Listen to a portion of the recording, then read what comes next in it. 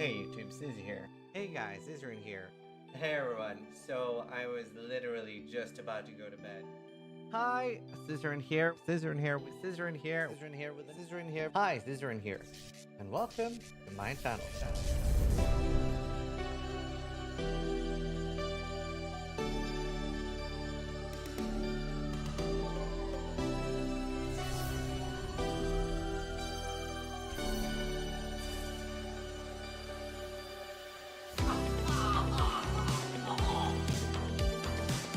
Wow, that looks like my girlfriend. Sharks is the best one. Go away! Leave! I believe in Sharknado, and you should too. Vote Sharknado to go away!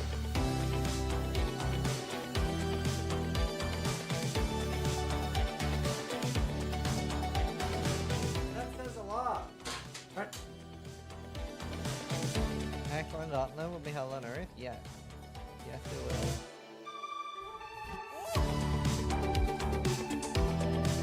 Oh my god! Nothing prepared me for that! So creative. Oh! Oh! We made so much money! Oh! Oh. Scripted! Scripted!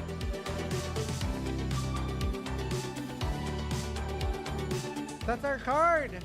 That's our community card! We made this!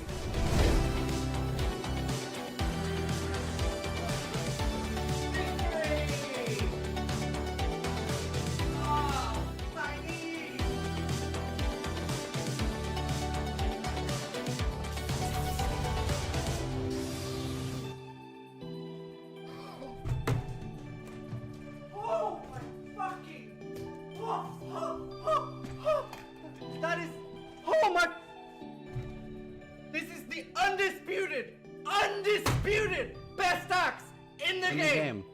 For duelist, for banquet, fucking banquet. Holy shit. Oh. Hello. How you doing? How you doing? Spared my Megabug source is funny. I've just started. Hello. We're gonna be doing a Moonbeast game today. I'm actually really excited about this one. I'm on a beta branch. How are you doing?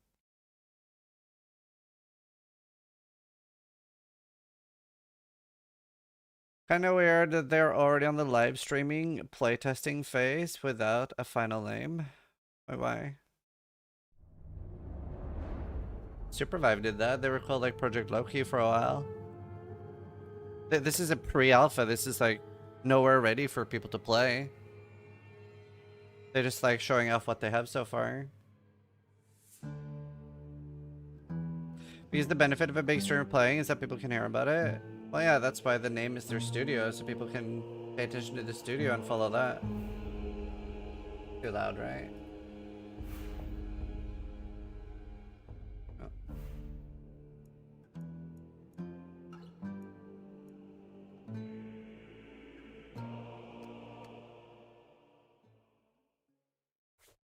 No, this is an ARPG.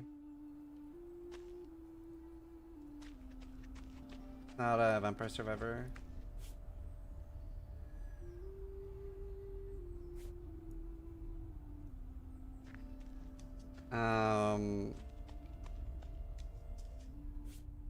That skull looks sus. What skull?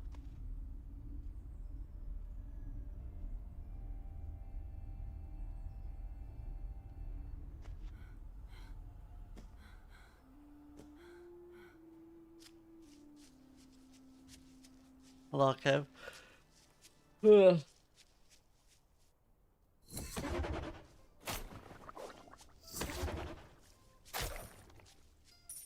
I had the different skills today.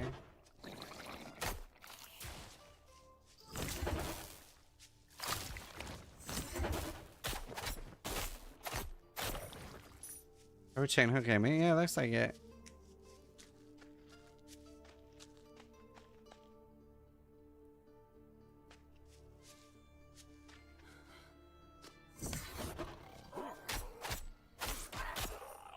Looks identical to the witch in PoE.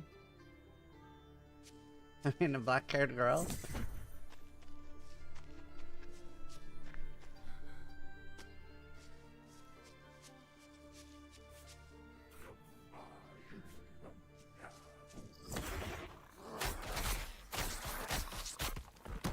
Oh god. Oh no. How do I heal? How do I heal? I can't remember now. Do I not have a healing potion yet?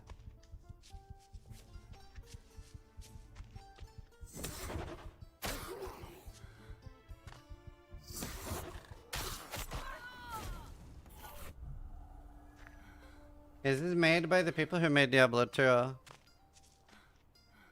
It's more stylized than I anticipated. I know. I really like the art style.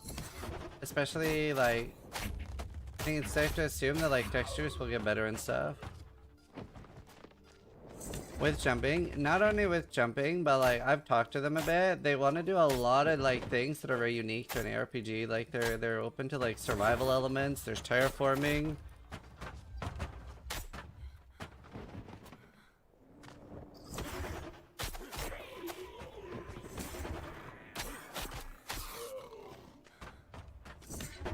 We're gonna be doing a podcast with the devs later, but I figured I would play it before. Will they keep stamina out of the game? Yeah, so they don't like stamina.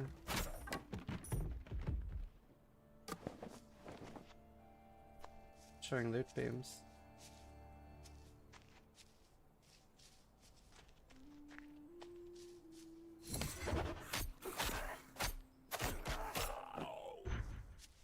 Am I not supposed to show loot beams?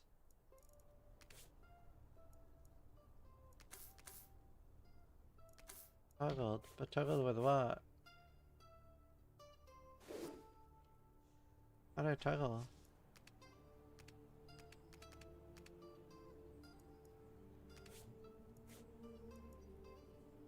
Wow.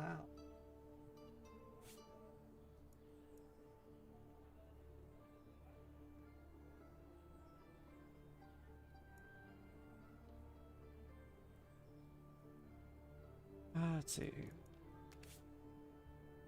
Oh yeah, controls. Item levels.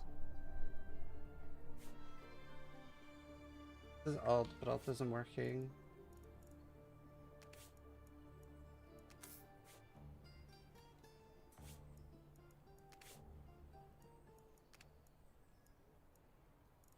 Might just be broken at the moment. Good. Potion stack on this one. Moment I don't have potions. The last version I played I had a potion. I think it might be on an older, more stable version. I'm not sure.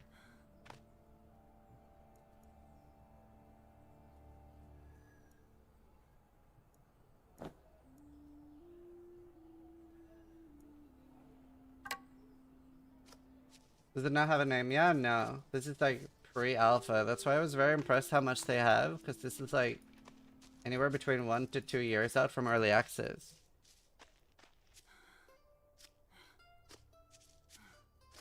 I really hope they do like an ARPG with like city building, survival, like ARPG meets Valheim kind of thing would be so fucking cool in my opinion. I would love that personally.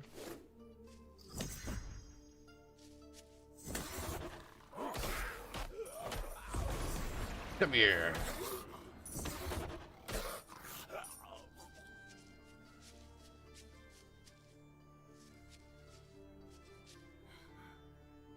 No, none of those are ARPGs.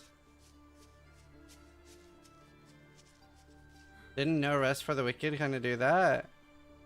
You feel like No Rest for the Wicked is like Valheim? I don't. Why loot isn't showing?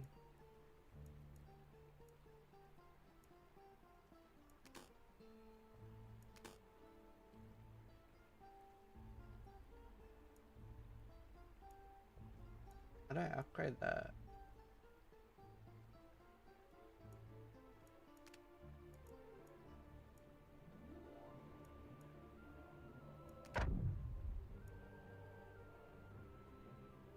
V Rising is kind of like Valheim. I don't agree with that. And like, it's like predetermined gear sets. There's not like any ARPG loot in V Rising, except at the like very end.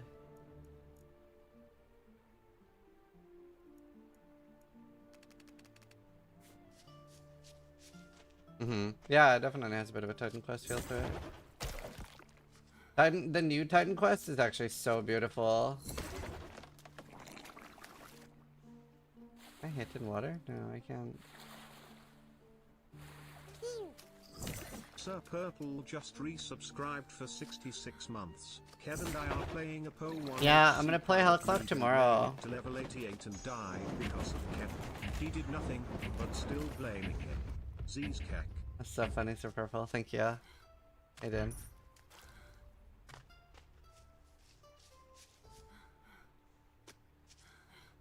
You know, I fucking love the jumping alone. It's actually like, I didn't play Guild Wars 1 because of no jumping.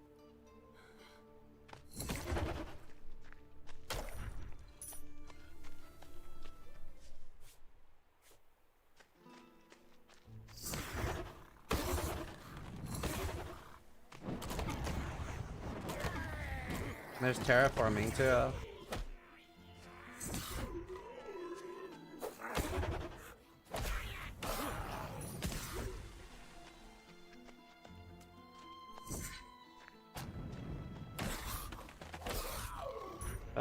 From there.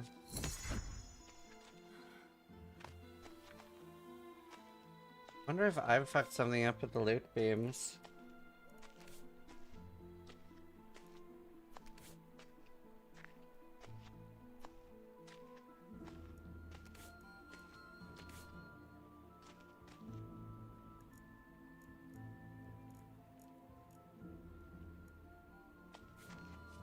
I don't think so though.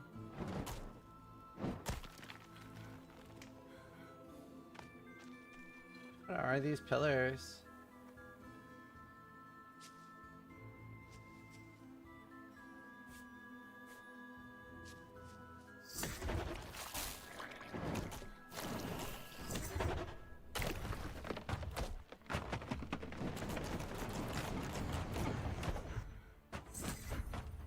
Oh, that's cool. I like grappled the mana.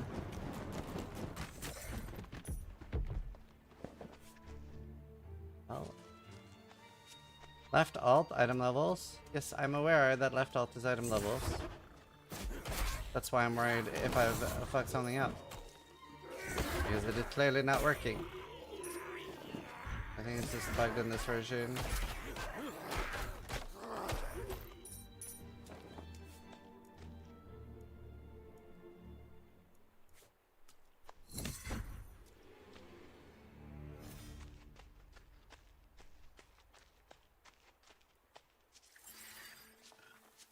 PoE Horde Survivor mode.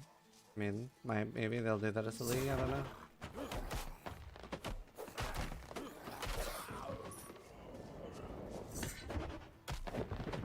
Oh no.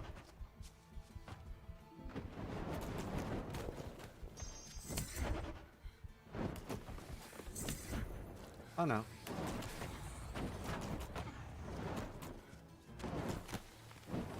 Oh no. Oh no! Bro, how am I gonna kill all this?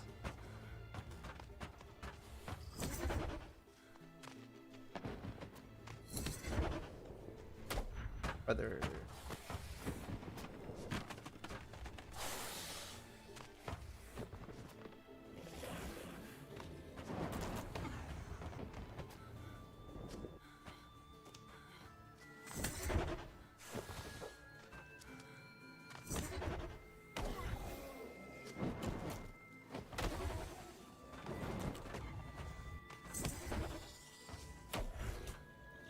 Oh, okay.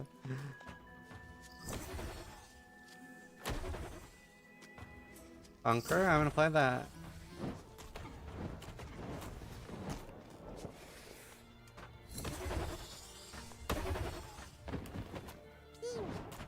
I think if I level up, I'll be Digestible okay. just resubscribed for 20 months. Yeah, I really like that they have jumping.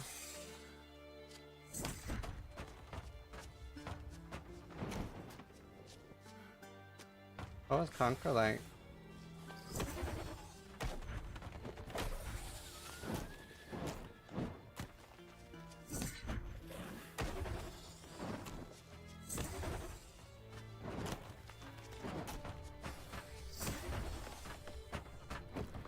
Chinese martial arts MMO.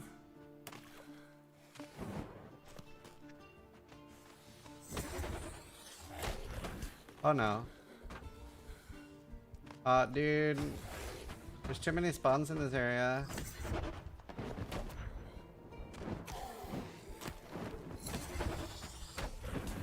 Oh, I'm so fucked, bro.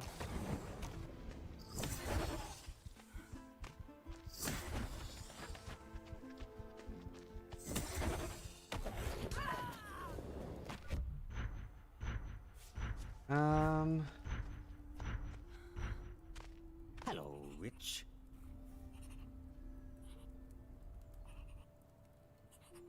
Wait, shit, what direction was that? I didn't see. Oh, I can't buy 2 of those. A deal well struck. 14 attack. I'm gonna buy that. Help regardless. Wait, what?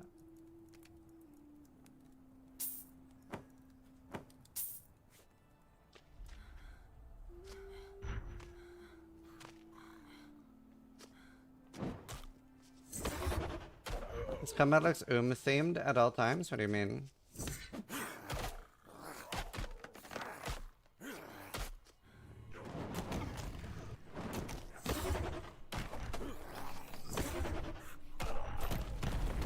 Oh my god.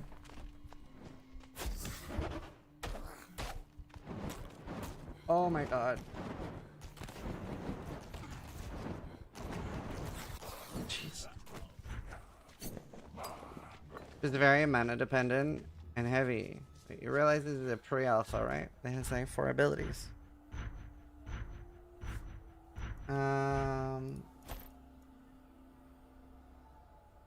One spine breaker. And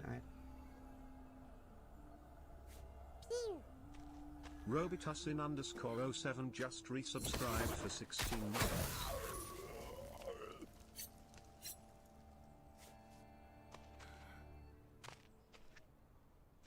Sure.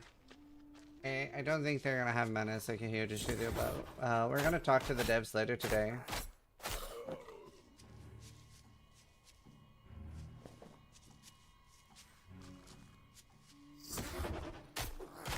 It has like terraforming and stuff as well, with like to make water hit lava.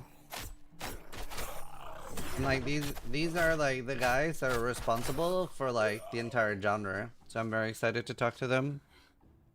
That's pretty good for a pre-alpha. I was blown away. Cause I was given another pre-alpha off stream by a developer I know. And I played for like 10 minutes and I'm like, I'm gonna play later. I'm gonna wait.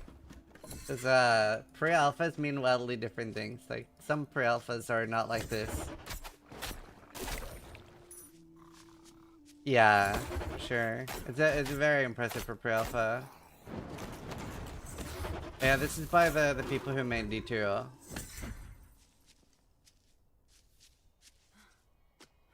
I wonder what these do. So the thing is, I do need to hurry right now because there is a like lich area expanding right now. Like basically like Zerg.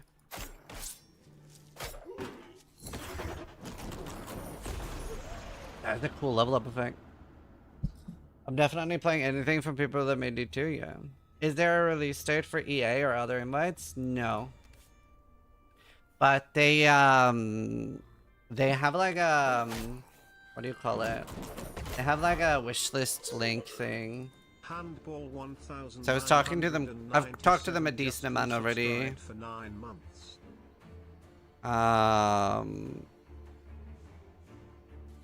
Like, this is a game that I really want to be more involved in, to be honest. Like, I would love to consult for these guys. Handball, thank you for the 9 months, and Hope Roast, and thank you for the sub. Robert Tucson, Indigestible, thank you. And subs. What do you mean, Ornicase? What's 0 new users? That's, I have like a Opera GX sign up link. And it's basically chat sponsor. So for Christmas, I like to do an event called Zismas. And it updates 24 hours. But basically every person that downloads Opera GX will add $1.5 to Zismas.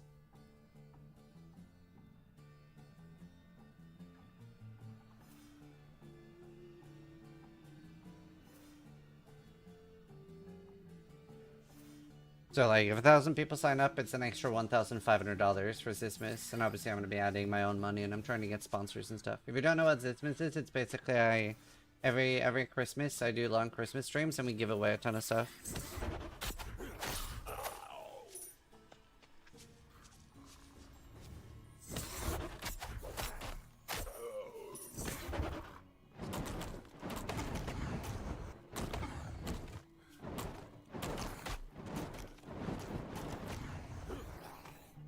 I like the whipping the crystals.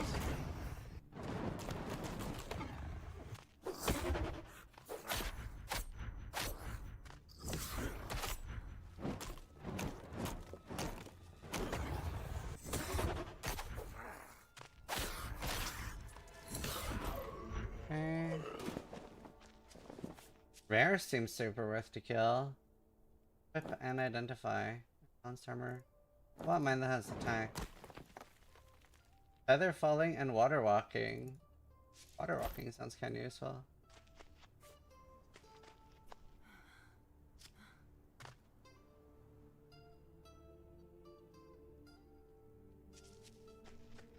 Yes, that's true. I'd forgotten about Peak with Steel. Oh, maybe he'll want to do...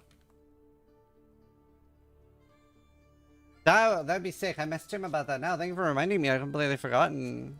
Is this the old Diablo 2 devs upcoming game? Yeah, this is the pre-alpha. And we get to interview the devs later and hear what they're gonna cook. I'm pretty excited about, personally.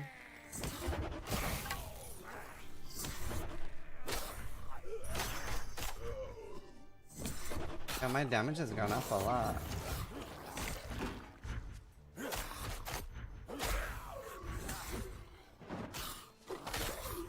And this is a pre-alpha. Like, they don't even have a name for the game yet.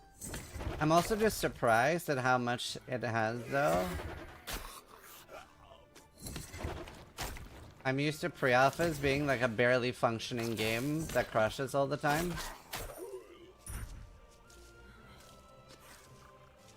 You know?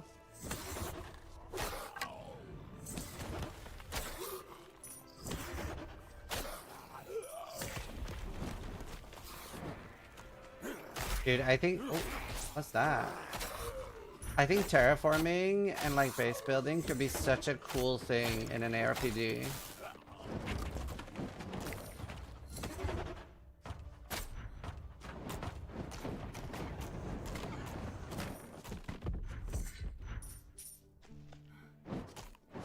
How did you hear about this game? So, they were trying to reach out to me, but I didn't see it. And then Gazzy messaged me, said they were trying to reach out to me. And then I was just bored.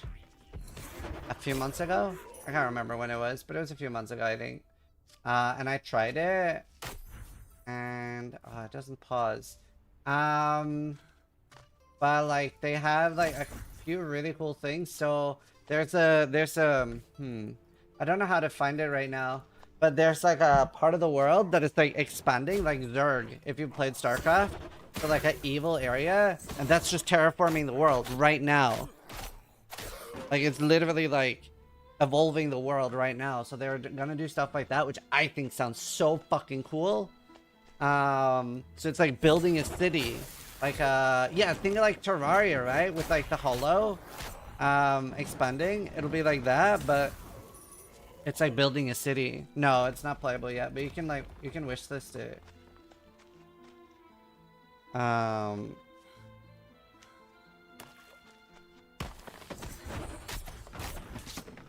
But yeah, like, I really like that, like, Zerg-like mechanic. I think that would be super cool. Terraforming, and then I really hope they do some sort of city building, base building with NPCs and stuff. I would be a big fan of that. I have full-on water walking.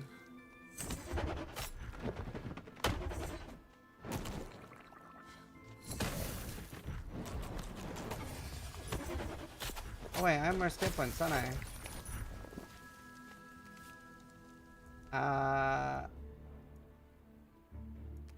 Wield 2 grappling feathers.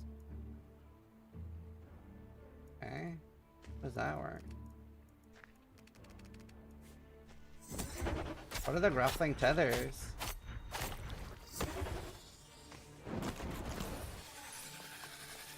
Oh no, the Diablo skill twig? This is a pre-alpha. Pre-alpha. Want a shield? No, probably not.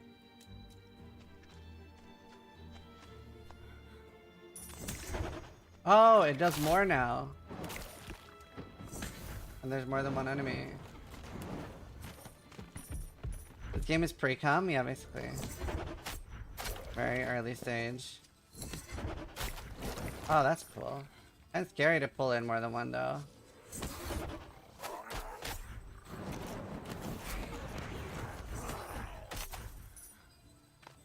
I like the big ones.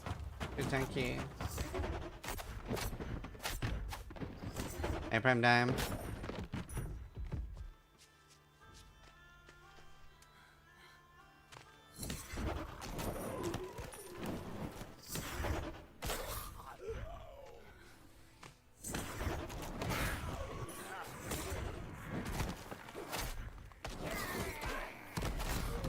Jesus, that move is crazy.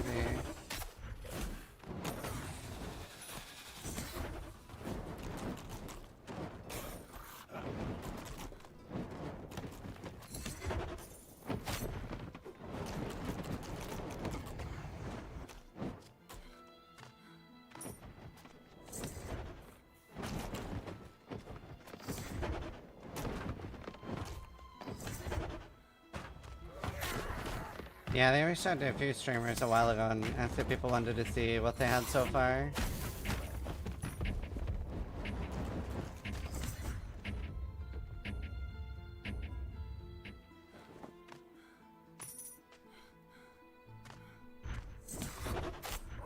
I wonder if they have an option where I can get my mana and health above me.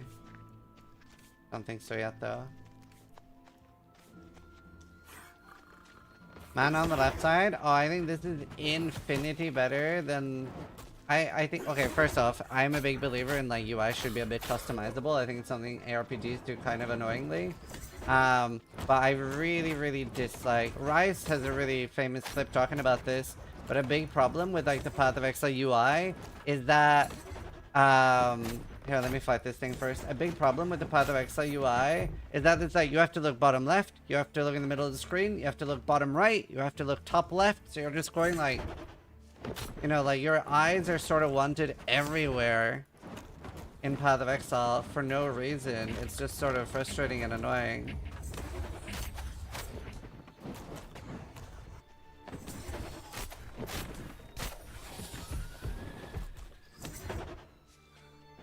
Your health, debuffs, and the floor? Yeah. So... Yeah. I think there's a lot of improvement to be made there.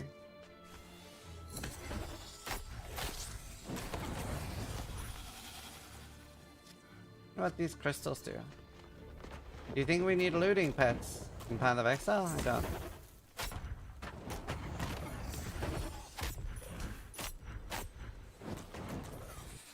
I think, in my opinion, ARPGs, in my opinion, a big problem with ARPGs, they're just showering you in dog shit loot for unimportant dopamine. Like, it's not giving dopamine at all. I think it's like supposed to give dopamine, but like, you know the loot explosions in Diablo 4 and stuff? It feels so fucking pointless and dead inside, in my opinion. I think something they did really, really good in Diablo 2. For 10 months. Oh. Requires glyph lunge. Oh. Wow, so it's like an elixir from D1.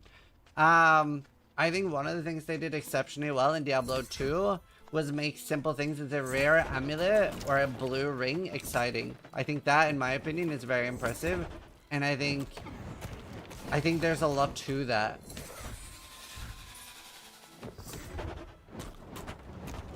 Like, have you ever been excited in Path of Exile for a rare dropping? So I think there's a lot that can be improved there in the genre when it comes to loot. And I don't think spamming the player with loot is the option. High level base, yeah, exceptional basis, yeah. But I think there's a lot that can be done there.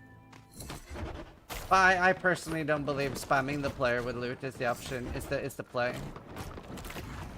That's not necessarily right, obviously. I'm kind of spitballing here with what you guys think as well, because you guys have a lot of experience with RPGs. But I would like to see better loot. I think a loot filter is inevitable in any RPG. I think every RPG needs. But I think the level that we're currently reliant on loot filters is not healthy for the genre.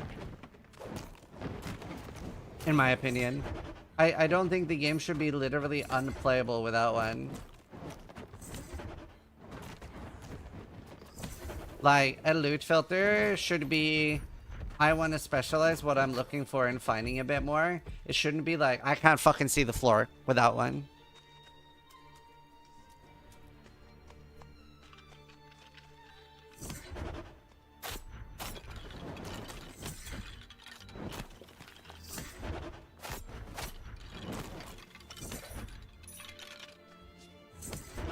To a fixed loot. I mean, honestly though, like, it is a bit like that because in the campaign, PoE 2 is very, very well balanced in my opinion, right? And, like, in the campaign, you are excited for most rares and stuff like that, and you don't need a loot filter. So it is a lot of what I'm talking about there, right?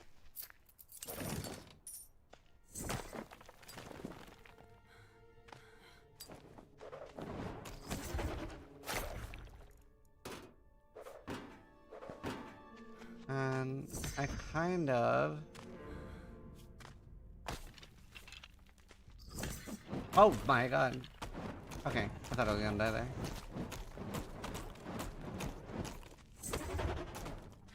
Loot for other classes should be disabled by default? Oh, no, massively not. No, 100% not. That's like the worst thing about Diablo 4 is personalized loot.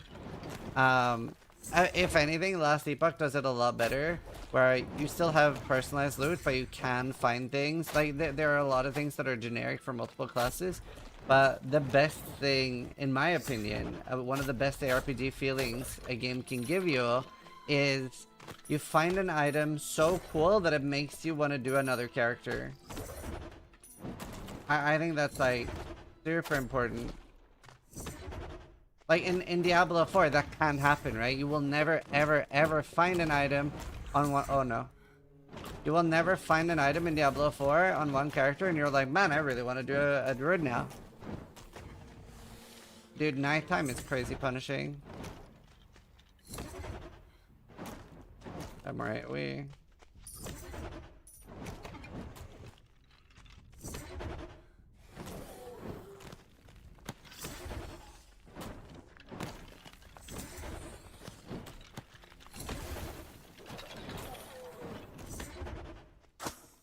A beholder. Where mana pot? So I don't think this version has mana potions. The other version I was playing had potions, but this one doesn't, I think.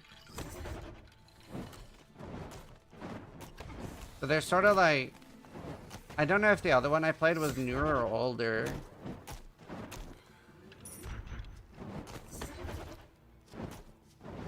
So have they mentioned if this is gonna be open world PvP or so?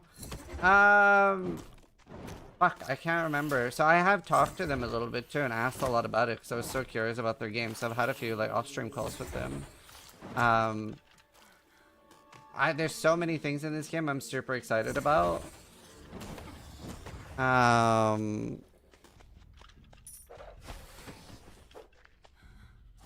But I can't remember what they said about PvP. We can ask them later. Yeah, this is pre-alpha.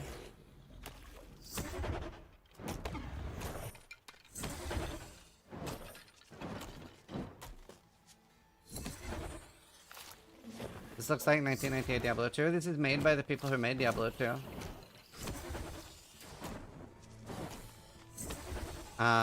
But yeah, we'll be talking to them later. I'm very excited about it. We can ask them a bunch of questions. Yeah, we're interviewing. It's Bill Shank, Eric Schaefer, and Peter Hu. I grew up on Diablo 1 and 2, super excited to see this game. Wish I could get in early and help test or something. So you can sign up at their wish list for that. Oh god. Oh, it does pause. I keep forgetting about the dodge. Let me jump. Like, my dream would be like an ARPG that combines a lot of elements from like Path of Exile and Valheim. Like, imagine Path of Exile meets Valheim meets King's March. That would be, in my opinion, be super fucking cool. Like an ARPG where you're like managing a town, defending against invasions and shit like that. And then there's so many cool things they can do. And like with terraforming, they were talking to me a little bit about it and they asked me like, how do I like terraforming and stuff? I think terraforming could be so cool. Like, it can also be inspired a little bit with like, you know, Dragon Wilds? You know how in the like the new RuneScape thing, you can like gather with spells? Like, imagine that you're gonna have mining in the game or something, right? Like imagine you're gonna have resource gathering in the game. Imagine like at the start, you're doing regular mining, right? You're hitting like an iron vein with a regular... It's repeating the sound while I'm paused. Hitting it normally at the start, right? But later on, maybe you just bring down a huge hammer spell and like level a mountain and just pick up the ore. Like there's so much cool stuff that can be done with stuff like that. I have so high hopes for this game, dude. I'm excited to talk to the devs later. The game name's a placeholder? Yeah, they don't have a name yet. That's also what makes me so excited. Like, I've seen so many games now where they're in early access and they have no business being in early access. Whereas, like, I don't know how familiar you guys are with pre-alphas, but in my opinion, like basically what happened, as soon as I played the pre-alpha, I was like, I need to talk to these guys. I really am super keen on doing like consulting or talking and working more with these guys. Is it an open talk or closed? Wait, what do you mean? Then it'll be on my stream. Like, we're talking to them on stream.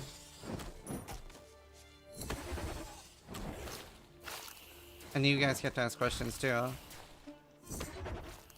long has the game been in devs is? Oh, I can't remember. We can ask later. I think it's like 2 years or so. I should have taken an AoE ability. I have a bunch of questions prepped for them already.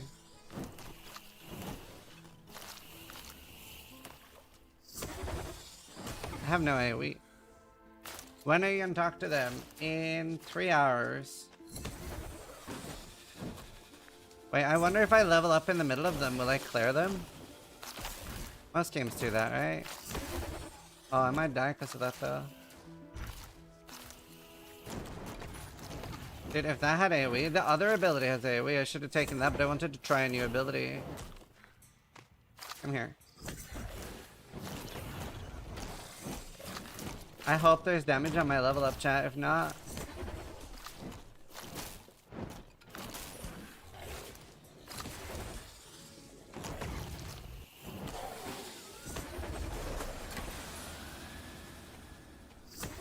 Calculated. Very nice. I do more tendrils. X speed bonus. Last time I had spine breaker. Oh, I can't do that because I'm not that class. I see. Think.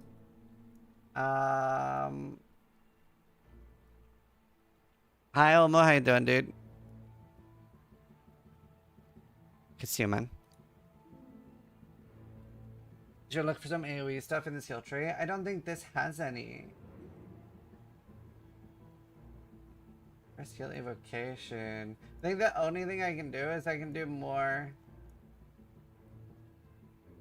I mean, maybe I should get leech.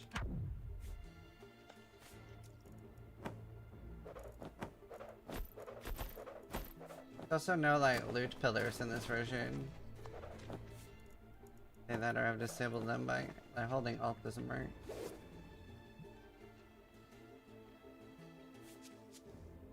Looking, yeah, the character models and stuff are pretty good already. Oh wow. Ah.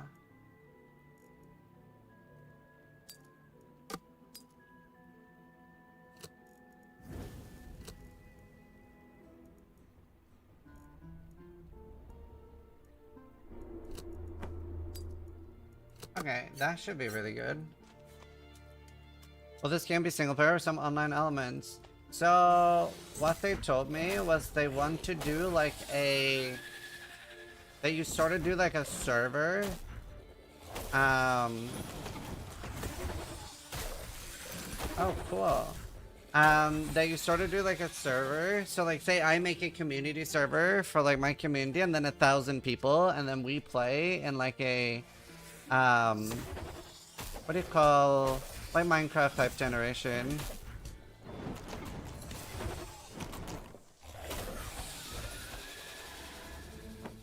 What's the word for that? Procedural. Yeah, like you play in a procedural world with like your community and stuff.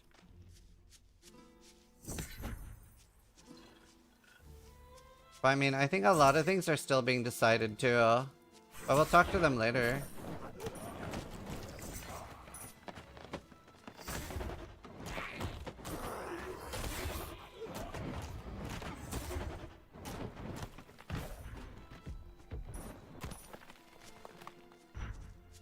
But it would be like, yeah, we would make our own server, our own community kind of thing. And there's not going to be any campaign. It's going to be like straight into the action. Yeah, I don't know what they're thinking about raids and stuff. We can ask that later.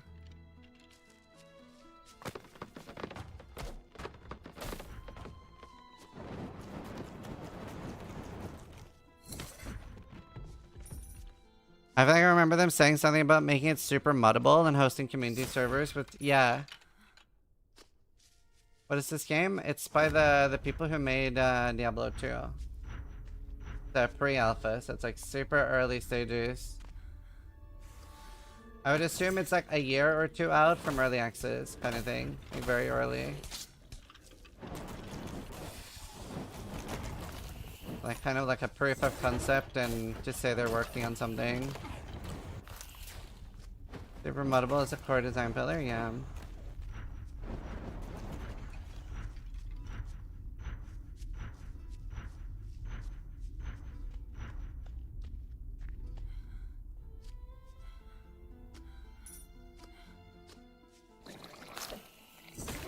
I saw Chris Wilson just did an interview with the Grim Dawn ARPG guy.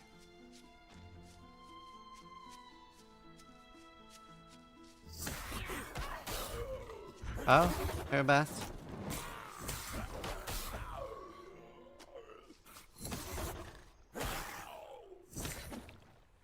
Starting to do more damage now. Bought Grim Dawn now because of it. Oh, nice.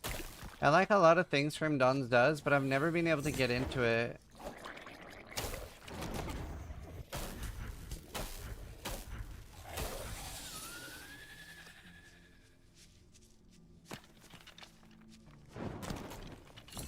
Yeah, I mean, I don't think Diablo 4 has a developer problem, for sure.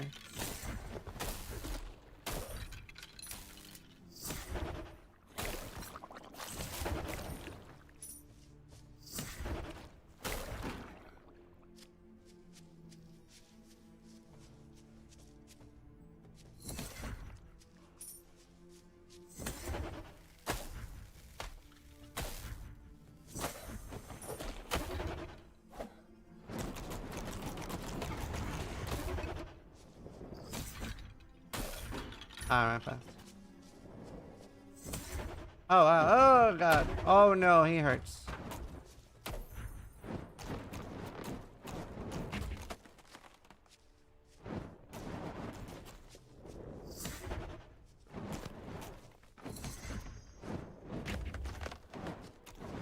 Oh, cool. If I jump at the same time it roots me, it doesn't root me.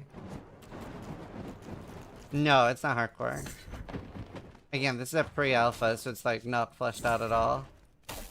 Like very, very early. Oh, it didn't hit me. Maybe I should put that it's a pre-alpha on screen. Pre-alpha.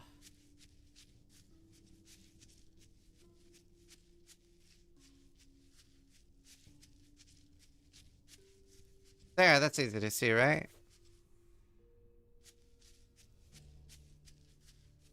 Ask them how they feel about projects like Path of Diablo. Yeah, we can ask that.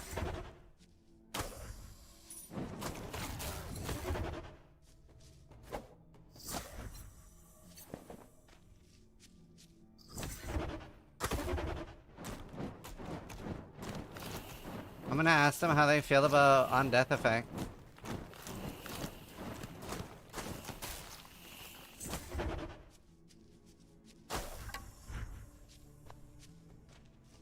Isn't that a useless question? Of course they will say they love that.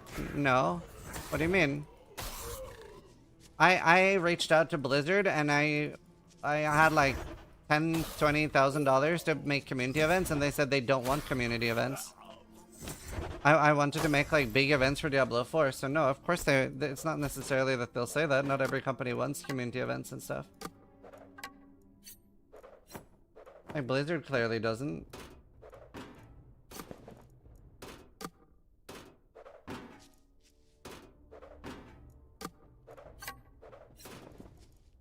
Like, I wanted to host like a big full loot PvP event in Diablo 4. All I needed was a dueling feature.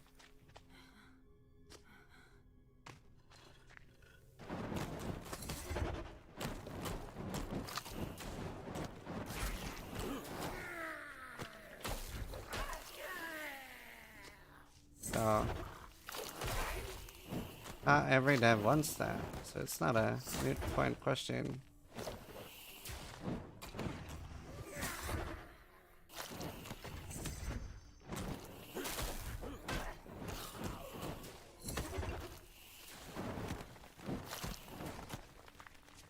That would have been fun as fuck. I don't know. I was so excited when I heard they were gonna do full loot PvP. Because I really wanted to make Diablo 4 full loot tournaments. I think that would have been... I probably would have like kept playing too. It would have been my main reason to play. Like, dude, like imagine having regular full loot PvP tournaments in Diablo 4. Like for whatever else in the game, like, well, like whether you like or dislike the rest of the game. I think that would have been super exciting.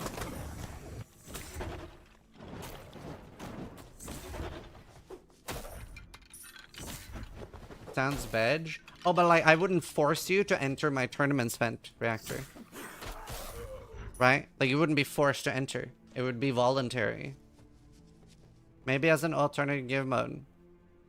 I'm so confused. What are you talking about? What are you talking about? Maybe as an alternative game mode. I'm talking a tournament that you would voluntarily enter with a $20,000 prize pool. Are you dense? I'm not saying you would be forced to PvP all the time. Man, people are so stupid.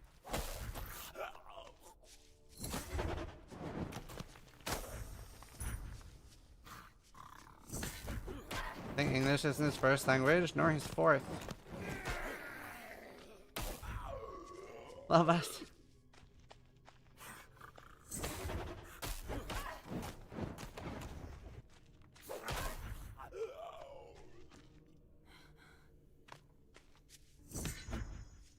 Make a Darkfall ARPG? Oh, that'd be nice. These are super tanky.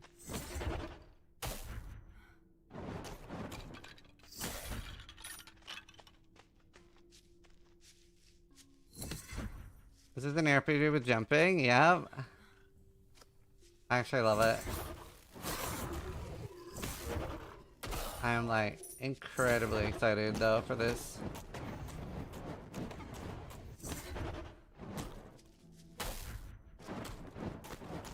Yeah, me too.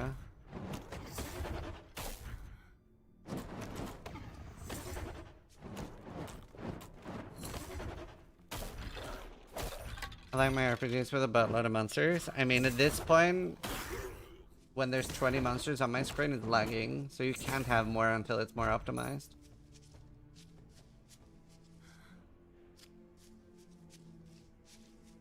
No, they have like their website where you can wishlist it or sign up to their mailing list on their website, but they don't have like a name or anything yet. Like, this is super early stages. I just want to say that they're working on something and talk about it. So we're gonna interview the devs later today. Thanks, Mom! I love you!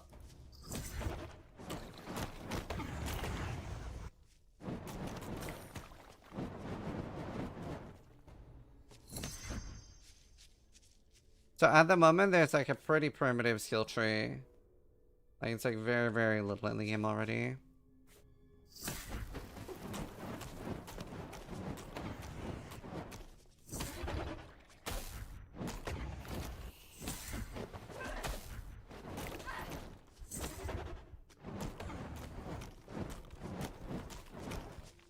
So we can ask about how like big and complex they see the skill tree getting.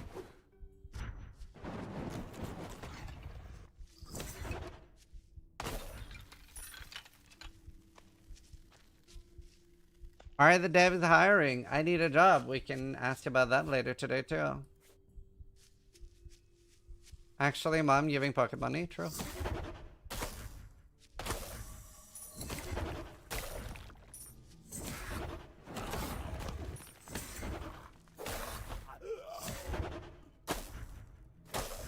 We should get more tendrils. Yeah, Preston.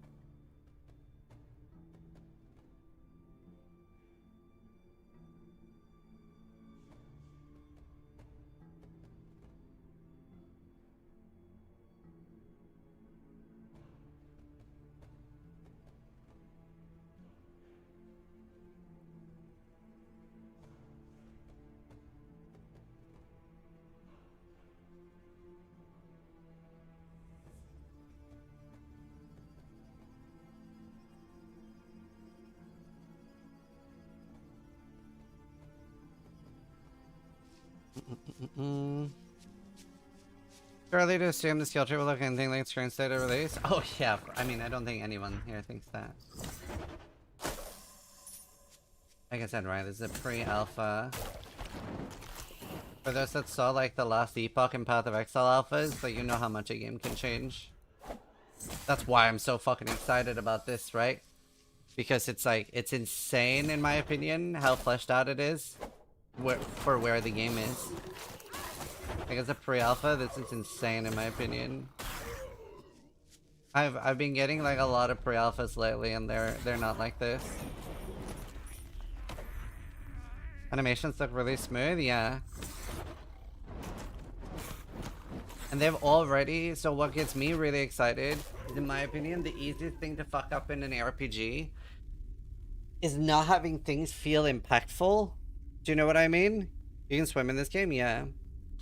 Like, Grim Dawn does that pretty bad in my opinion, where like, you don't have any like world-ending moves. Do you know what I mean? Can I play this? No, but they have like a wish list for people that want to get into early access testing and stuff. I mean, I think Last Epoch is sort of not as bad as Grim Dawn. I think Grim Dawn does it the worst. But like, my favorite thing in an ARPG is like occultist explosions in PoE, Herald of Ice explosions. Do you know, like, things just feeling very good. It's very D2 looking. It's made by the guys who came up with D2. I don't know if there's WC in the game.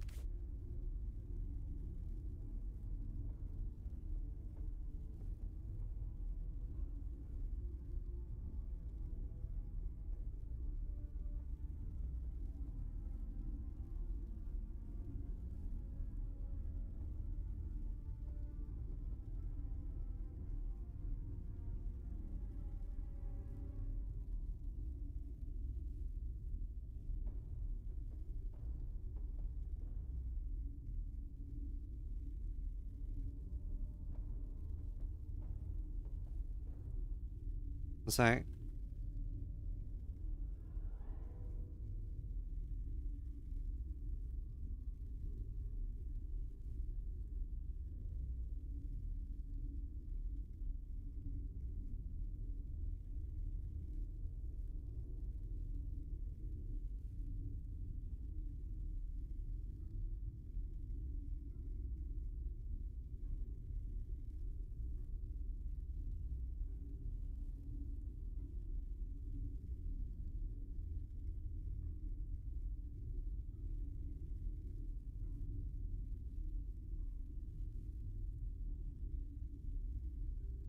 Alright, I need to go pee. Where's the wish list? I should get in early. Here's like their mailing list thing. I think they're planning WSD. Peter's talked about wanting to be a little easier to switch between WSD and mouse when he plays Period 2. Right. Yeah.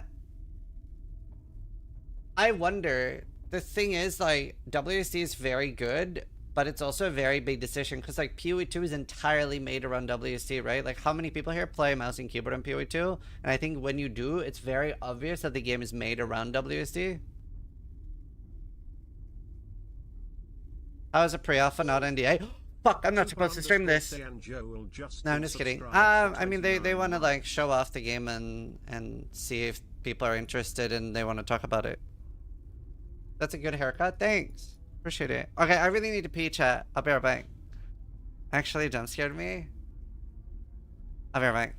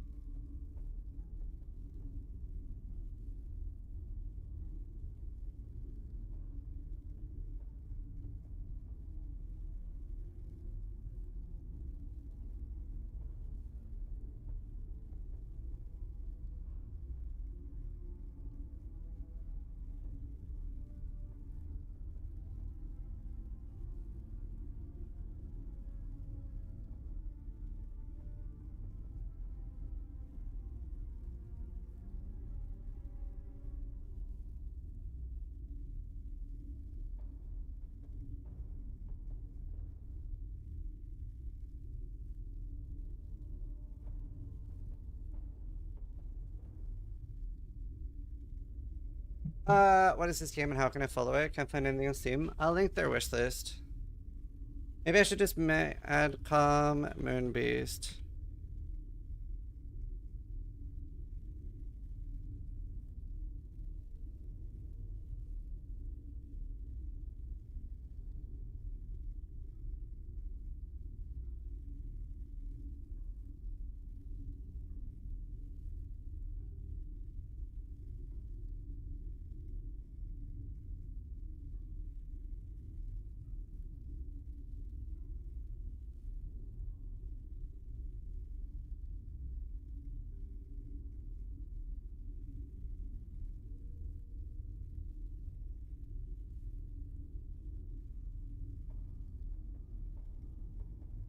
Let's see. There.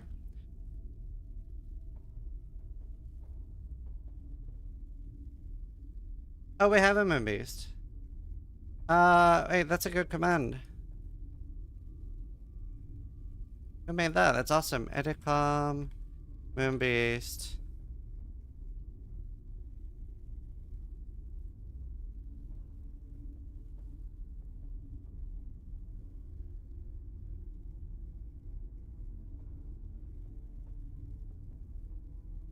Boom! Even better. New and improved. Is this easier to aim with the mouse when you move a WC? Yeah. Like, there's a lot of upsides to both. The thing is, okay, so the one reason that I want some level of WSD available in PoE 1 as well, and would want that in almost every game, is it's huge because of an accessibility point of view. Because it's a lot easier, even if the game isn't built around controller or at a device for like somebody that's disabled. If you have WSD and those angles, it's infinitely easier for somebody, like say that there's somebody that's paraplegic, right, and they're playing with a straw. It makes it so much easier for that person to map their custom device if the game has WSD accessibility. Whereas like in PoE 1, it's so janky and requires so much modding to do something like that. So it's very good from an accessibility point of view to have WC be accessible.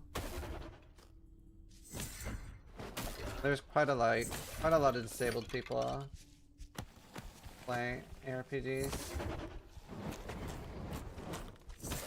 I mean, half of you guys play like you're missing some limbs half the time, chat. So.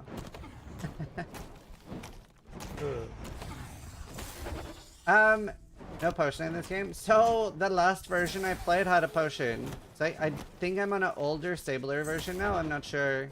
Because they gave me like a beta branch code to play. So there was potions in the other one. There was also like loot pillars.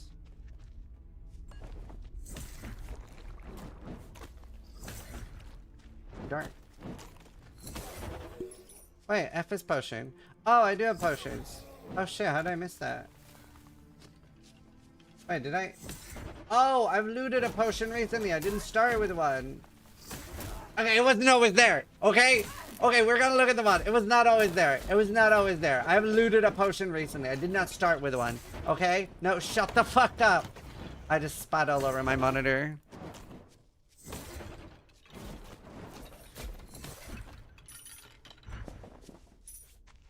I looted one.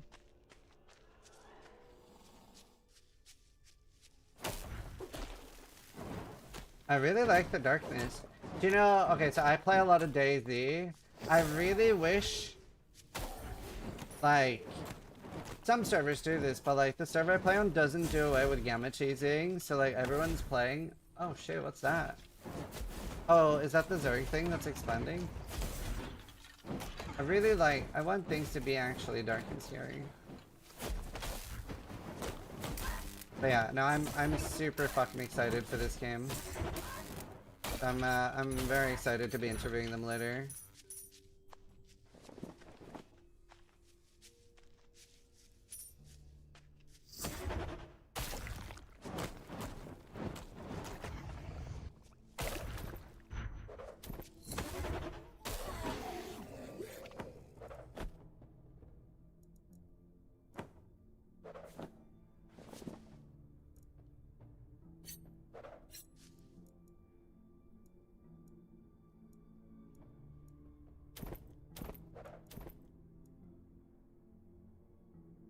That one is kind of nice. This one is 3 though.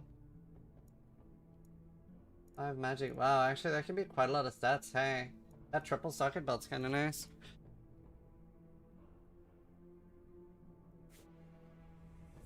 No, this gameplay doesn't look very exciting, but it's also super early in development. I think that's why it's so exciting to me, because, I don't know, I think I'm pretty good at spotting potential. Like, a lot of people, like, think about how great Last Epoch became, right? And, like, look at how garbage that was in early access.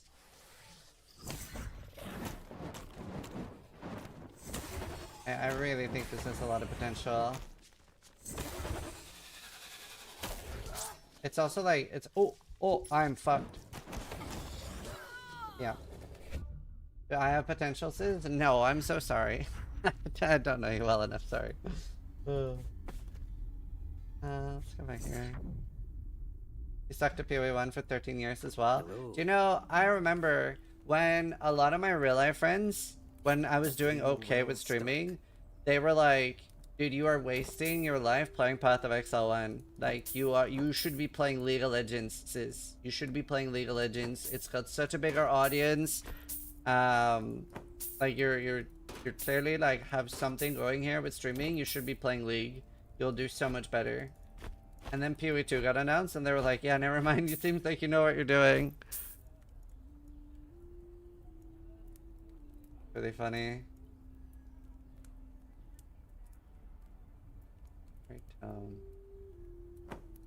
Maybe I should have the resistance. Oh, there's so much attack though.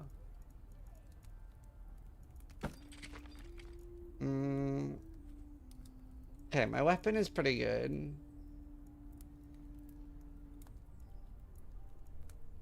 I think we do slashing resistance.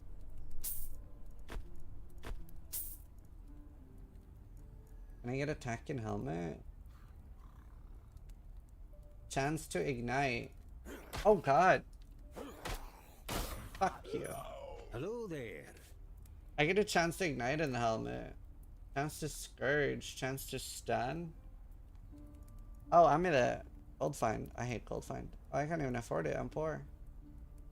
7 magic.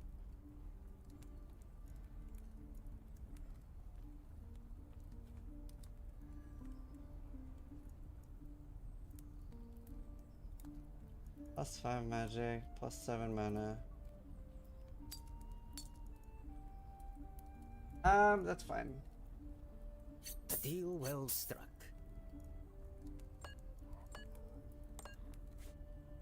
Alright.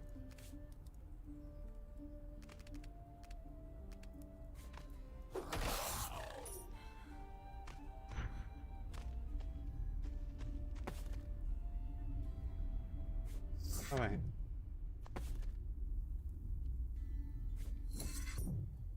No fun, a real first person Moonbeasts. Right, yeah. So a decent amount of people on the team worked on D1 and D2. Looked good on the pre-alpha, yeah. Yeah, I mean, like I said, I'm very excited for this. We get to interview them later.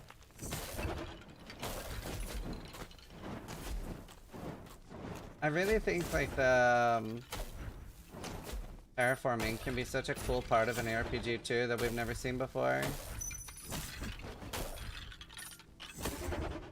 So like for example in the one zone I was in there was like lava and I could make a waterfall hit the lava and eradicate the lava. Like imagine where you have built like some sort of like King's March like city, right? That you're managing and helping and doing sending out things from, but then there's some sort of like volcano event and you have to try to figure out if there's a dam close enough to save your city or be like a high enough water level caster to like save it. There's so much cool stuff they can do with shit like that in my opinion. And it does look like Axe.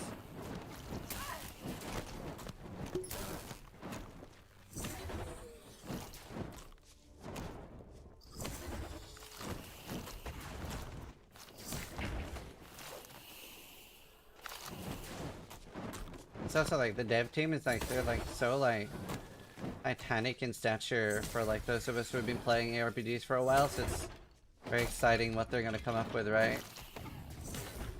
Like they literally made the genre, you know?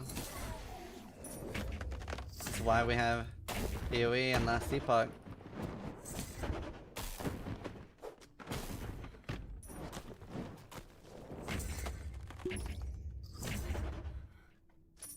You might be able to make a game like that yourself in 5 years when AI stops being trash at making games. Yeah, for sure. Definitely progressing at a rapid rate.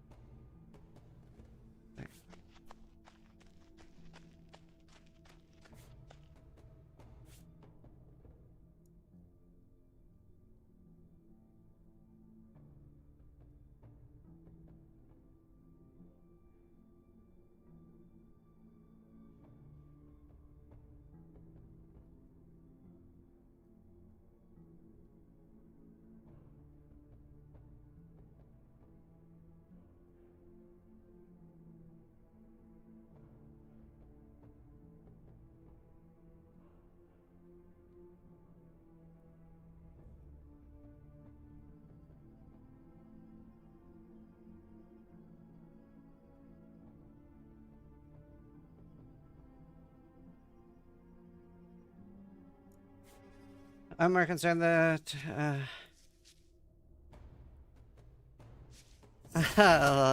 more concerned it's goes into retirement before the game releases. Hey, I still got a few years left in me. Yesterday was my 10-year anniversary of streaming.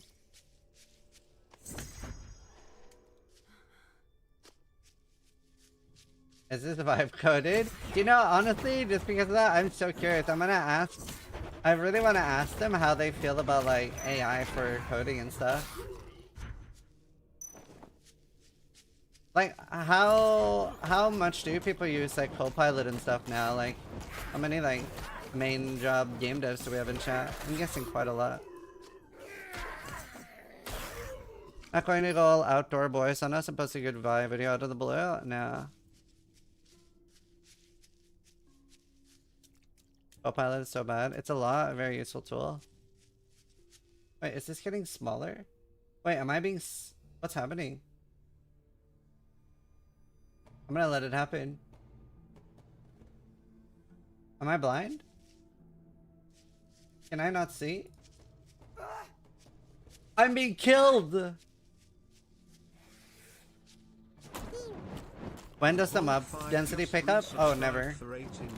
When there's too many mobs on the screen, it's too laggy at the moment. It's too laggy at the moment to have high mob density.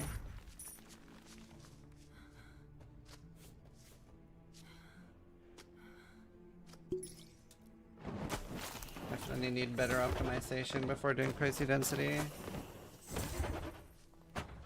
Oh, what the fuck? I found the sun!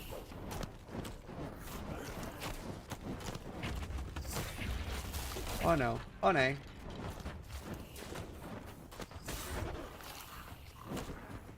Wait, what if I level up next to it? Oh no. Oh no. Oh no. No. No. No. No. Ah. Oh, come on. Let me level up next to it. Oh no. Oh no. No. No. No. I'm being sucked. I'm being sucked. Wait. Wait. How big is it? No, I think it's small. I think I have to run out. Oh, run. Oh no, I'm gonna start degenning. No, no. Okay, I'm good. Okay, I don't want too much XP. I want to be just on the brink of leveling. What is the source of the purple bloom? Yeah, I figured. I want to level up next to it. I don't know if it does infinity damage leveling. Okay, here we go. Here we go.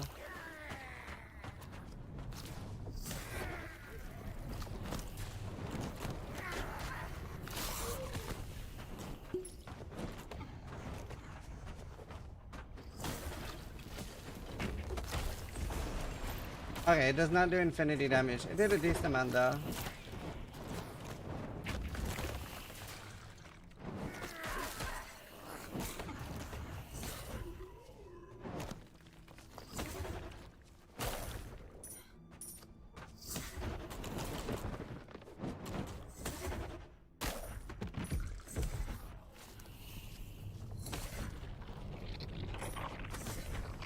Oh no. Oh no, I've overstayed. Oh no. Bud!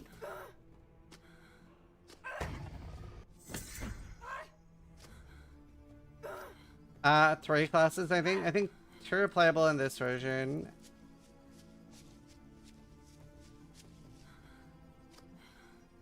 I'm starting again from what I see. AI is mostly waste of time in the long run when it entertains the illusion of gain in short-term run. Right. I was more talking about things like Copilot and stuff for assistive coding.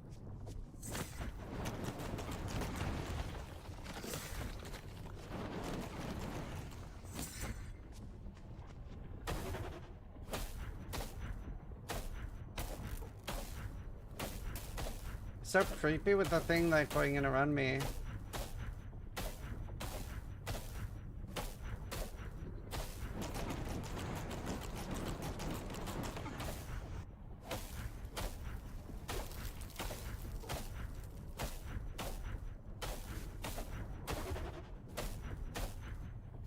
Did you bring your sunglasses, chat?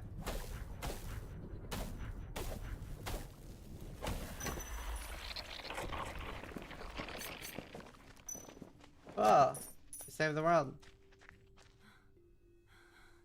It looks like it's as bright as your future, chat. Wow, 64 damage, 90?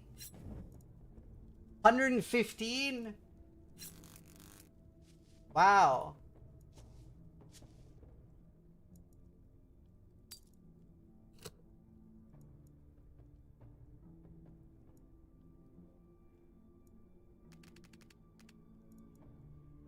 Oh, mana regen. First 38 magic. Okay. Scourge duration and shadow imbued. Can I do both? No. Well. 27 attack. Lightning pen, fire pen. Wow, that's actually sick. Wait. What's happening here?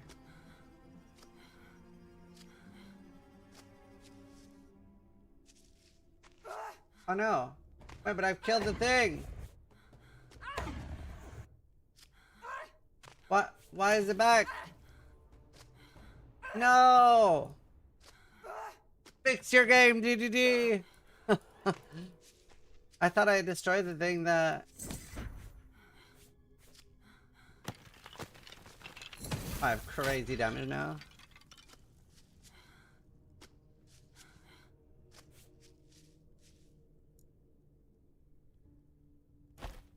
Armor.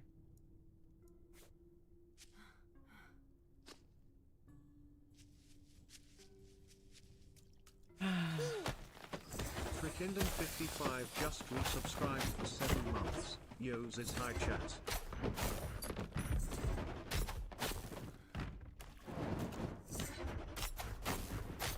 Wonder if I'm better off with a shield or if dual wielding is good for damage.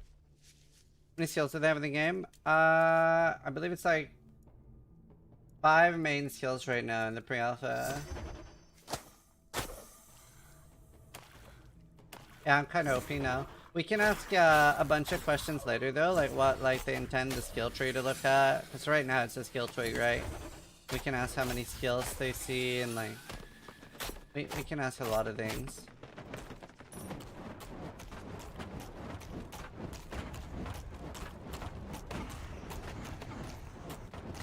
They also seem very keen to just like have a conversation. Is the waifu question on the list already? No. I can like look through some of my questions. It's in like 2 hours, 30 minutes. Fabin Hotlapes raided my stream with 1 views. Thank you, Fabin. Had a good stream, dude.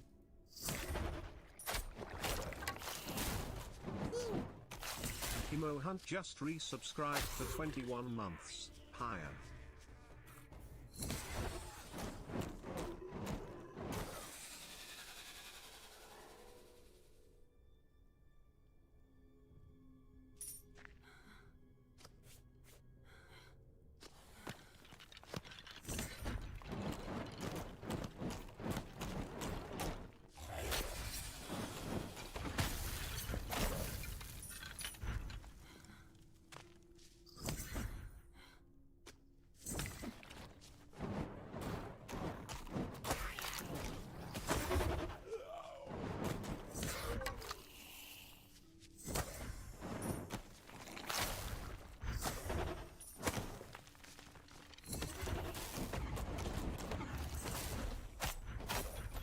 Actually, it's so much stronger now.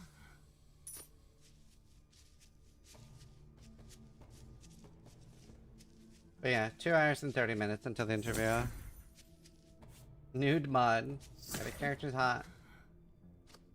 I'm so excited they're building an open world. Same.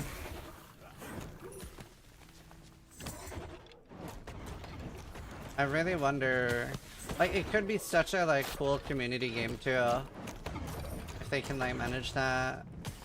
Like, imagine like having like a just full on like Zeus community ARPG world. That'd actually be so sick. There's so much potential. You went from noodle to insane? Yeah, I mean that rare drop I got was crazy good.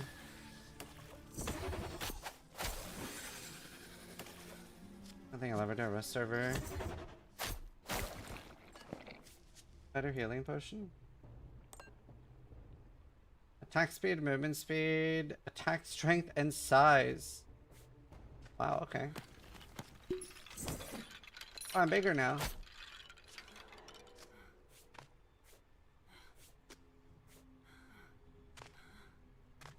Frames are free, that's true.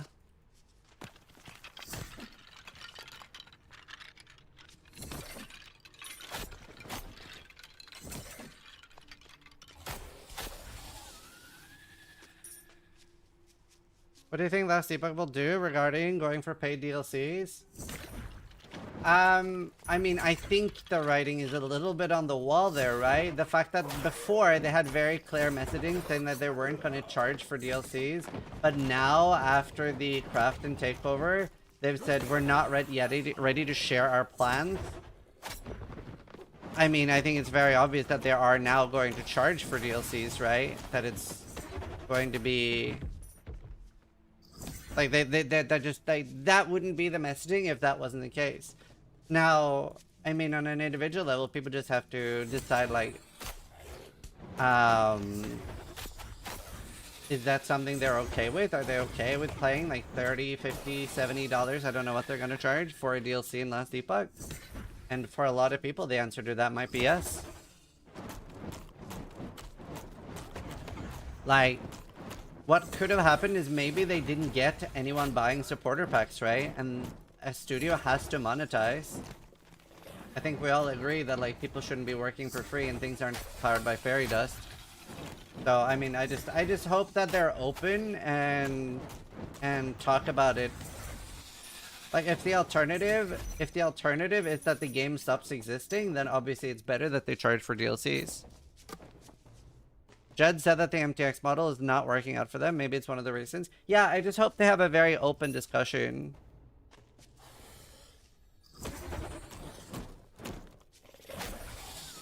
Like, not every game can exist with Path of Exile's monetization.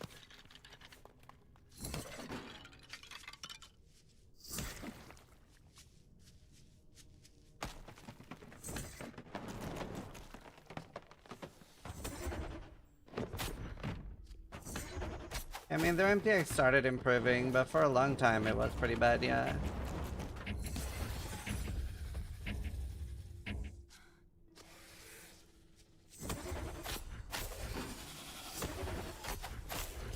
Your MTX is really difficult to make work.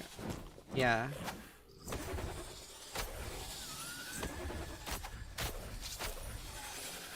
So it's a tough one for sure.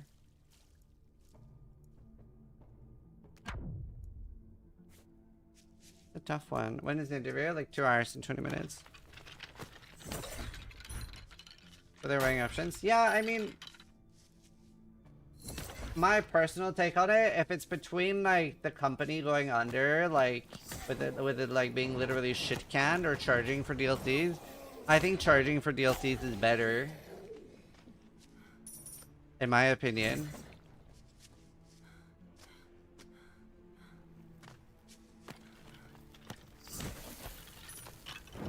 That's my opinion.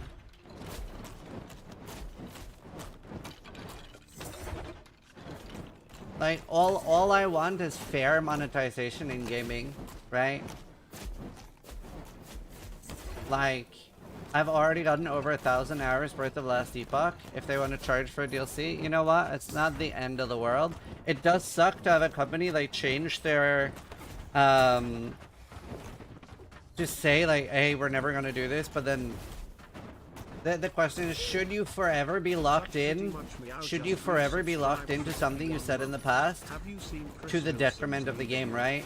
Should they literally do like, well, we said we were never going to charge for DLC and we don't want to go back on that, so we're going to shut down the game instead? Like, should that be the option? I don't think it should.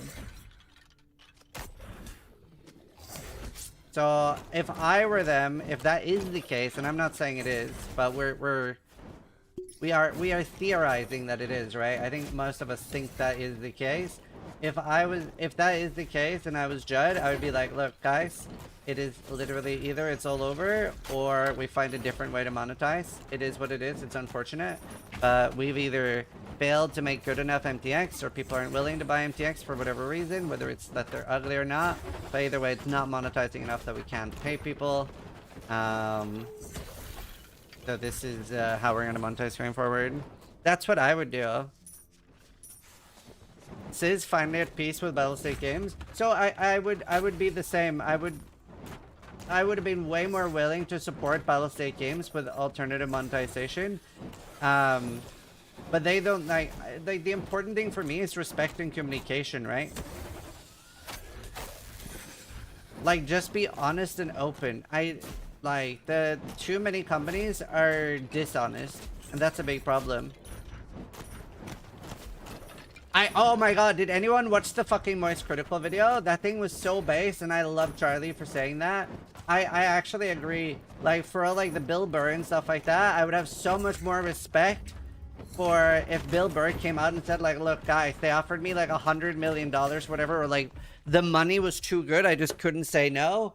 And I sold out for the money. I would have respected that so much more than them saying like that, like their trip to Saudi Arabia was life-changing and like all the bullshit that they said. I would have like respected that so much more than the whole like, it's crazy. Yeah, exactly, Snowy, for sure. Like the Moist Critical video was really good. Based as fuck, to be honest. I watched it last night before we were going to bed.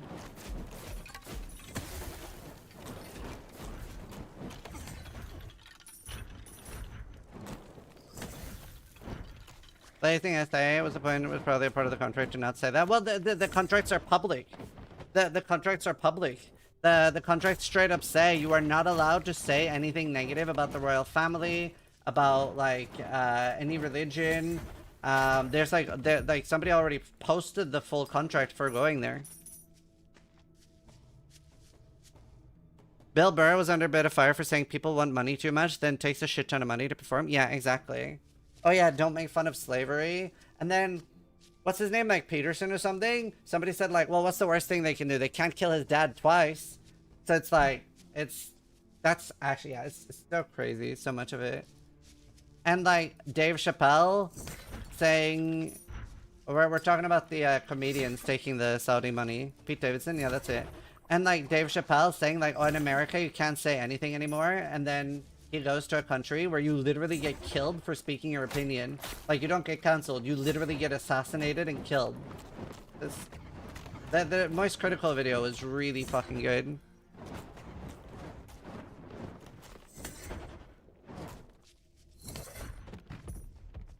Bill Burr also said in the same bit where he mocked doing stuff for money that he would also immediately take the money over morals. I mean, sure, okay, that's good at least. I do have some respect for that, at least. Like, at least admit your... Yeah. Because I remember... I don't know if you guys remember this. But do you remember when XQC took, like, the kick deal? And there were loads of streamers virtue signaling, right? There were loads of streamers virtue signaling that, like, that, you know, like, a lot of the people that would, if they got that deal, would have taken the same deal, right? But they were like super virtue signaling super hard.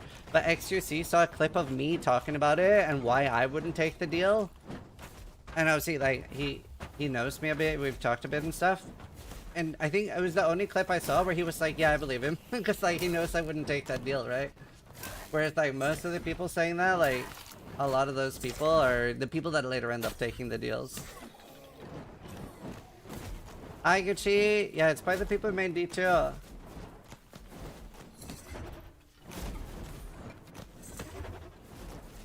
You wouldn't take that 100 million deal?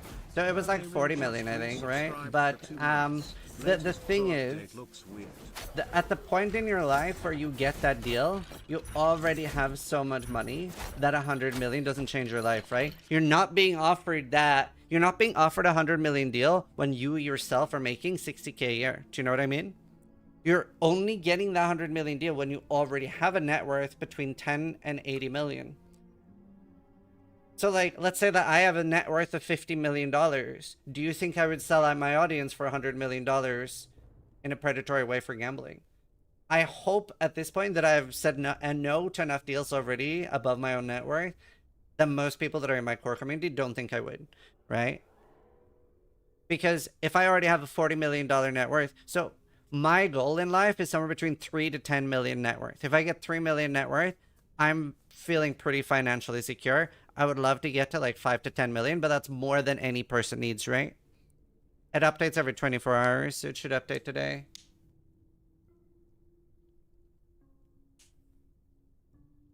Like, so, in my opinion, the way I look at integrity and stuff, like, the more money you have, the easier it should be to say no to things, right? It should be easier to say no to predatory things when you already have a lot. But that's not really what's happening, right? We see, like, at almost every fucking turn, people are saying yes to more and more predatory shit the more they have. Like, literally, just in the last 2 weeks, I've said no to 2 different sponsors for $5,000 an hour because they had gacha monetization. These were not non-disparagement deals. I could just take the sponsor and say, hey, I don't like this game for XY reason. I think the monetization is bad. Maybe the game itself is good, but the monetization is really predatory. And I still declined the deals just because I didn't want to promote gacha monetization. Now, I'm maybe being a little overzealous there. Are you being paid to play this? I'm not. But I'm very interested in consulting for them and working more with them. I think this game has so much potential. So this is the game I would like to get more in bed with, so to speak. Can you take a gacha sponsor and give me the money if you don't want it? But that's the thing. Like, okay, I'm probably being a little bit stupid when it comes to gacha sponsors with no non-disparagement deals, because I still can say my real opinion. So I'm maybe being a little overzealous there. And that's probably a little stupid, but I'd rather be on that end of the spectrum than the take literal blood money.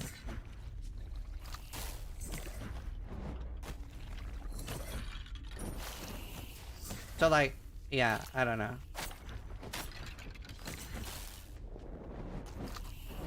The thing is, not only is it gacha monetization, but it's also not a game I would play, right? Because, like, I did try out both Undecember and Torchlight, and they had bad monetization, and I still took those. But it's like, when it's a game style and thing that I'm not really interested in, and it's bad monetization, like, there's just too many bad things, you know what I mean? Like, I don't know. It makes sense in my head. Oh god. Okay, let's kill this from ranged. How you doing, Derek? Good to see you, dude.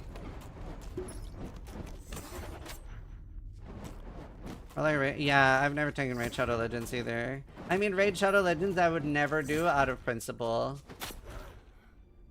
I actually send them really fucking unhinged emails. But again, right, I don't criticize other creators, especially small ones, for taking stuff like that. Like, whenever I have a friend approaches me, like a smaller streamer, and they're like, hey, dude, I know you really hate Raid Shadow Legends, but they're offering me like a really good deal, what should I do? I always tell them to take it. Right? I always tell them to take it. I would never take it myself, but I always tell them to take it. It's like, I'm never gonna like tell somebody that's struggling for money like, no, you should fucking starve, dude.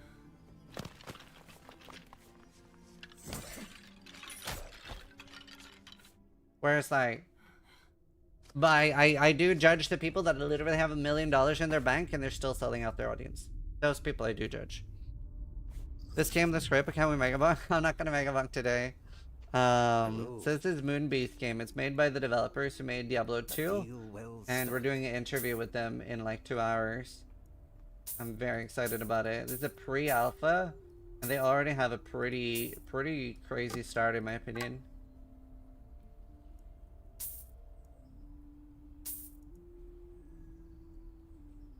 You start to lose credibility if you start taking sponsor for bad games with questionable monetization.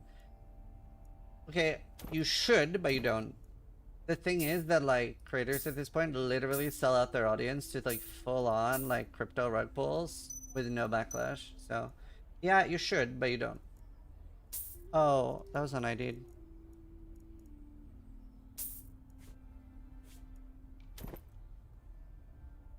That one is way better than mine.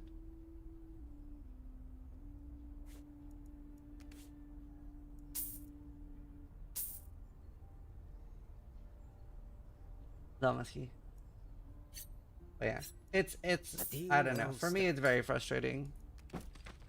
It is very frustrating.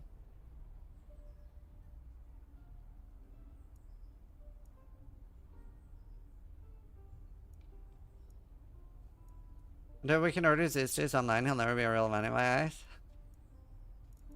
I still can't believe they didn't go for that.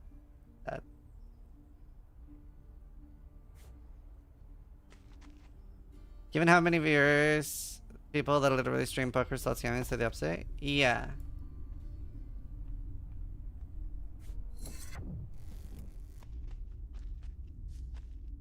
You can already order it. People just want to be entertained. Ethics aren't really important. Yeah. Dude, I do so much more damage compared to the start.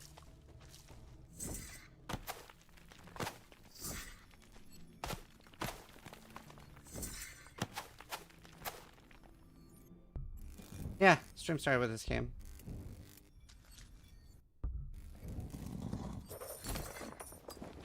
Like a lot of people are pretty curious to see because of the devs behind this game are the ones that made Diablo 2 and the entire ARPG genre.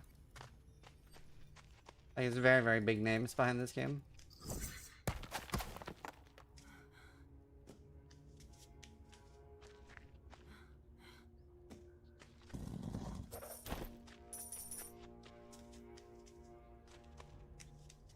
Love that.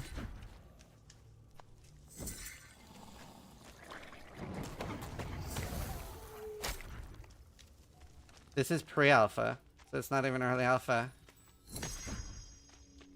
This is the stage you normally don't publicly see, and people were surprised that it's not like NDA'd.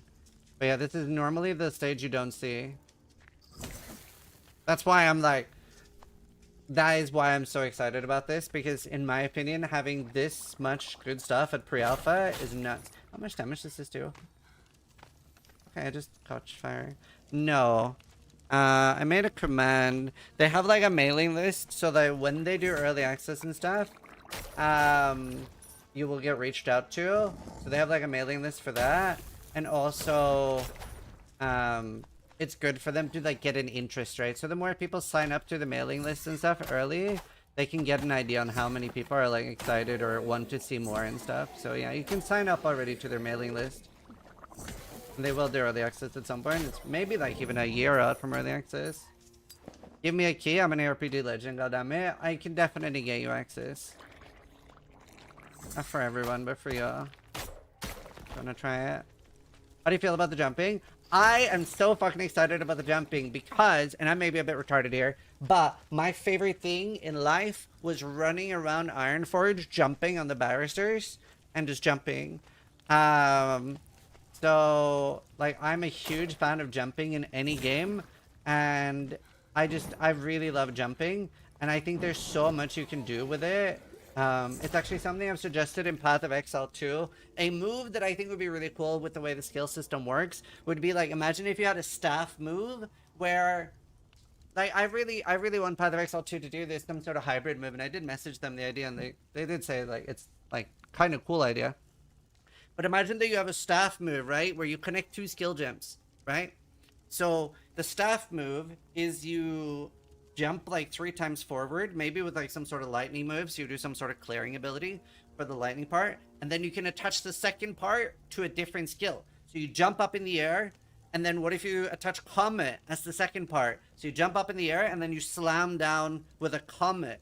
Like, think of it like build your own, what's the big hammer move called? What's the big hammer called?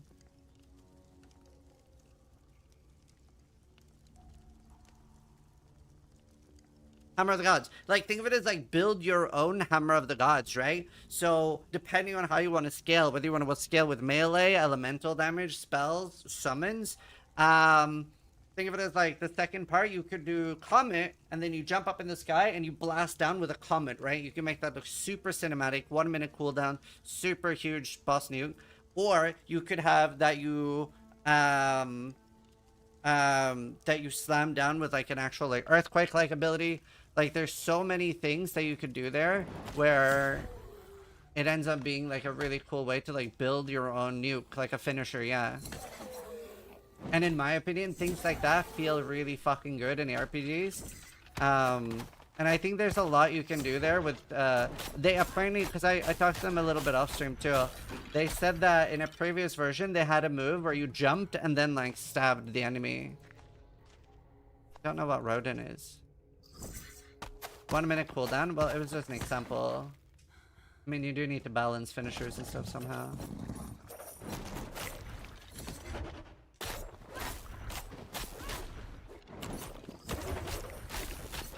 Oh no. Oh god. Oh god. What's the stun cooldown like? Brother, man. Oh no. Ah! Also, I did not know that they were doing a collab with Kerbal Space Program. That's something I just found out with you guys right now.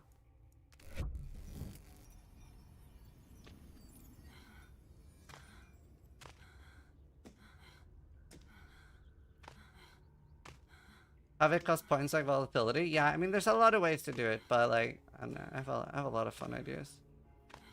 No, I mean, it's super early. There's no hardcore in this yet. And this is a pre-alpha. Also, thank you, Audio Blood, for the 62 months. What if they made it so you could earn skins for each character, and if you have the same skill 5 times, you get stronger? Oh, and it could be like, you buy it in some sort of mysterious box, but it's random which one you get. So there's like a fun RNG element to it. But you could even, oh god, my god. You could just resubscribed for 33 months. 07. You could even have like a lever you pull when you're getting that box, and it could be like $30 per box. Maybe $50.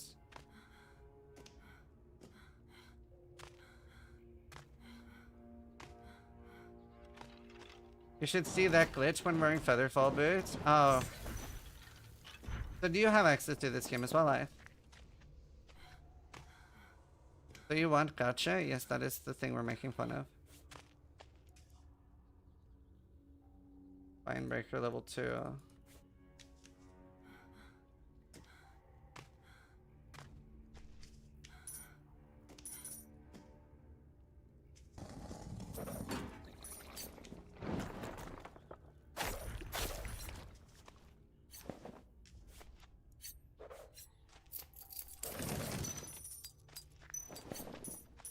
Also, there is supposed to be like loot letters or whatever you want to call it, like loot toggle, but it's broken or I haven't broken it. Alright, like, I'm very hyped too. Fire, thank you. Fire and IBQ, thank you. Oh. The UI gives me Titan Quest 2 vibes. Yeah. I mean, I assume that'll change a lot.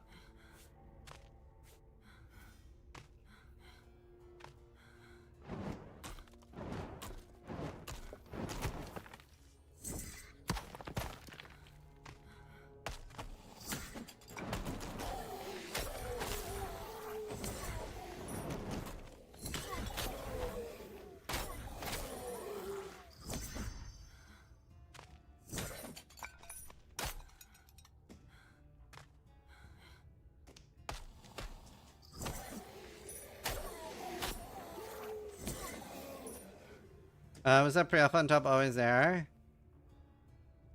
Yeah. Well, not always. I put it up like 30-40 minutes ago.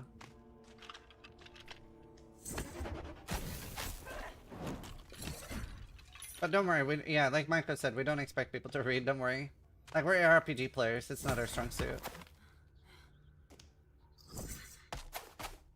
But yeah, I don't know about you guys, but I find this so impressive for being pre-alpha. I'm actually just so fucking excited for like the potential this game has.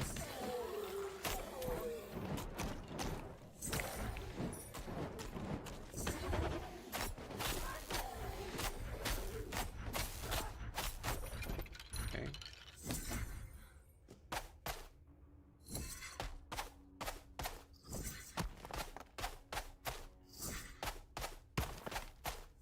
Difficult to notice the text at the top when you're busy eyeing the twink at the bottom right. Don't worry about it, guys. How long is it already in development? I would assume like a year or two. We're going to be interviewing them later, so we can ask them a bunch of questions.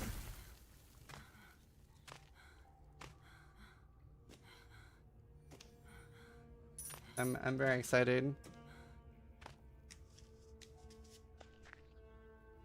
It looks good, but not to be a downer and all. Whether it's called pre-alpha, alpha, beta, it's just arbitrary, no? No, it's not. Like, okay, as an example, I got given another pre-alpha game, and it was, like, not even, like, functional. It was borderline just an engine test. Finds Rude just resubscribed for 19 months. Aside from that, it's also just important, like, it sets expectations a lot, right?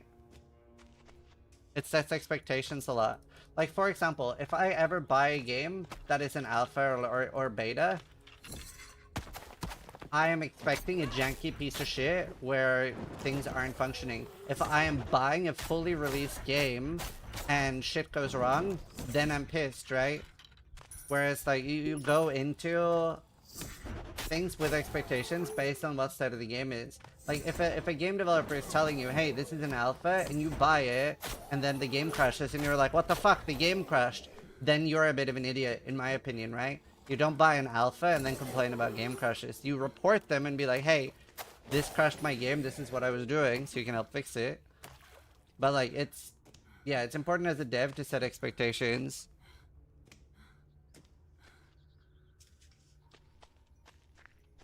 This is not really pre-alpha. If you see the mobs in player are relatively well compared in players, this is more than pre-alpha.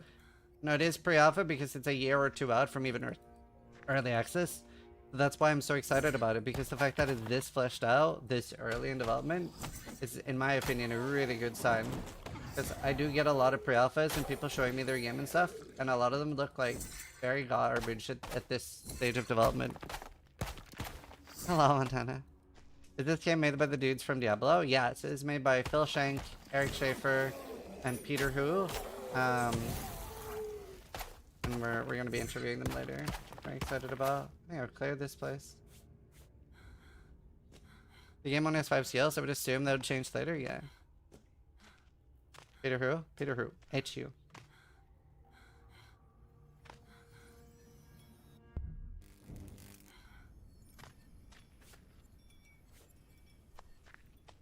Nice interview. 2 hours. You have time to cook.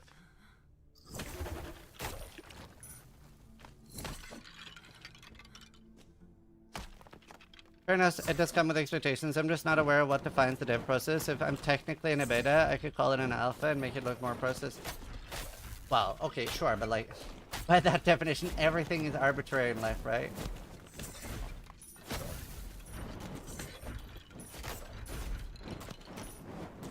Like, it's like you set that as a developer so that you give expectations for your player base, like how far you are.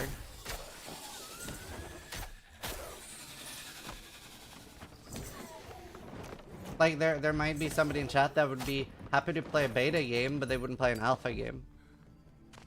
You know?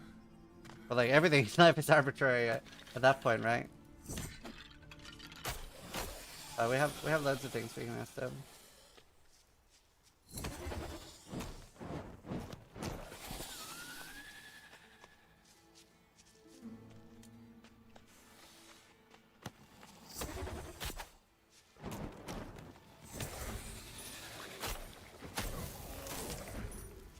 What even is a pre-alpha?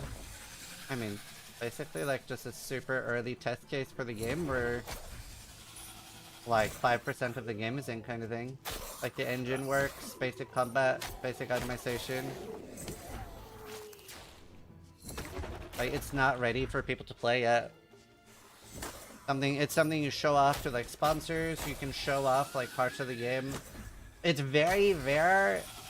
In fact, I can't think of any other time where I've been allowed to stream a pre-alpha.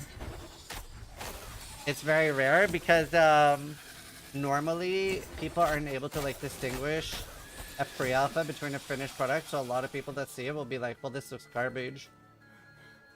That's why you're very rarely, like, mostly to do something like this, I'm under NDAs and stuff for other games. Like, even like early New World, like I played that in like 2017 or something, and then I had like NDAs that I couldn't even talk about it. Like it's very yeah, I know, I love that they're jumping. Pre-alpha equals a shit show, but it needs help with bugs and crashes and everything. Alpha is still a shit show, but better. Beta getting there and in good working game mechanics. Yeah, I would say that's like pretty much on par for my expectations.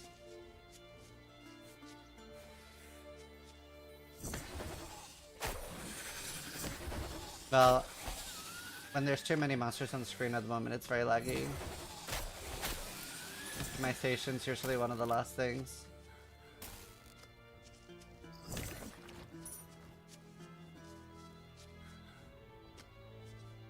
Like, I've been in pre-alphas like this where there's not even like textures. Like the floor is just one color. The characters are just a box.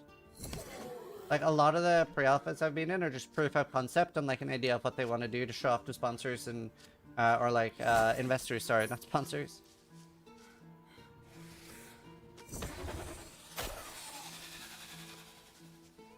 It's pretty cool to be able to like share and stream something. Would you ever consider putting your own money into game development? I don't know. I don't know that I have to. I don't know that I would ever put my own money into game development. Maybe. I don't know. That's a great question. I definitely am looking to get more into game development and into... I have been doing consulting. Yeah, I don't really have game dev money. Like, realistically, any sort of investment into actual game dev starts as like $100,000 up to like 2 million. And my entire net worth is 1.3 million. That's like including my house, my pension, everything. So I don't really have that type of money yet. I would have to start selling out to crypto sponsors for that sort of money. So I'm not really at that point yet. Hello there. But I'm very interested in... Well struck. I'm very I am sort of interested in making a game. But I'm also very interested in... and I kind of want both of those. I'm also very interested in, what do you call it? Consulting more. Like, I did consulting on Health Clock. I've helped some ARPG devs talking to them and stuff. So I am trying to get more involved into, like, game-related stuff, if you will. That's what Magic Fine.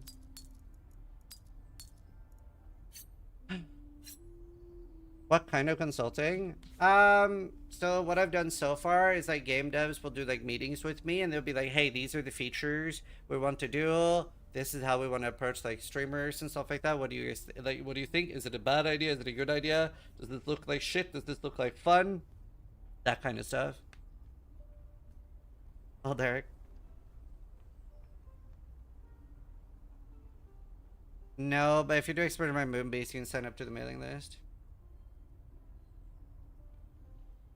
Oh, said he messed into gaming, not a lot, and he doesn't expect any games from it either. He does it just to support games he wants to see released. Yeah. He also has a lot more money than me, but yeah, Ko's a big inspiration for me.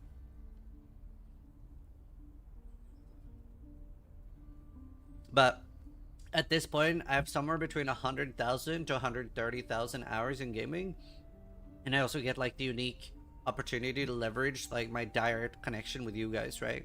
Like I get to really explore not just what I like in games that is popular, but what like people like too.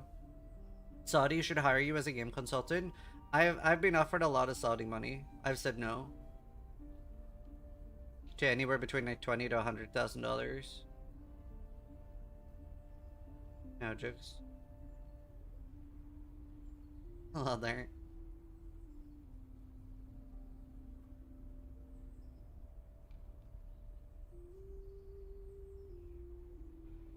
But yeah, I mean, I turn out a lot of money. I want to make my money in a way that I myself am happy with. Hello. Hello.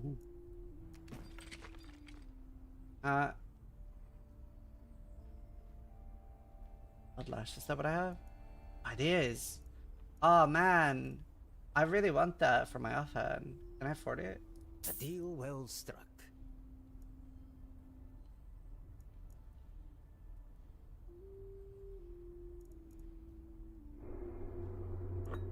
Just going. Randomly Monman just resubscribed for 6 months. Sup, boss. Oh. Okay, cool. Let's try that. Hypothetically, if you were desperate, would you accept Saudi money over Raid Shadow Legends money? No, I would definitely, if it's between literally like making my audience addicted to gambling and condoning slavery, I would definitely, I mean, obviously this is a very fun hypothetical. I would definitely sell out my audience to gambling rather than like endorse slavery. But I've already said, like, people always ask like what's your number and stuff like that.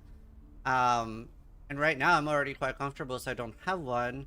The only thing that would change that is if for some reason, okay, so I've talked a little bit about it. Like, let's say that I got diagnosed with cancer and I get 1 year to live. Then I would straight up say, guys, I'm pausing all my morals. I'm doing a death-a-thon. I'm gonna make as much money for my family before I die. Right?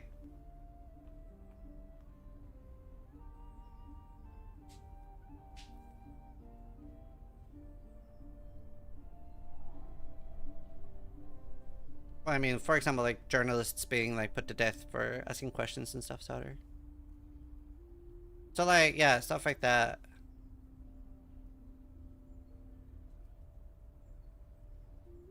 And then you try to spend it, yeah. Hello, Larson. Would you be open to help out open source games in development?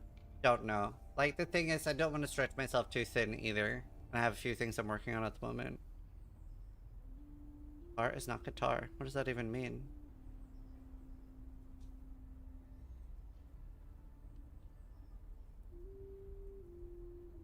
Guitar is not guitar. What does that sentence even mean?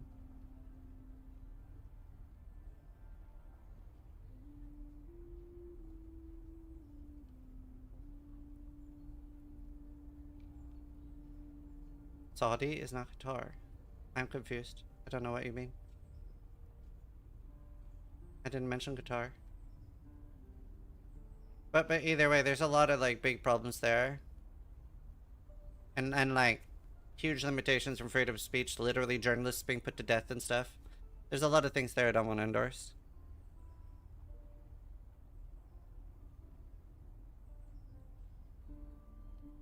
Have I tried ABI? Is that the like Tarkov game? Is that what ABI is short for? I can't remember what it's. I'm so bad with abbreviations. If so, yeah, I've tried it. It was too pay to win for me. I didn't want to play it. Hi, Slur! Good to see you. Oh, we were talking about monetization and stuff, and like the comedians taking the Saudi money and stuff. Arena Breakout? Yeah, I didn't like it. I think the game is okay, but the monetization's not up my alley.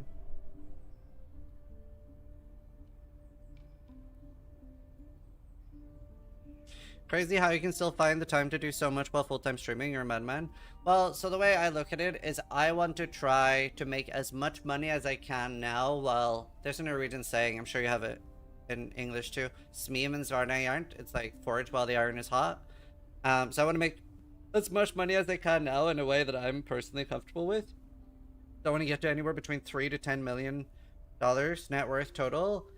And then when my kids are between 7 and 10, I can spend a lot more time with my family then. I think like ages 7 to 10 is like the most important. And obviously I still see my kids a lot now, but I want to be able to spend a shit ton of time. Strike while the iron is hot? Yeah. So that's sort of my approach to it. Go open a window.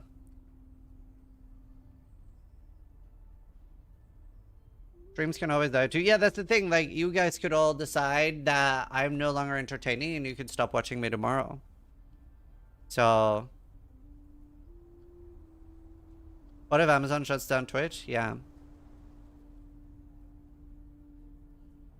have 2 different pitches? What do you mean? We're going on strike? Thank you, Vera. Wero just resubscribed for 57 months. Open my window and stuff. I'll be right back. Is becoming a blacksmith after streaming.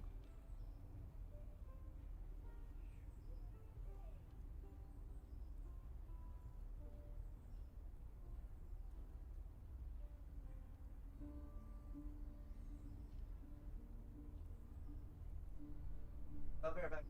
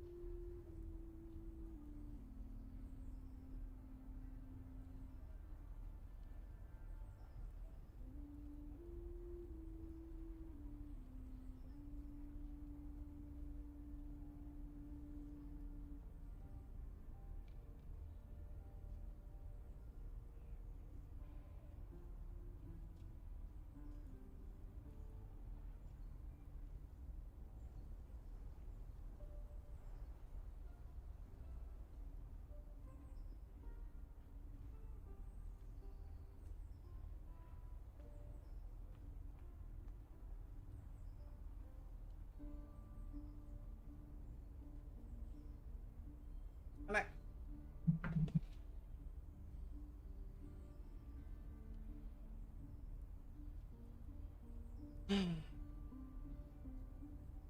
Hi, Free Jam.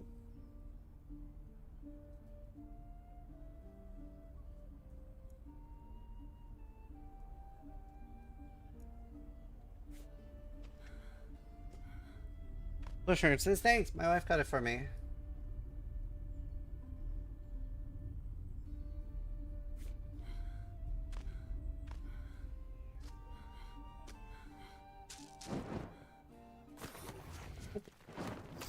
Oh, one cent is super easy now. That's something else well I really like in games. Lack of scaling. Like, Zoo3 just I love resubscribed this for 4 feeling of months. now going back to a low level zone and shitting on things. That's something like I really found frustrating about D4 was going back to like a low level zone and things were stronger than when I was there initially. Jokes, thank you for the 4 months. You gets you. Like, I don't mind some limited scaling, like that a zone can go from like level 3 to level 5, right? But it needs to be really fucking limited. I don't want the monsters in general to be leveling up with me. Like, I want to outscale the monsters. I want to be able to overlevel. If you're gonna have scaling, it needs to be super limited, and then it can be fine, and I obviously see the benefit in it. It makes like a zone last longer and stuff.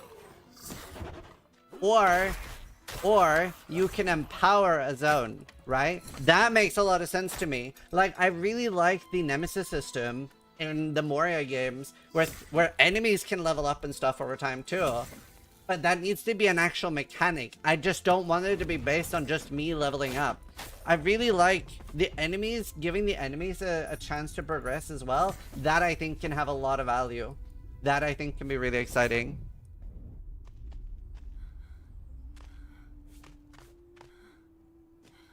It's so sad that we will never get a game with the Nemesis system again. Yeah, what a shitty thing to copyright.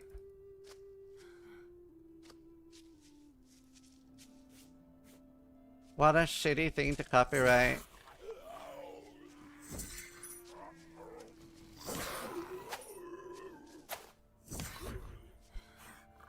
That is rough.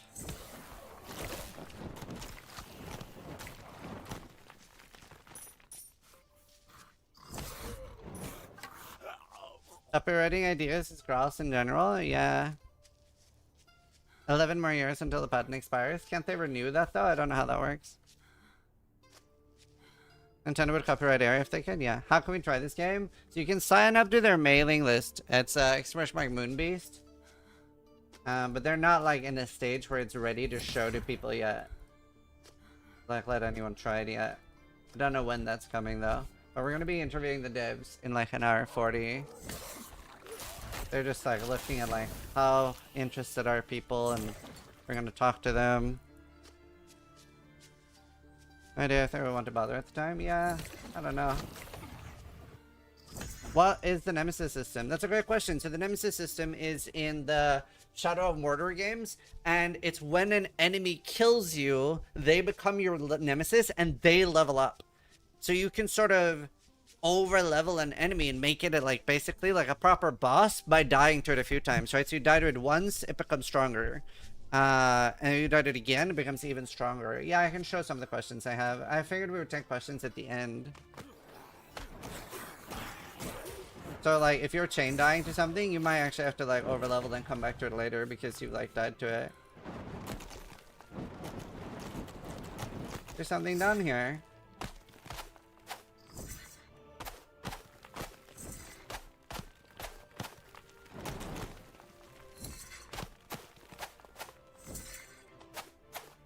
Wish I had a shovel. Grim Watch.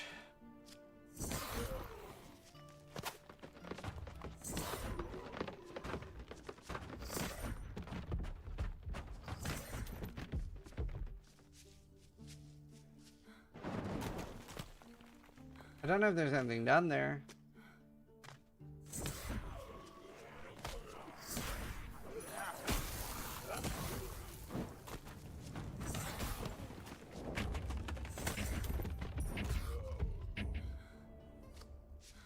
I'd be surprised I can be patented in the army, yeah.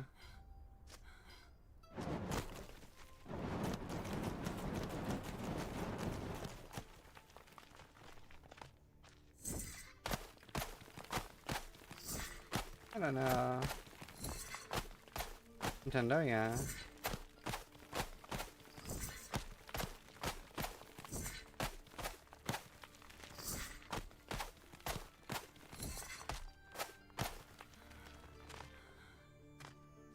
Hunting animals in a game, yeah. We can copyright putting animals in a box. Well. Is this game online or offline? Well, this is a pre-alpha, so right now it's just single player, but it is going to be multiplayer with like thousands of people in one world, like a shard, like a community server that you would make kind of thing. But we're gonna interview the devs later, and we can ask them a bunch of questions, like fully exploring this world, and then I'm gonna try. I hate changing camera angle. Weird. I'm interested. Yeah, me too. I love how many other people agree that jumping sounds so good in an ARPG.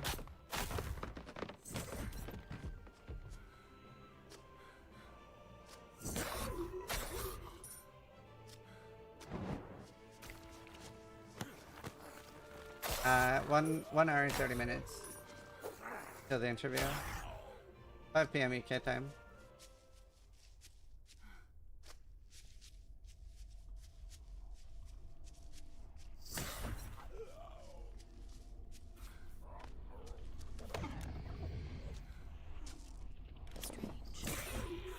Oh. Oh, this is the Necropolis. Okay, I'm gonna go away and show you guys. This is, in my opinion, the coolest thing about the game. But you can see that the world is changing now. We're gonna go away and let it take a little bit and let it take over more of the world. So this is the thing I was talking about. That's a bit like Terraria, right? With the world like changing. So now that I've spawned that event, it's like the Hollow in Terraria, where that is now progressing and building out the Necropolis city into the world. So if I went AFK now for like an hour, the entire world and all the NPCs would be gone and ruined. And then, well, it might be more than an hour, but like it's now slowly taking over the entire world. What's this? Puzzle box. One option point. Ah, it's a skill point. Wow. That's cool. I think it's so cool, and that like that type of stuff and the terraforming and the jumping is part of why I'm so excited about this and why I think it has so much potential. I'm actually so fucking excited about it, dude. So many promising ideas in such an early stage. I'm impressed. I'm glad you agree. That's why I really want to like get like super involved with these guys. I'm like, I would love to consult. Yeah, we're gonna let's wait like 2 or 3 minutes and AFK here, and then we'll go back and we'll see like how much it's progressed. But it's so cool. So you're saying I could make climate disaster in a world by going AFK? Yeah. And it's pre-alpha, but already looks better than most games in beta. Yeah. It's also, I don't know if you guys agree, but I am very impressed with the textures and stuff at this point. Normally it takes a while for the graphics and fidelity to get to this point.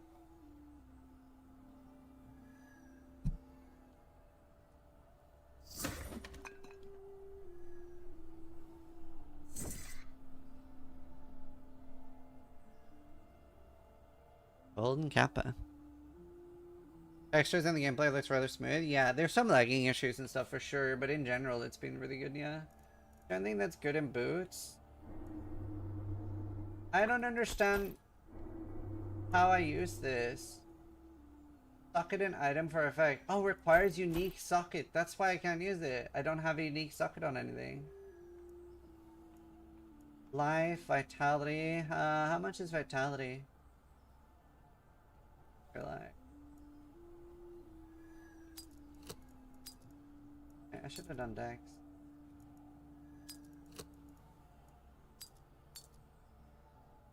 Anything else have slots? Jumping around a moment looks awesome so far, yeah. Do you know what game I really want remade? Black and White. That made me so happy. I was so excited for Pathadium until I tried it. Wasn't as good as I'd hoped. Yeah, I can hit 3 enemies now. Graphics don't matter as much though. It does. It does. It, like, thing is, right? Hero Siege, I really want to play, but I have a hard time, like, swallowing the graphics.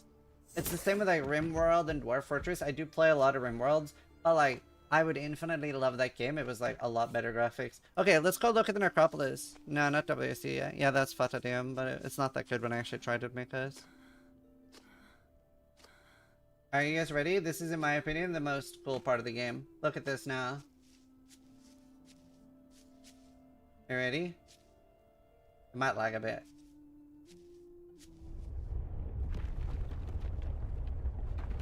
This is so fucking cool, in my opinion.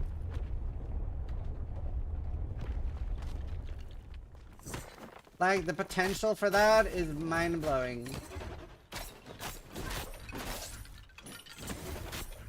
Like a seamless transition of the world. Thanks.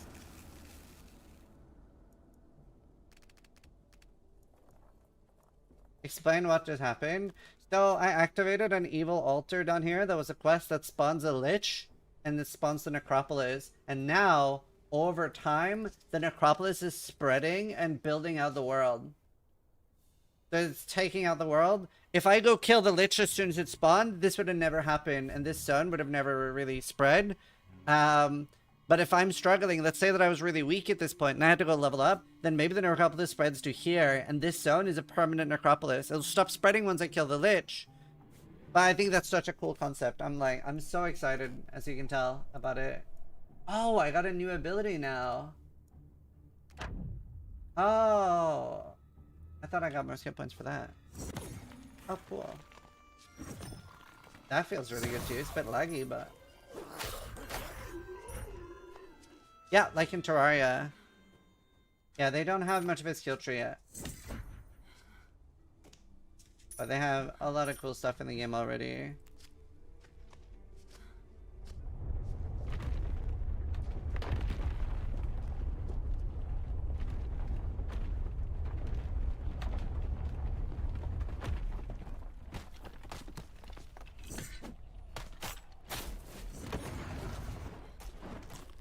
Are the player terrain changes permanent? Yep.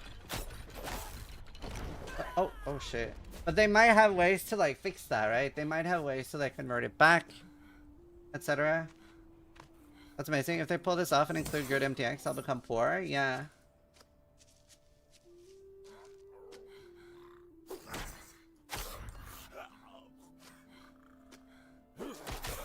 I love it. Yeah, like I said, I'm super excited about this. I'm so excited that I get to interview them later.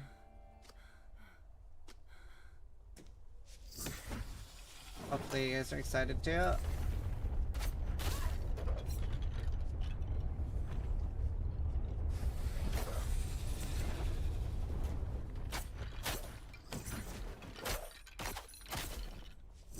Who are you interviewing? The CEO, like the devs. So it's Phil Schenk, Eric Schaefer, and Peter Hu. The lich not spawned yet?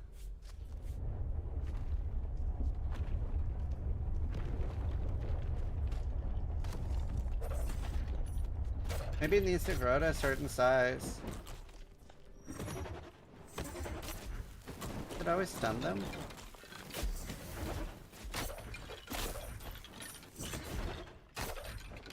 What does it do? Teleport. First order defenses returns health to the witch when killed. Oh, nice. Well, I think it's 2 or 3 years from early access. I don't know about release. But we can ask them everything later.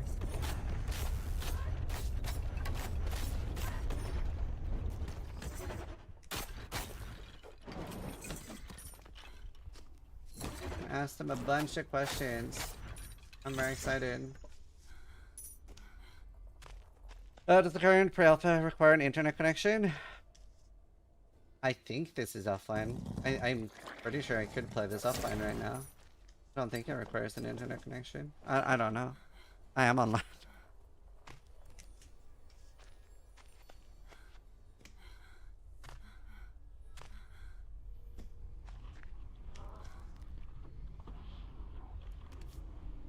Go to Greensword. Where's Greensword? Oh shit, okay. Try it out. Oh man, it's spreading fast. It's gonna take over my town soon.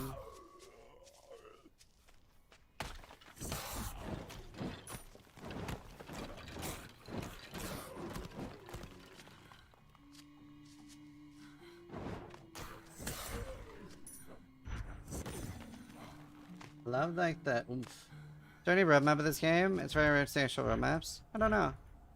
But we can ask. Hello We can there. ask. Magic. Strength. Oh, mana region. Deal Hello. well struck. Please.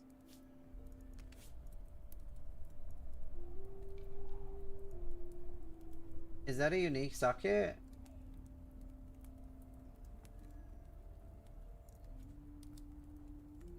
Is that what that is? That one works. Where's my other one? Yeah, it is. Cool. So it's like build your own item. Oh nice, a tank. And a socket. This is a regular socket. Monster shock. What if I want ignite in the helmet?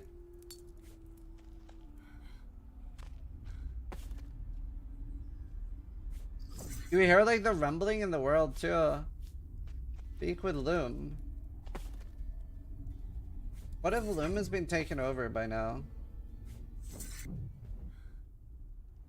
Hello.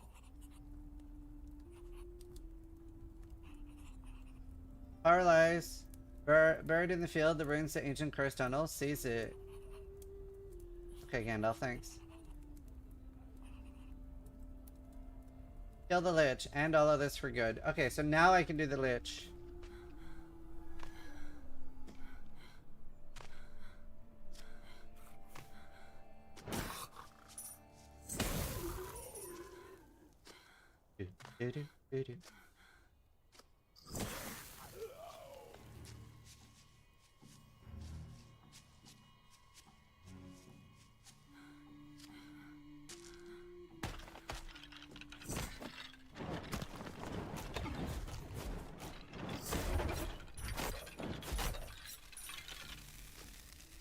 Alright, let's see if the Lich will one-hit me now.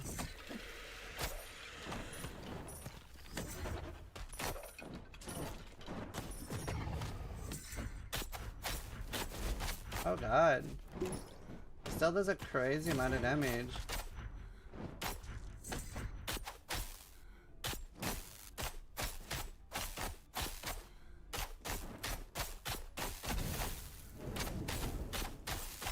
Okay, I do crazy amounts of damage.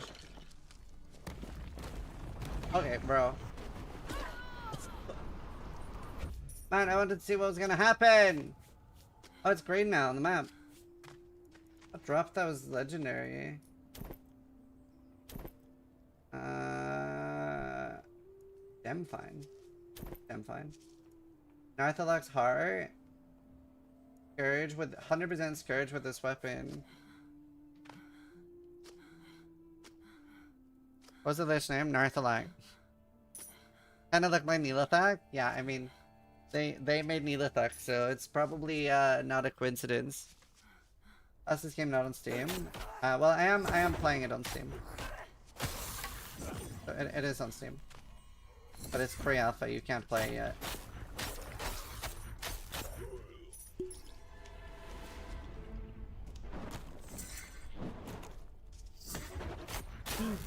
Oh, brother. That Doom Knight is harder than the boss. Well, you can do Express Rank Moonbeast. And you can sign up to their mailing list there and express that you're interested in what they're working on. And then you'll be notified of like alphas and stuff.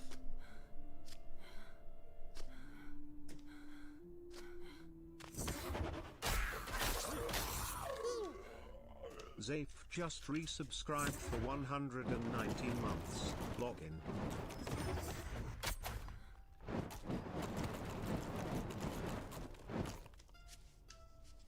Wonder what like the CDR on them getting stunned is. Oh god. Okay, bad enough. I wanted to wish this the game. Yeah, I know. The best thing you can do for that is like getting on their mailing list kind of thing. Expressing interest. Wonder if this altar does anything now. Oh, I should speak with Lum now. Brother. Okay, I wanted to go back anyway to talk to Lum. That was calculated.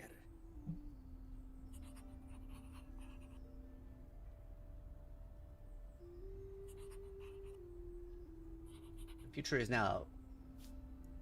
Okay, I think that's everything.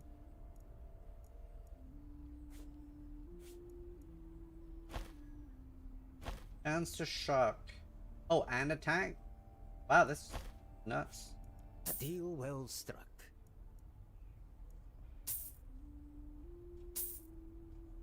That's another thing. Even the itemization is already like decent. Like there's already stats I care about and items I care about.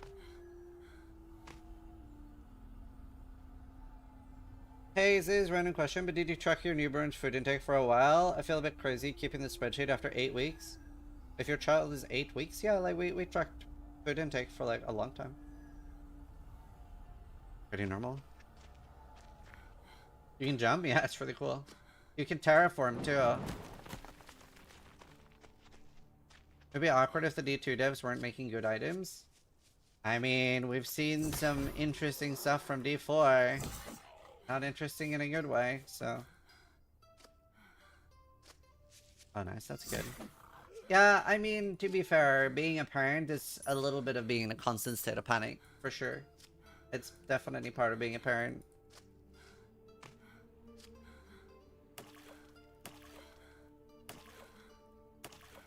Their art style is already cool. I know, I really like the art style.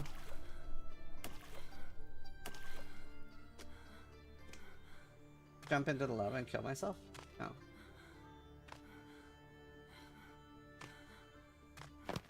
But yeah, it's terrifying being a parent. These are level 1 mobs. I think I have a few dungeons I haven't explored, and then I try one of the other classes. We can look at questions too. Alright, actually, well, that's good.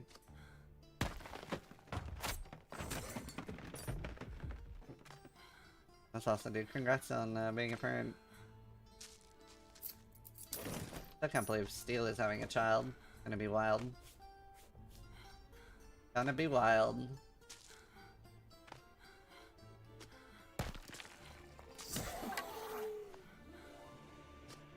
The music's quite nice too.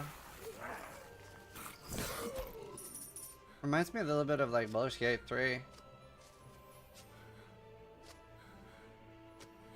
An amazing experience. It's a terrifying experience. Especially when your child, I don't know how many parents may have in chat, but especially when your child enters the suicide years.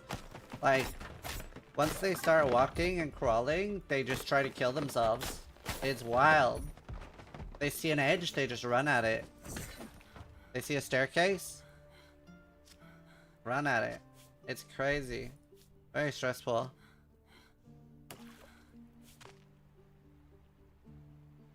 Oh, I don't think I've been... No, did I go in the collapse pit? No, I went in the Forgotten Mausoleum. Let's run up there.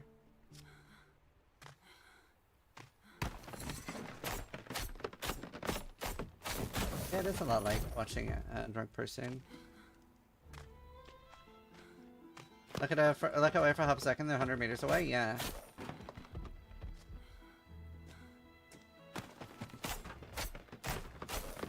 I mean, we had like one of the worst experiences that could happen.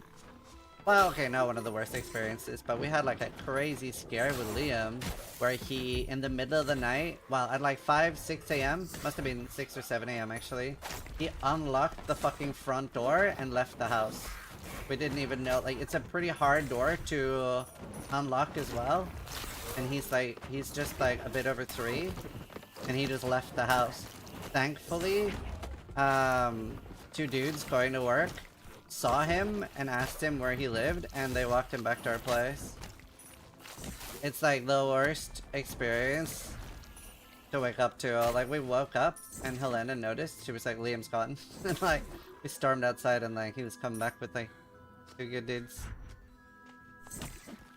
But that could have been like, it's terrifying. It's a really hard door to unlock too, so it's... Now we're like triple locking it. Gotta turn our home into a prison. Oh, wow, dark, yeah. Yeah, it's crazy. They went outside with strangers? Yeah, it's like... I've never woken up with so much adrenaline before. Just bounded out of bed. He has a lock on his door now, yeah. He's a prisoner now. He is a prisoner now. For sure. He's smart. He's too smart. I still don't know how you unlock the door. Like, it's a heavy door. Even like Steel like complains that our door is like hard to like lock and unlock. Is crazy. Learn from the guy, yeah, maybe.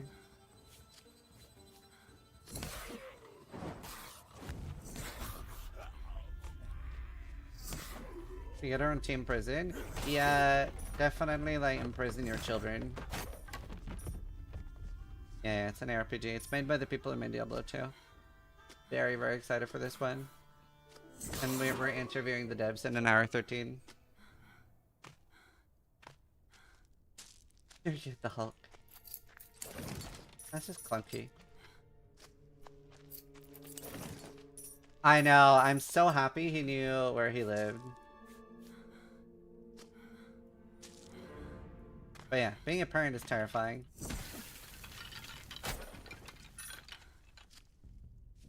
Have you ever asked your parents all the way tried to off yourself as a toddler?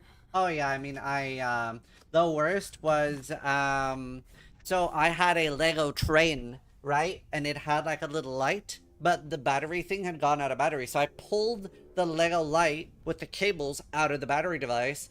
And then I'm like 5 or 6 at this point, and I look at the 2 cables, and then I looked at the electric wall socket, I looked at the cables, and I'm just like, 2 cables, 2 holes.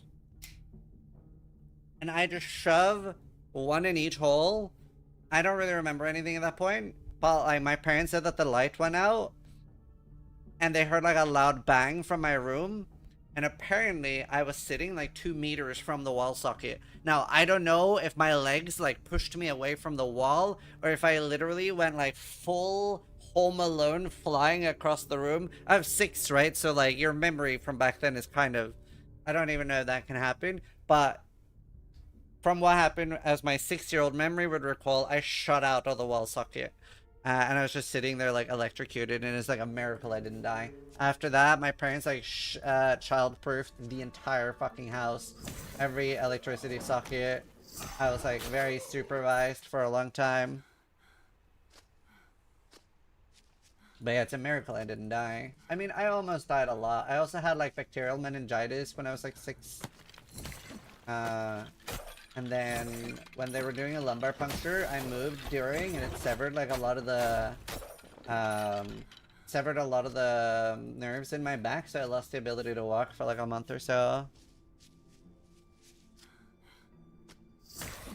Just end up with a streamer. True.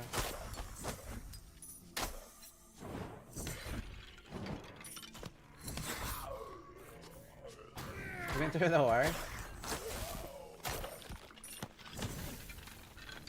One time I broke a toe. I've never broken anything. I was bitten by a moray eel though. So like my finger is like super mangled. It's pre-bent for her pleasure. Very popular with the girls. You see, it's like sort of stopped growing too. I had 36 stitches in 2 fingers.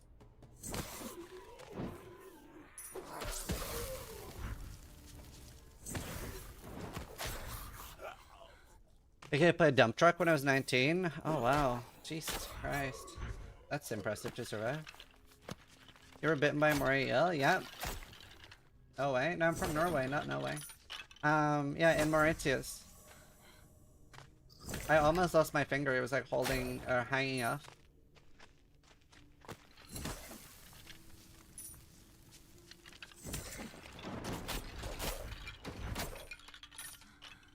Away.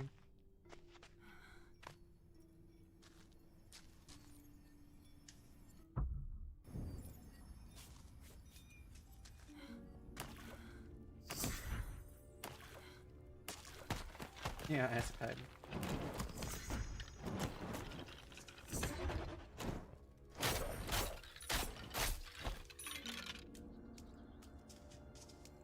I mean, it's got socketable systems. It doesn't have much in the way of like a skill tree and stuff right now, but it's got like a skill tree right now. And that's one of the things I really want to ask about is like, how do they see like the systems being? Like obviously right now, I'm really curious about like, as in PoE 2, it's a lot more like, I really like the analogy somebody on Reddit gave, where PoE 2 is a lot more like IKEA. PoE 2 is a lot more like IKEA furniture, whereas PoE 1's a lot more like Lego, right? Like, in PoE 1 it's a lot less. Like, there always will be to some degree, right? But in PoE 1 there's a lot less of like the devs telling you what to play together. Like, there's not as many combos as like ED Contagion and stuff like that. Like, this skill is meant with this one thing. Whereas in PoE 2 it's a lot more like, this is how you're meant to play for a lot of the part. You have less like tools for emergent gameplay. So, I'm curious how they are gonna handle stuff like that. Like, do they care about... Ooh, what the fuck?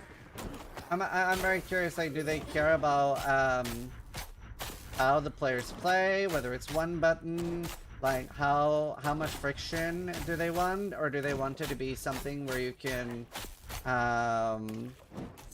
turn off your brain and play? Fuck me.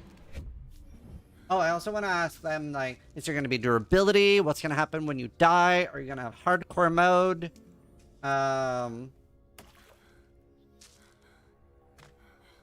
The Jonathan turn when you said you were playing warrior with a bow.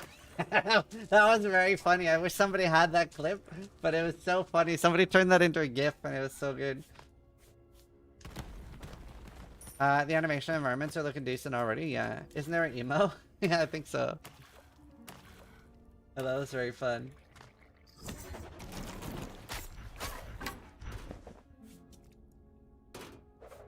The slow turn. Well, it was really funny. So at the LA event, I was using... They've sort of turned this into a skill now, but you know, like the poison... It was like a spore pod crowd control thing, and I was basically playing it like Toxic Rain. And Jonathan came over to me, so this was in like 2023. He came over to me and he was like, wait, what are you doing? And I was like, well, I figured out if I scale the Toxic Pod, I can use it as a one-button ability.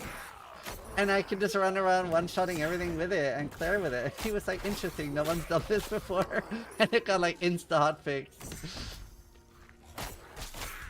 So it's fun.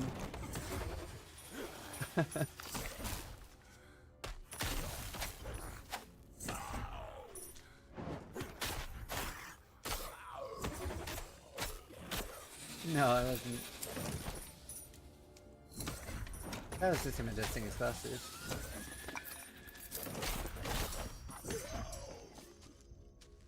What was the legendary thing I looted? Another gem? If I'm a part of PoE, it's the opportunity for anything on anyone, but PoE feels more forced, yeah.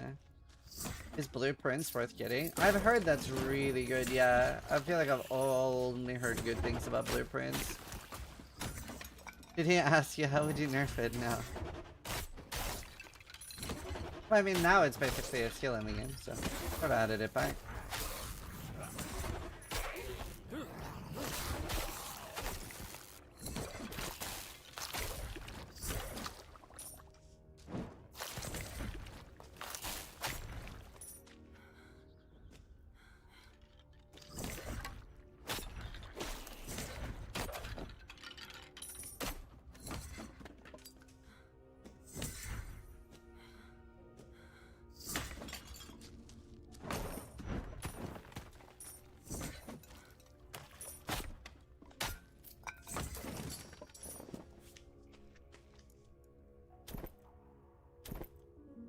Keep the gem find. Never played Blueprints, so streamers playing it and all of them enjoyed it? Yeah. For sure.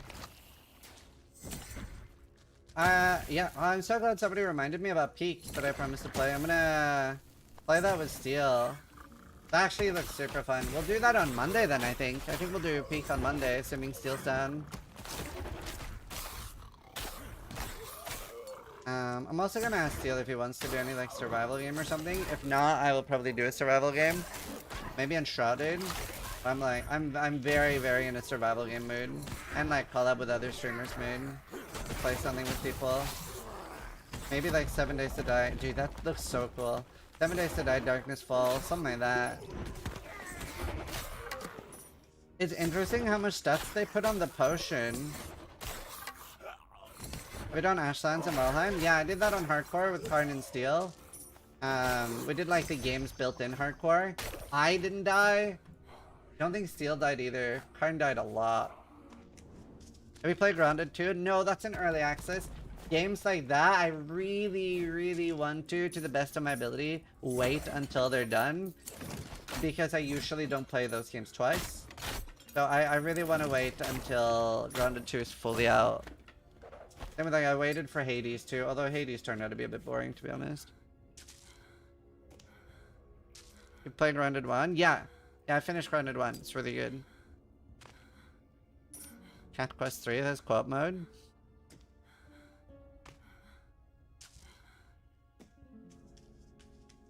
Same with like Subnautica. Like in games like that, I generally want to just wait until they're out. I really love V-Rising, but the game is so empty in content. Really? I find that a crazy take. I love V-Rising. That's like, every time I play, like 50 to 100 hours of just pure content for me. I love V-Rising, dude. A lot of DMs. Yeah, I tried it. They've tried too hard to be different than Black and White, in my opinion. Help me dig out your goblin.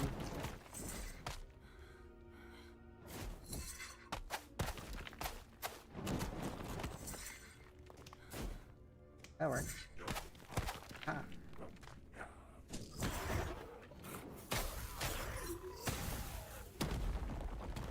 Oh, is that all there is here? Ow, that ignite is big, bro. I don't think there's anything else here. Oh, there's something up there.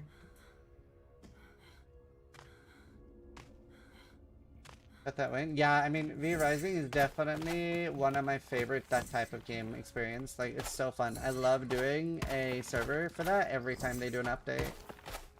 The last one was so good in my opinion.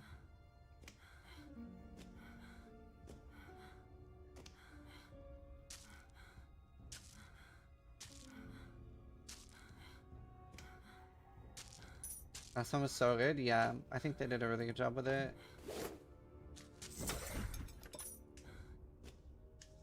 Will you ever do a V-Rising server that isn't laggy as shit for people in the EU? The last server I did was EU. Last server was EU. Hey, how did my camera go like this? Kidding. Yeah, yes sir.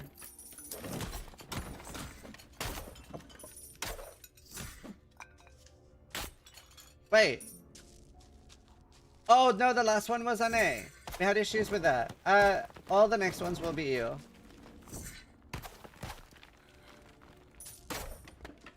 Oh, yeah, you're right. I think you're right. I mean, I didn't have issues with it, but the next ones will be EU. It was gonna be EU because of like Fubgun and stuff wanted to play, but then Fubgun didn't play, so I made the server for NA for no reason, which kind of sucked. I had a lot of Americans that signed on to play initially, like Sakisha and Fubgun and stuff, but they didn't even end up playing, so I'm just gonna definitely do EU from now on. Then Americans can play if they want to. Well, I was East Coast when you're West Coast, I don't know.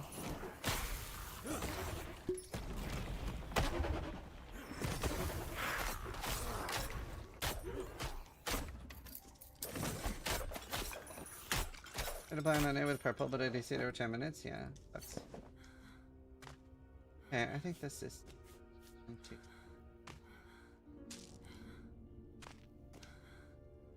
You know, part of what I'm really excited for about this, I don't know how many of you guys have actually played Minecraft, but something I really love in Minecraft with procedural generation that I find really exciting is just seeing a town or finding something like generated, like interesting on the surface.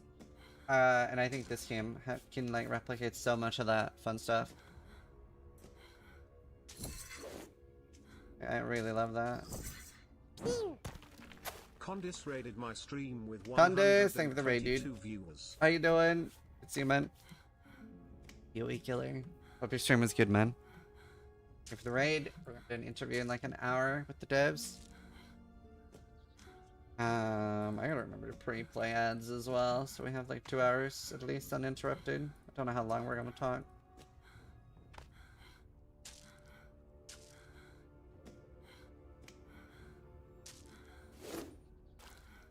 Game looks pretty cool, yeah. It's a very interesting pre-alpha.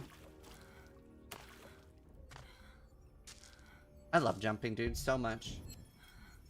It is just like the best.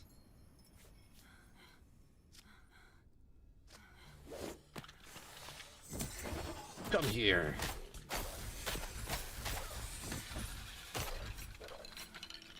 I looked a little bit to Moonbeasts. Do you have anything on your channel other than the dev interview? Well, so the dev interview is in an hour, but no, I don't really have any videos or anything about it. I'm just super keen to see what they're working on and follow their progress. But yeah, we're gonna do the interview in an hour. Last questions. You know, I think for me the terraforming is gonna be so nice too, because like when I do like a really cool like screen shaky move, it's a little bit boring in a way that the world like you don't make a crater or anything. I think that alone, like doing some sort of ultimate move and leaving a literal crater in the world will be like so cool in my opinion. You know what I mean? I think I'll enjoy that a lot. And like just leaving like a permanent mark on the world where I had like a big battle.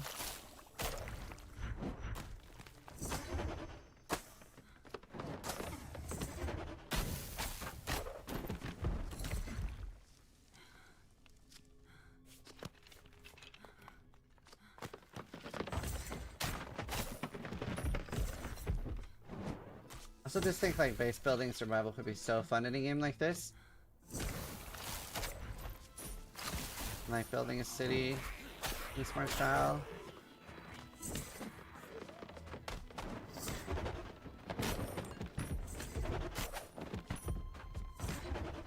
I'm gonna nerd out so hard in the interview.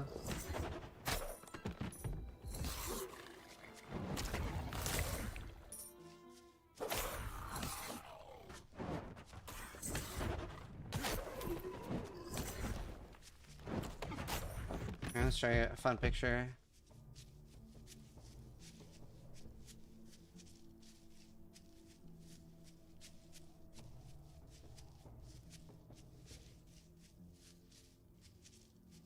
I find it.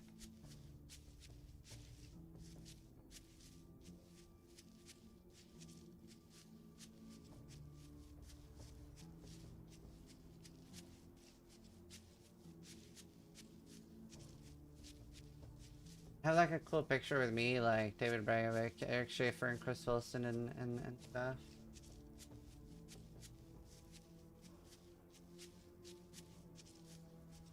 I found it. Here, this is such a cool picture. That's like David Bragovic, Eric Schaefer. Fuck, what's his name? Schaefer. I'm so bad with names.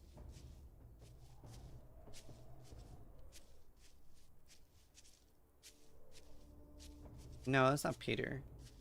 Peter Schaefer? Is it? No, that's Eric.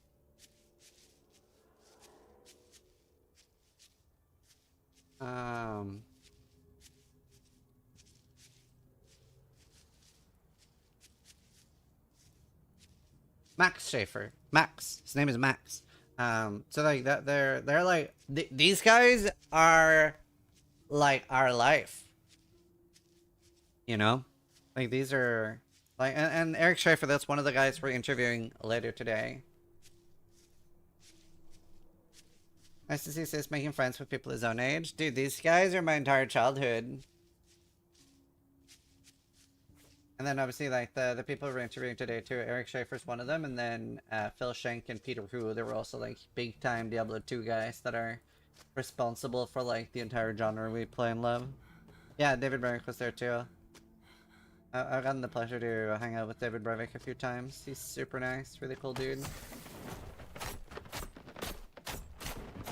Like all of these guys are super cool. And I mean I still talk to Chris Actually had like a fucking 2-hour voice call with Chris pretty recently where I was asking him about advice on some stuff. Such a good dude. I'm gonna watch his video later. Grim Dawn video. I might watch that after the interview, I'm not sure. It's gonna be a survival-based building game, and not just an ARPG with destructible terrain. I think so, but we're gonna be asking them a lot of questions. I think they're considering a lot of things right now. I don't think everything is fully set in stone either, but we'll get to ask them questions in 53 minutes. So I have a lot of questions I'm gonna ask them. Yeah, you can switch the camera too.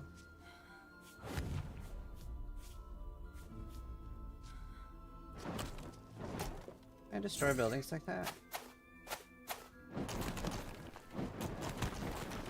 Oh, yeah. Yeah. Grim Dawn's a really, really good game. It's not my cup of tea, it's not like my favorite thing, but... Wait, okay, I'm waiting. Can you make low terrain? So...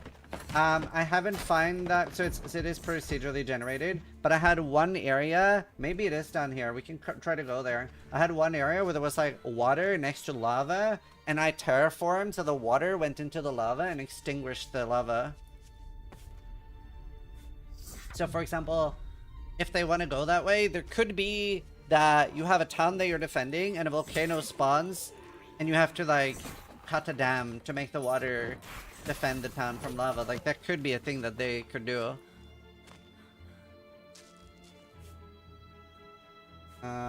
Let's see. This is a similar lava area, but I don't know if there's water next to it.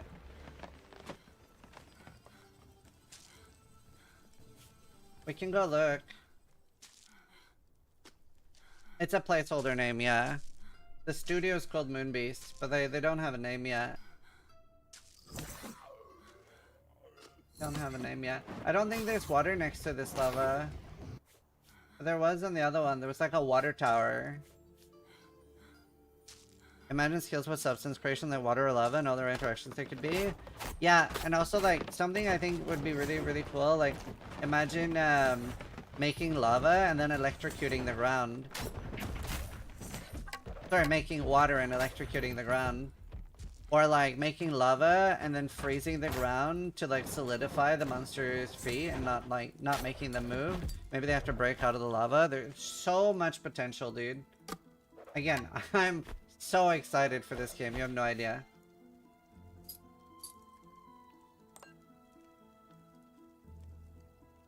Oh, that is just slightly better than mine.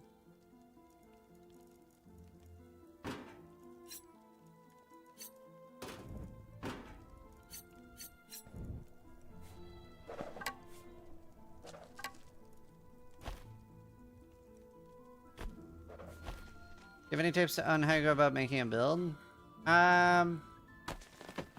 Well, you usually do it when you're pretty experienced in the game already, and you've already been like adjusting builds from guides to like more suit your needs, like maybe more clear speed, more survival, switching a build from softcore to hardcore.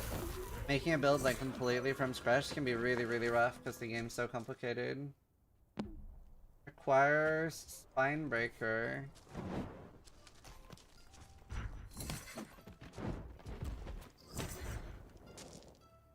What's spine breaker?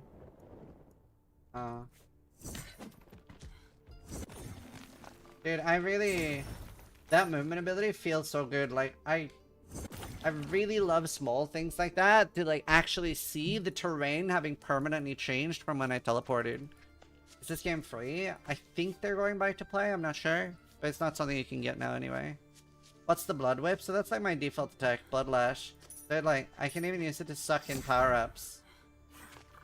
And it like sucks them in and stuns them, but now I'm in a low level area, so I'm one-shotting them so they don't get sucked. I've also made it like leech mana and life.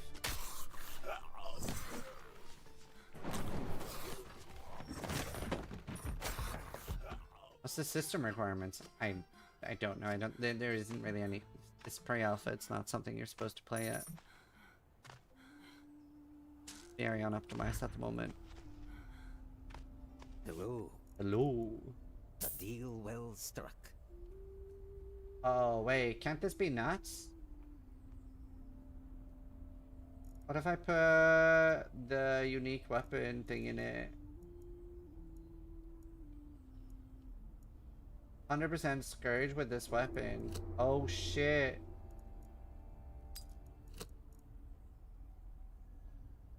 I don't wanna... You know what? I will switch out my main.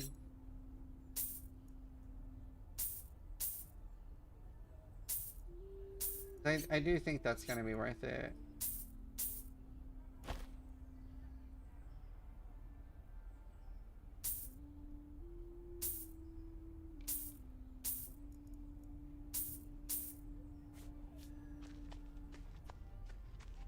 So this game needs years. It's probably between 1 and 2 years out from early access, I'd say.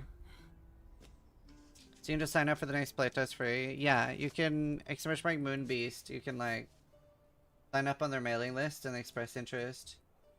I think you have full cleared. I wonder what happens to the Necropolis now. We're gonna... I'll take a quick break and we'll like look at questions and show some of the ones I have so far.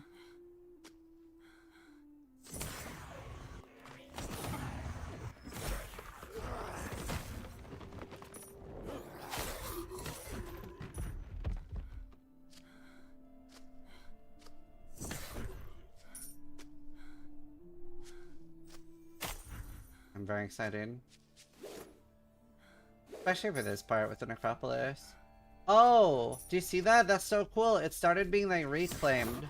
So, like you can see that it's like changed. But there's like goblins spawning here now and it's like it doesn't have that same like deathly aura as before when it was like full Necropolis.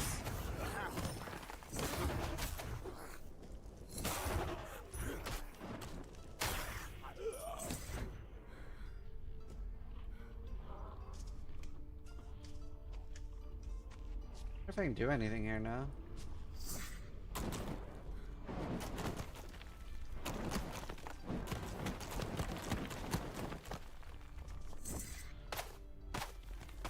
What happens if I like hollowed it out? If it would fall or just float midair?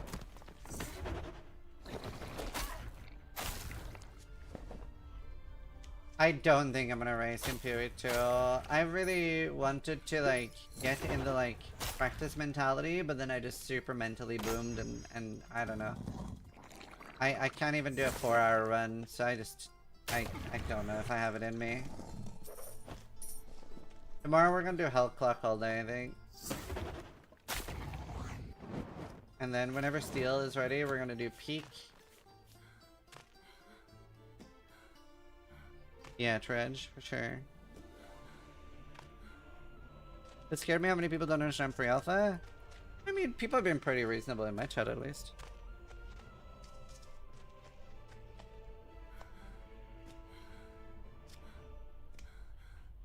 What other unreleased games are we looking forward to? Arc Raiders for sure.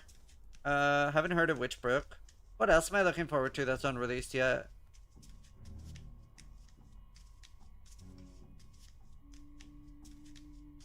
GTA 6? I don't care that much.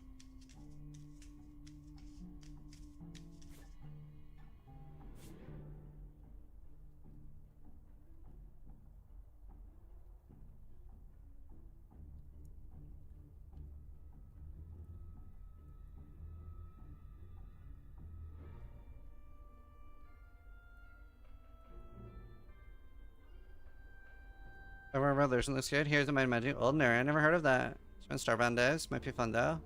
Okay. Hero Siege is getting a new tree, like people. I wish I could get into Hero Siege. I did try. Sometimes, like the feel of a game or the graphics of a game is like kind of off-putting to me. But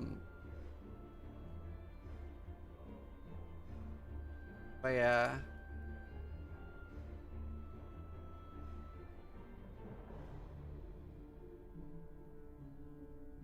Yeah. Isn't Hero Stage garbage? The reviews are horrible. Well, that's the other thing. It's annoying to stream because I don't really care that much about like I definitely separate the artist from the creation, because like the lead developer or something said really bad things about immigrants that people were pretty annoyed about. I can't remember exactly, but it's like people always bring that up whenever you stream Hero Siege, and when you're playing a game, you just want to play a game, right? But I think if I recall, somebody that's more into Hero Siege can tell me, but if I recall the situation, the lead developer got beaten up by immigrants and then posted a lot of tweets about immigrants after. So that gets brought up a lot. And the bad reviews because they changed it from no, it's a lot of it is because of what the lead developer tweeted.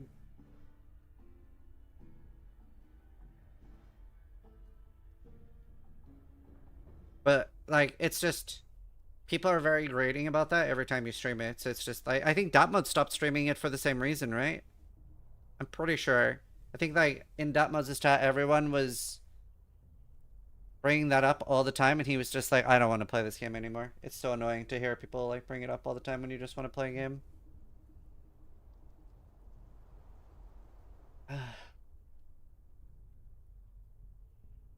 Yeah, you gotta have morals, lol. Well, what do you mean? Like, I assume most companies are evil, right? Like, I assume my phone is made by a 6-year-old. Like, most of the products we consume are probably made by evil people. You know, that's for the most part. I always expect that. Dark but fair, yeah. That is why Dark Mode stopped, but I think it was less everyone and more there was a constant 1 to 2 people. I mean, for me, I usually just want to enjoy and play the game, right? At least 8-year-old. Yeah, like, I don't know. Yeah, but the thing is, I'm not super into the game Sinut now. I'm not super into the game. Like, it was not something I would be playing anyway, regardless. It's just like an extra annoyance. Mods is just super nice and doesn't ban those weirdos. Yeah, I mean, I definitely police my chat a lot. We're all consumers for sure, but I do tend to promote, be more into things if they're indie devs, I guess. Not that those can't be evil, but you know. Well, I mean, yeah, these are indie devs. Choose your battles. Yeah, I mean, I try not to go after people for, like, things they do or don't do. I assume most people make exceptions for things. I mean, I have things that I care about a lot, right, that are important to me, but I don't expect other people to find those same things important. We're all gonna have things that we care more or less about, you know?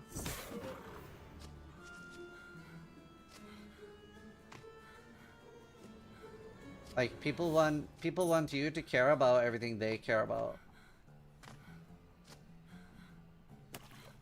Any divs? Yeah. No divines? Yeah. Right. I'm gonna go to the toilet, and then we're gonna work on questions and stuff, and, like, take questions from chat.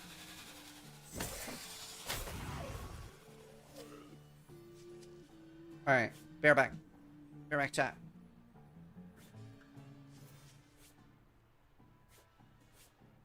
Using my candy while I go AFK.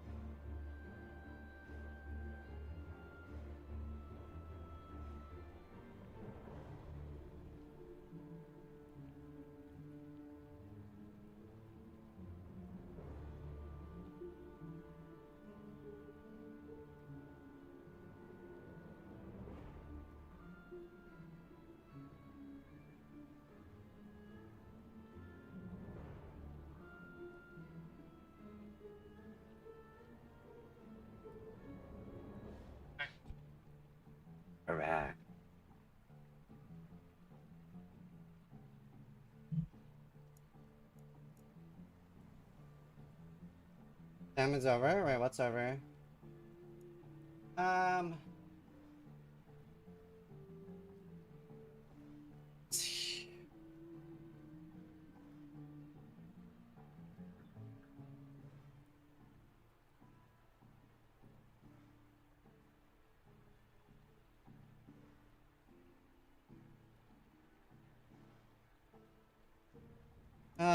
Let's see.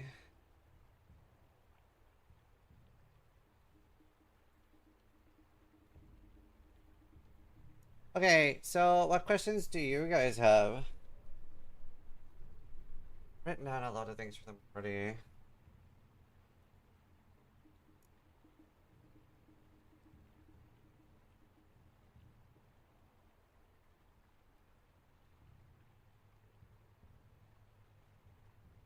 Camera froze? Oh. I probably won't race tomorrow. Will there be big boob dragon ladies?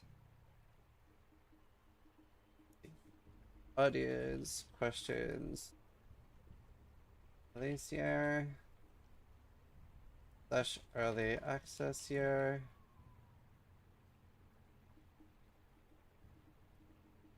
I mean, they might answer more than you think. We'll see. Just have a conversation. Did you plan to fill the screens with mobs at endgame? Okay, yeah, that's a great question. What will density look like? Green clear, or less monsters at a time. Classes. What is their preferred time to kill? Yeah, we'll talk about that with the density stuff. Will there continue to be a no secret cow level? Secret cow level. Great question. Plans for seasonal / league content. Plans for seasonal league content. I think we're going to be talking about that earlier. Yeah, I already have that as a question.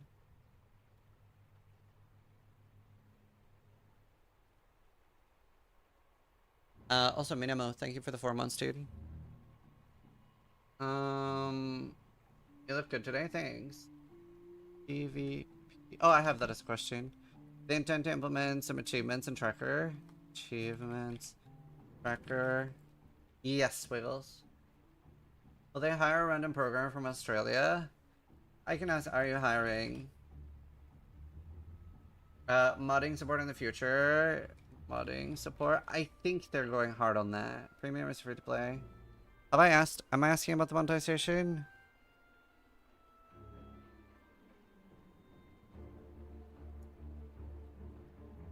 Type of monetization. Let me bring my question.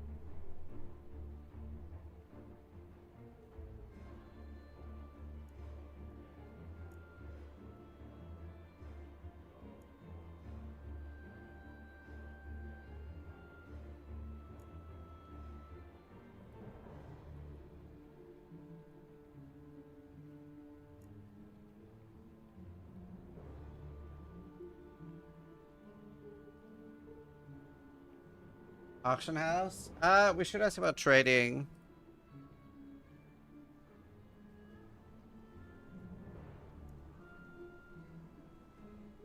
Okay, so these are the questions I have. But to be fair, it's going to be more of a conversation. They said they wanted more of a conversation than just being asked a bunch of questions. So we're going to be talking a lot. Being a social large part of Diablo 2. Introduce yourself, large part of D2. Have you already picked a name for the game or are you keeping it secret? What other games? Seems like you're trying to break into new territory when I played. How will seasons work? Are we going to see PvP? Different classes and skills, how are you approaching that? Since you're not aiming for a normal campaign. Okay, cool. Oh. Move that.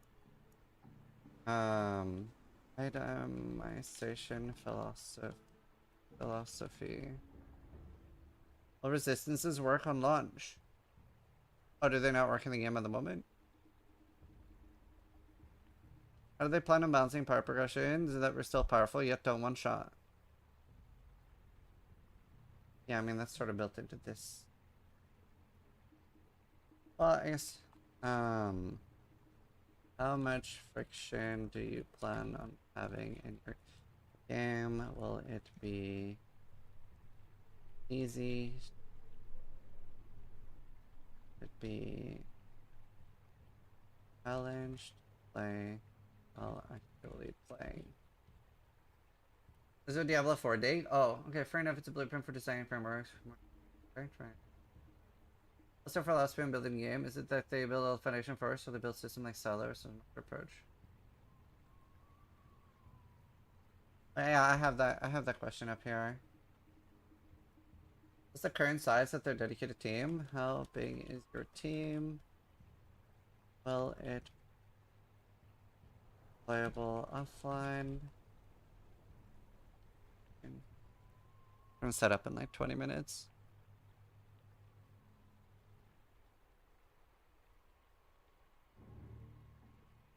Will it have cosmetics?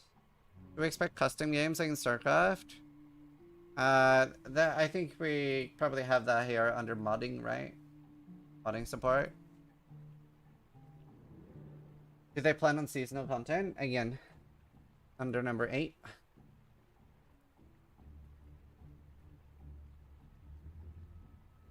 WSD, mouse, controller support. The leaderboards.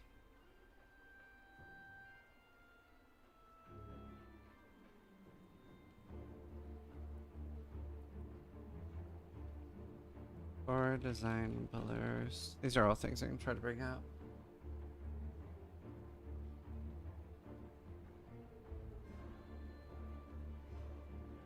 I'm really excited. How do they plan to handle balancing a possible live service model with opening if they intend to provide both? Yeah. Peter basically invented them but doesn't much care for them. Yeah, I mean, I'm a big fan of seasons. How many party members can we have? I'm not 100% sure, but I think like 1,000.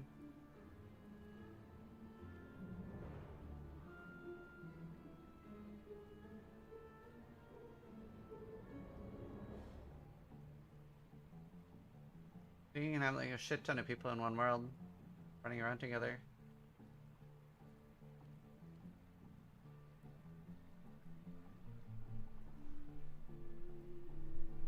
That'd be so cool, actually, if you had like literal war zones where you needed like 50 people to even like exist there, or be really careful as like a lower group. Like zones that were like intended for like tons of people. It'd be interesting to see how many people they plan to like play with. I think their approach to freshness is interesting. You should ask about it more for sure. Yeah, I mean, we are. Ask about it. Sure. I'm very excited. Are you guys excited? Will it be exclusively for PC? Correct question. Would it be exclusively for PC? I'm gonna...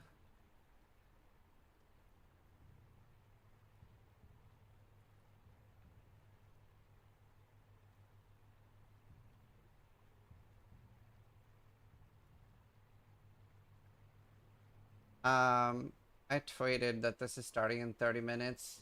People can engage with the tweets so people see it. It'll be good. Will Magic Find be implemented? They already have Magic Find in the game.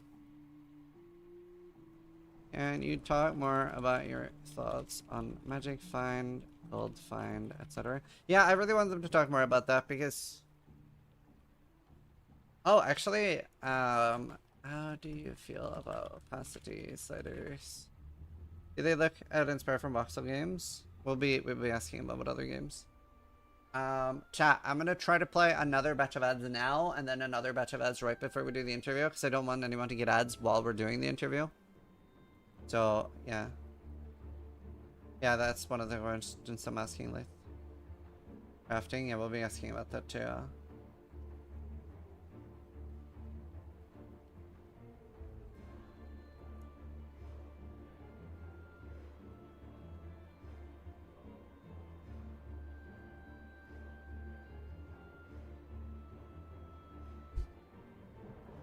Will there be health tides? Watch a bit of your VOD, and holy, you can already tell it's made by some Blizzard devs. Their concept of visceral combat is on a completely different level. You press a button and shit happens instantly, no long wind-ups. Yeah, I do like that. Dash space? Yeah, great question. Storage space. Approach. Really wonder if the Overview game is greatest Diablo 2. Maybe the Crazy Bash can do it.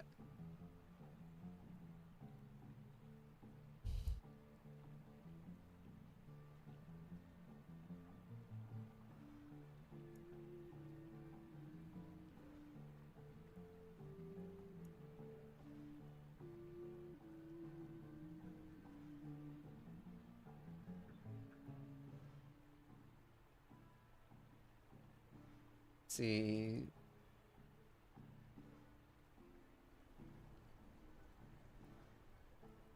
I'm actually so excited that I get to do this. What a cool job. Oh, I didn't start playing ads. What a cool job, and I get to do all this shit thanks to you guys.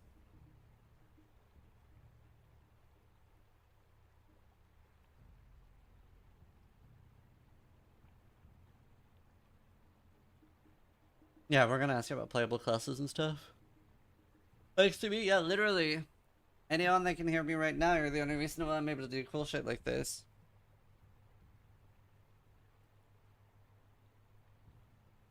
Literally thanks to you. Never subbed and ad blocker on. That's fine, you're still supporting my stream. Like, you could be watching anything else right now. You could be watching other streamers, you could be watching Netflix, but you're here, so you're supporting me. Doesn't matter if you've subbed or, like, something. Dude, I've seen so many rant videos about content creators hating lurkers. I just don't get it. I'm so confused. I'm just so perplexed. Oh, nice. Well, I'm actually pre-playing ads right now so that people don't get ads during the interview, because I know not everybody can afford to sub and stuff.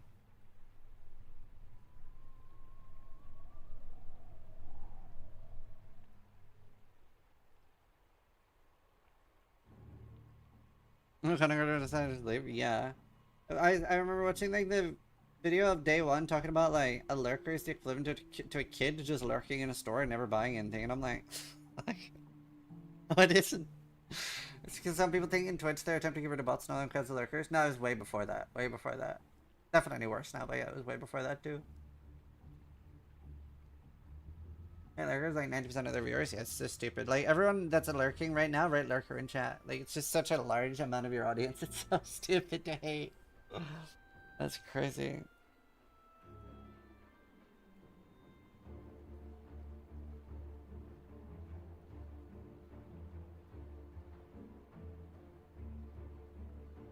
W lurker.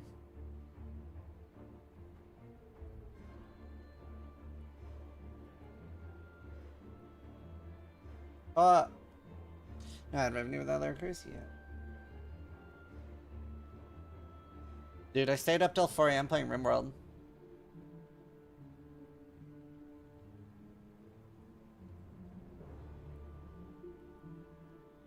Lurk, why are we tapping this?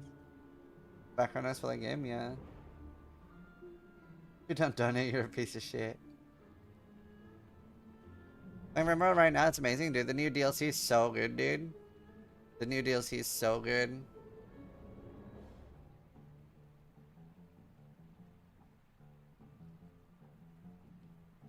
Nah, that's because I finished playing ads. And it always skews it a bit, Jedgar.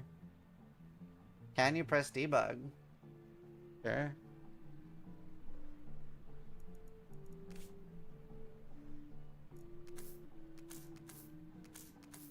Cheats!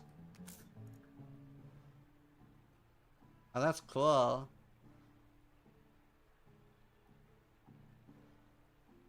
You don't know by another 100? Still says 1800 for me.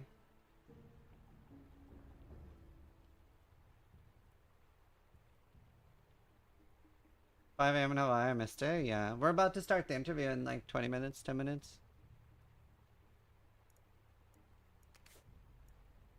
Is this out for us to play? No. So they have like a mailing list. So you can wait. The cursor gets bigger when I zoom in. I've never seen that before. There's like a mailing list you can sign up to for more information on the game, and they'll reach out when they have like early access applications and stuff. So if you do especially Moonbeast game and then go to their website, you can sign up there on their mailing list. Obviously it's good for them, like the more people are interested in their game, the better. Yes, I'm playing on Steam right now.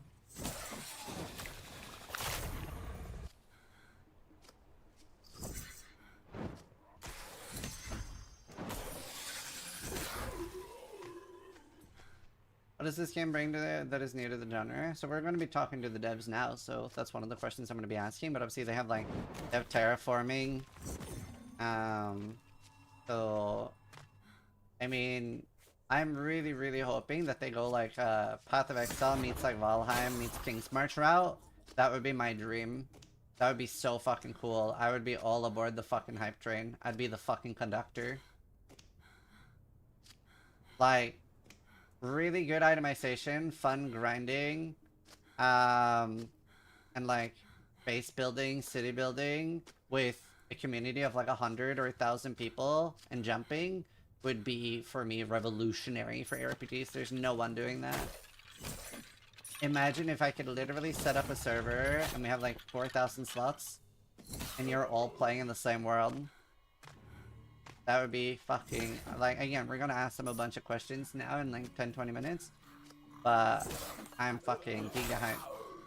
I really hope they can do something special here.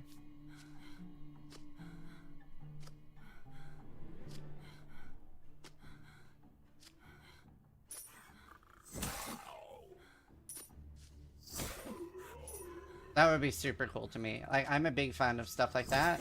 I think it's going to be really appealing to people that they're not doing a campaign as well. I think there's a better way to do a campaign. I think you end up like using a lot of dev time for something that's only the first few hours of the game, the campaign. They're almost like forced to reuse, or it's such a waste. You know what I mean? Like, for example, right, on Last Epoch's latest patch, their last act is super beautiful. But would I rather have like 2 or 3 different lead mechanics, like acts and that type of content? It's so much work.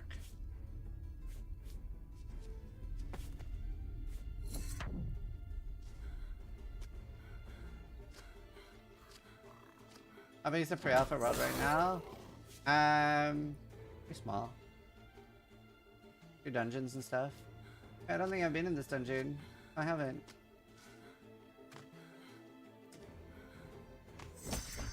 Right now they have a skill twig. With a few different skills right now, depending on what character you are. I'm gonna... Next time I play, I'll try Spinebreaker or Glyph Lunge. Both.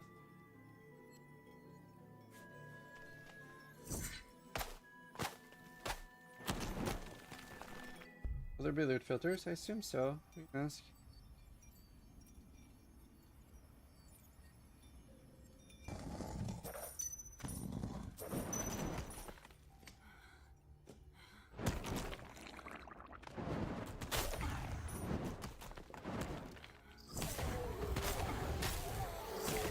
Yeah, they have like 5 or 6 like smaller dungeons right now. And like, this is a super different world than what I was playing last time. I'm gonna show you real quick the coolest thing in my opinion with the game, and this is probably what makes me the most fucking excited for the game. So if you look down here, this earlier was a Necropolis. So this started an event where a Lich spawned, right?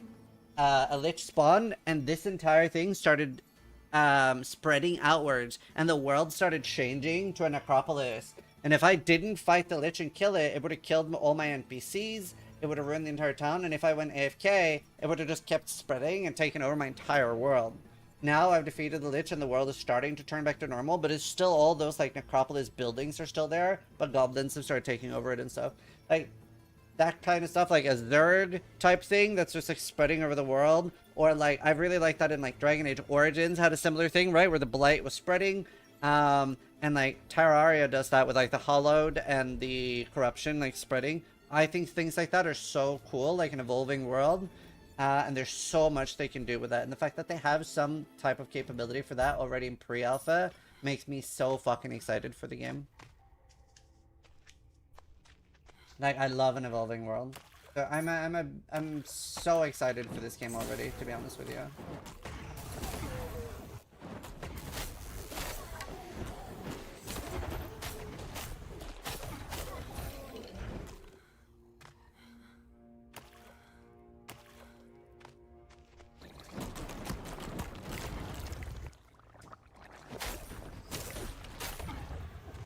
And already now, like, there's some things that are a bit janky. But, like, the combat feel and stuff is pretty decent already.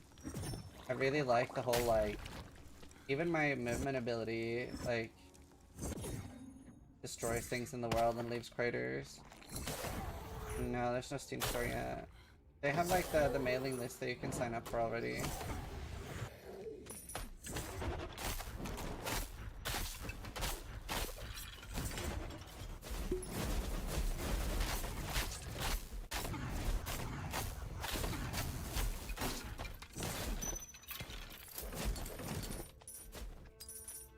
Do you know what? I want to ask them about defenses and what's their stance on defenses.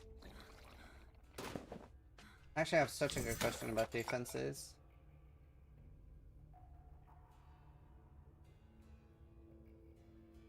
What are you playing?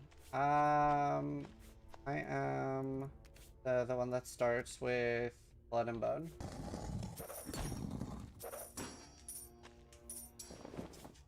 Oh, it's runes. Bat rune. Didn't know they had runes. Your Bloodlash entangles enemies. I use Bloodlash. What can I suck it in item? What can I put that in? Put it on ending. Class is a witch. This is the game by the D2 devs? Yes, sir. We're about to interview the devs. We're literally going to start up the call any minute now. The 2 effects when you socket it on yourself, not an item. How do I socket it on myself? Where's my sockets? Where are my slots? Oh. Another pay. Oh! Oh, that's so cool. Wait, you see the tattoo!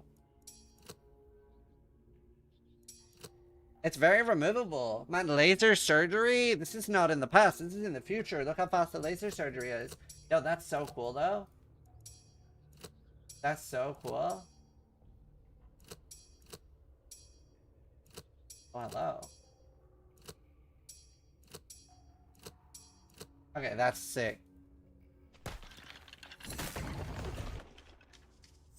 Does it still pull them in? No, it changes the ability completely. It no longer pulls in. Now it roots them at range, so I can, like, range them down.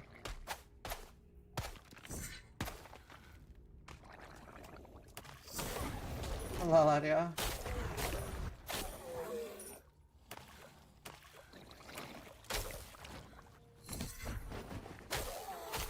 Yeah, I'm very excited. Gonna be tattooed head to toe. Well, I mean, you could easily have unique items that require you to have no tattoos, right? Like, you should always have different reasons. Like, the best feeling, in my opinion, that you can give a player is hard choices. Like, in Path of Exile, when some of the SMCs that are like, you will miss out on something big if you take something else. Like, that's the best thing you can give a player. Whenever you give players the obvious choice, like, yeah, of course I'm gonna fully tattoo my character. It makes no sense not to. That's a bad thing. Whereas, it's so good whenever you're like, well, then I miss out on this other thing. So you could have, like, there should always be different reasons to do different things, in my opinion. So, I'm curious to ask them what their design approach is to that. I think that's a very, to me, like a very important for ideology. An obvious choice is not a choice, exactly. I hope they feel the same way, but I'm very excited too. Is there a portal?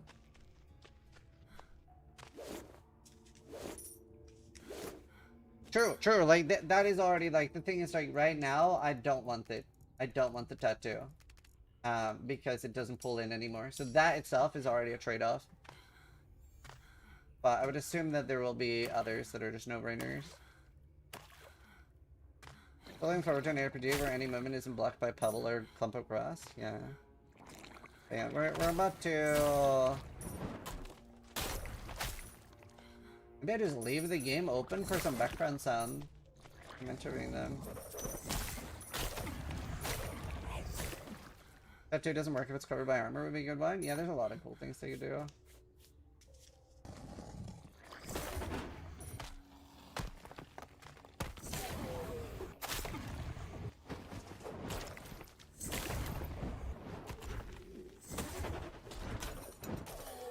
Yeah, the audio sounds are fine. Like some of them are really good, and more importantly, they're not bad. I played a game recently that like, what was the Albion game like that I played? Warboard. Some of the audio in that was horrendous. Really important to not have bad audio. Doesn't matter if you have good audio. It's very important not to have bad audio. Oh, and like in Megabunk, like the acid flask, that's like super tilting. It's like the most important thing is don't have bad audio. No audio is better than bad audio.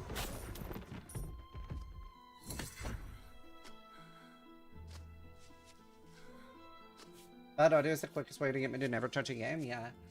Chat, I'm going to play a final batch of ads. Then we have 2 hours, 30 minutes. Maybe a bit longer, maybe 2 hours, 45 minutes of no ads, so nobody should get ads in the middle of the interview. Outside of pre-rolls if you're rehyping or retyping link.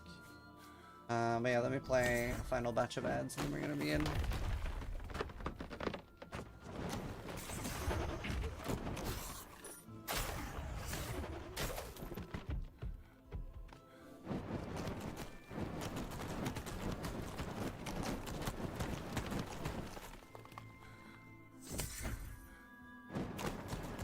Far down can you dig?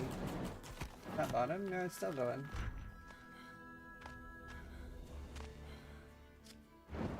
I wonder if they're gonna have anything like a landslide or anything that it can just cave in and kill you.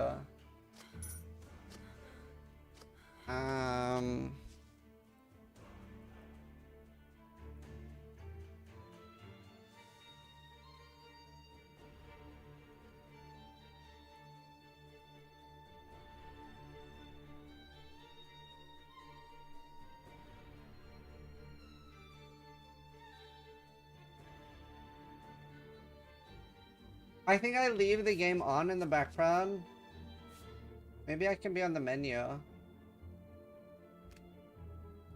And have the menu music playing while we're doing the... Oh. Let me boot up the game again. I want to have like some ambience while I'm interviewing.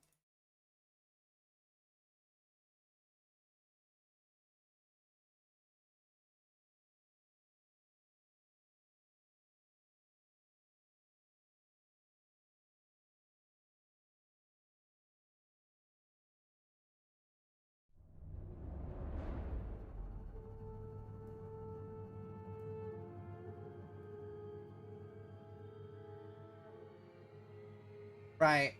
Let me make that pretty quiet and then you guys let me know how it is. How's the audio now? Should be very quiet. Is this good to have in the background while I'm interviewing? Or should I have no audio? There.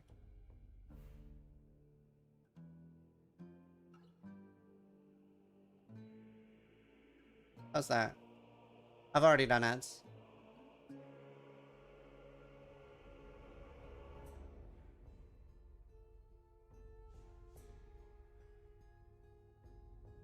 I can't hear much. Yeah, I wanted to be really, really quiet, like almost not there.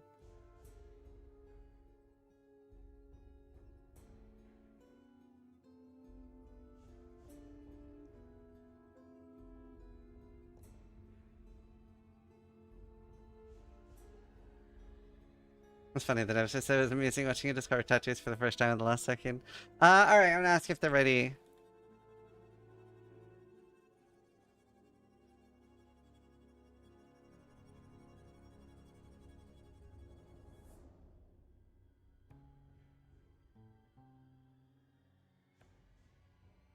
Alright, I'm gonna call them.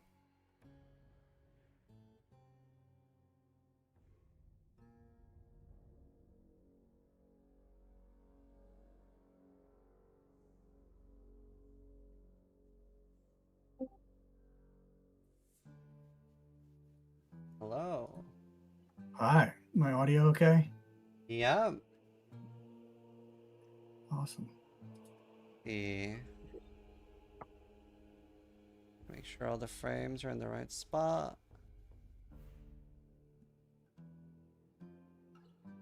Oh, I can't hear Eric yet.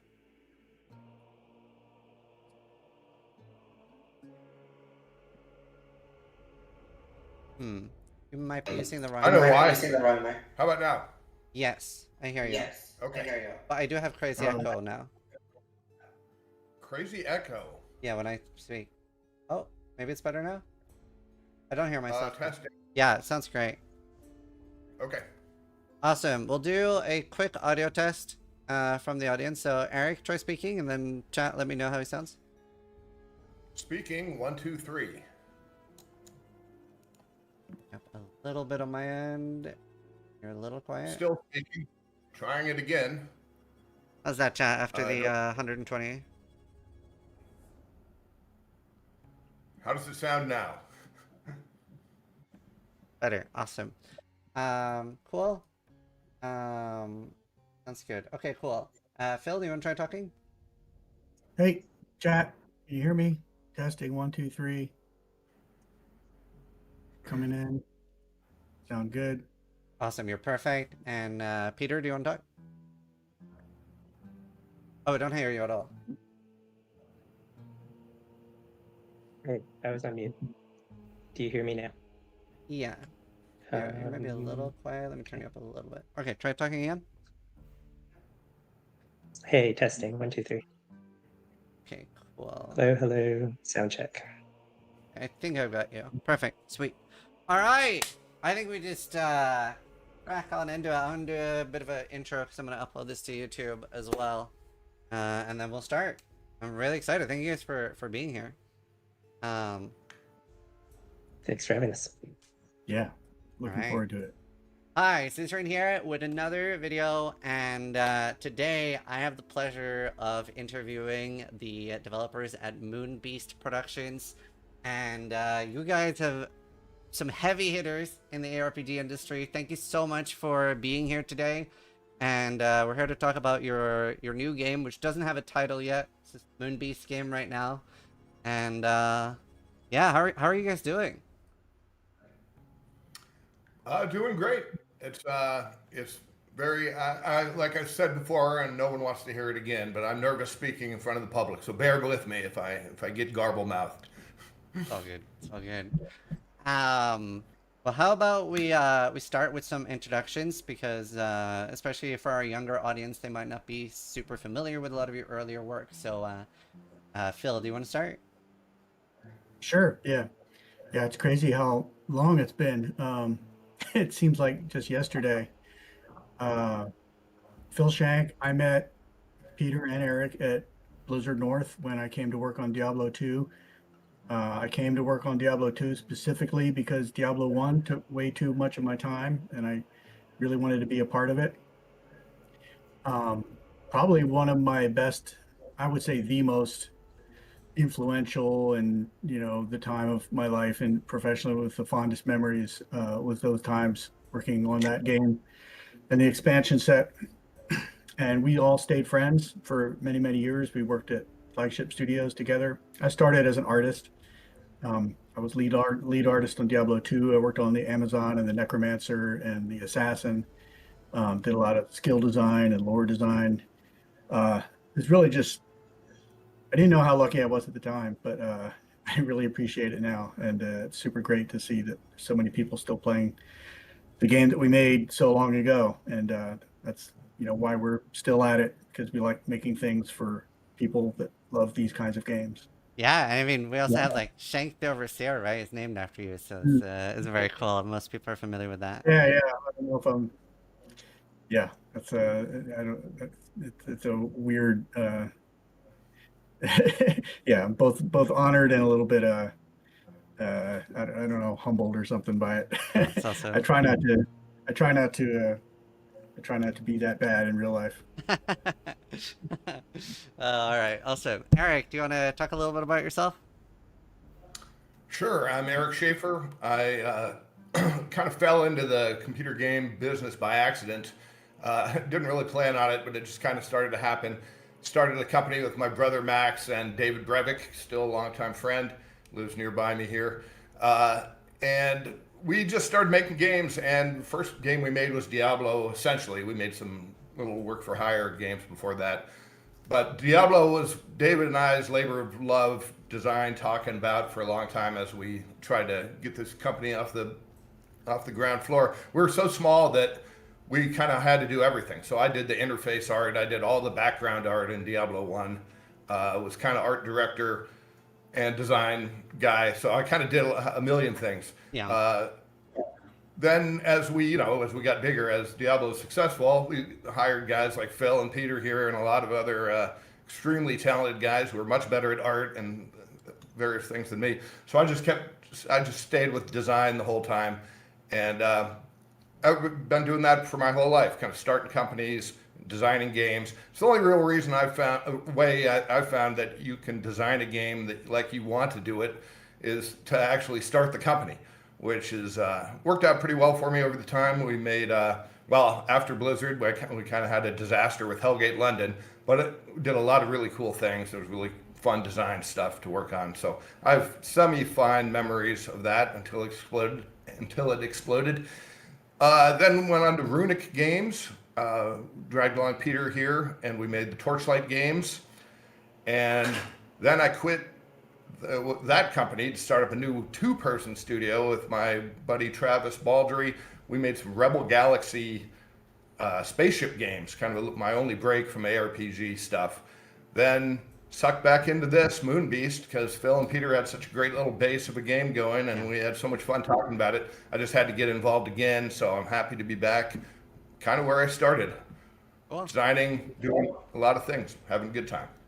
It's a very, very good story. Peter, do you want to introduce yourself as well? Sure. First off, I'd like to say Eric is much better at public speaking for someone who hates it / is afraid of it. So that was good. Sure. Yeah. Very similar to Phil, Diablo 1 was my favorite game of all time up to that point. And so I really just wanted to get involved. I'd been working at 3DO before then. I took a over 50% pay cut to work at Blizzard North to start working on the Diablo series. And it was totally worth it. It was awesome. So I got my start. I'm a programmer / designer. Worked on Diablo 2, Diablo 2X, Hellgate London, Torchlight. Eric already covered all those, Torchlight 1 and 2. After that, I left to work with Dave Brevik again on Marvel Heroes Online. And between Marvel Heroes Online and this, I worked on Mythgard, which was like a collectible card game. It really taught me not to ever work on anything free to play ever again. So just not going to want to do that. Brian Basic, who is one of our really talented engineers here at Moonbeast, also worked Mythgard with me.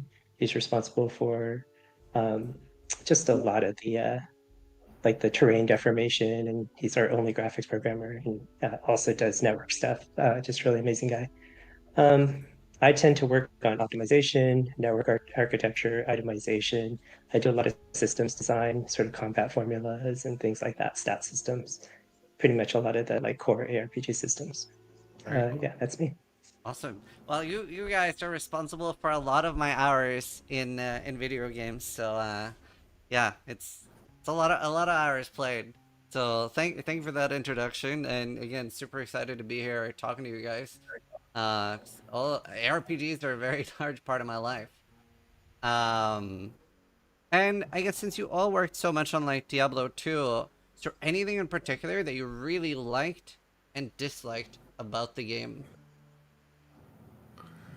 I find it really hard to play. I played a lot of D2R just because I love to switch between our old graphics and the and their new take. I thought they did such a beautiful job. I was cringy at the idea of remaking the game, but it really came out pretty cool.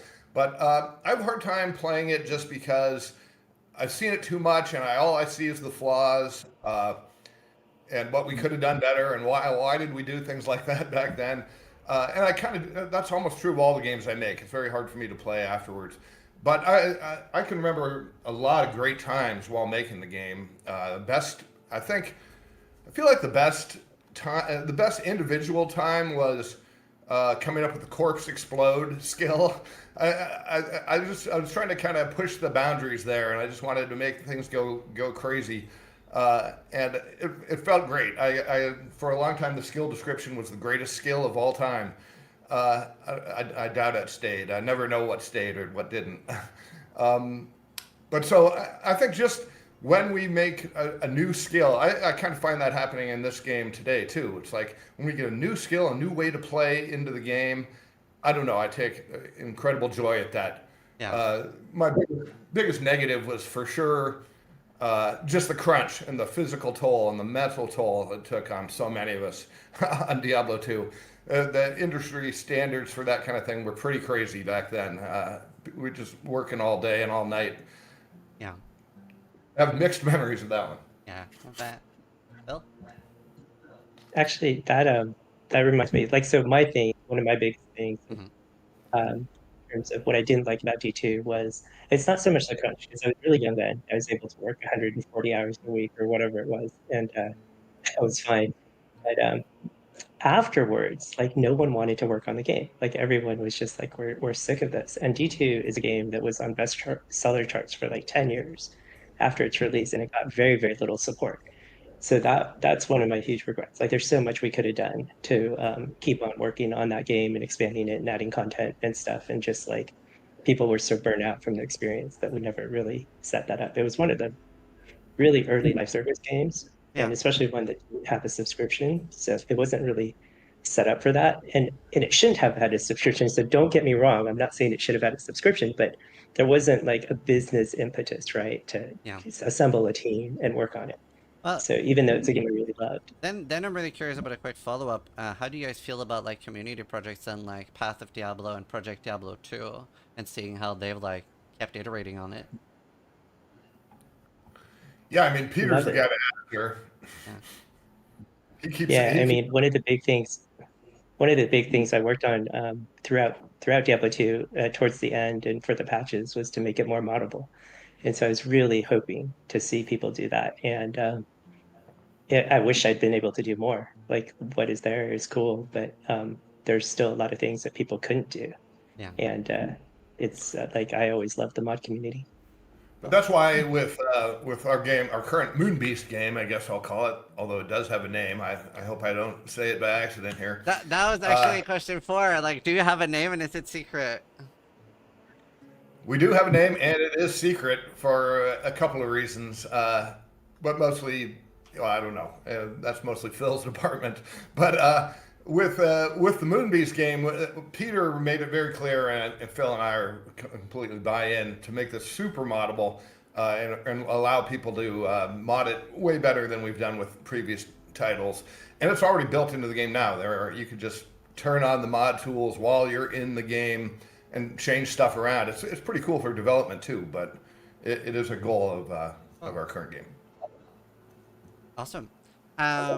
Bill, what about you? Anything that really stood out to you as like positive or negative about the D2 experience? Yeah, it's crazy thinking back like where games were at that time because so much has changed that we take for granted now. But I was just reminiscing as y'all were talking, and I remember when Diablo 1 came, I was at a different company and we were working on an ARPG that was inspired by the video game Gauntlet, so it was kind of an ARPG. Mm-hmm. And then Diablo 1 came out and it just seemed so visceral. Like I had played a lot of Ultima growing up. Oh, nice. And old school kind of games like Temple of Epshai and Gateway to Epshai, like just like the really old original, graphical RPGs. And this was so different. You could run around. The combat was really visceral. The combat was active. And Diablo 1 feels very primitive by today's standards. But the chance to work on, like I think all of our dreams, especially Peter and I, like have playing Diablo 1 and then thinking like, holy cow, where can this go from now? And we were imagining a big open world and a sense of exploration and really expanding the scope of, the whole game. And getting a chance to work on that and then seeing it unfold over, it was years.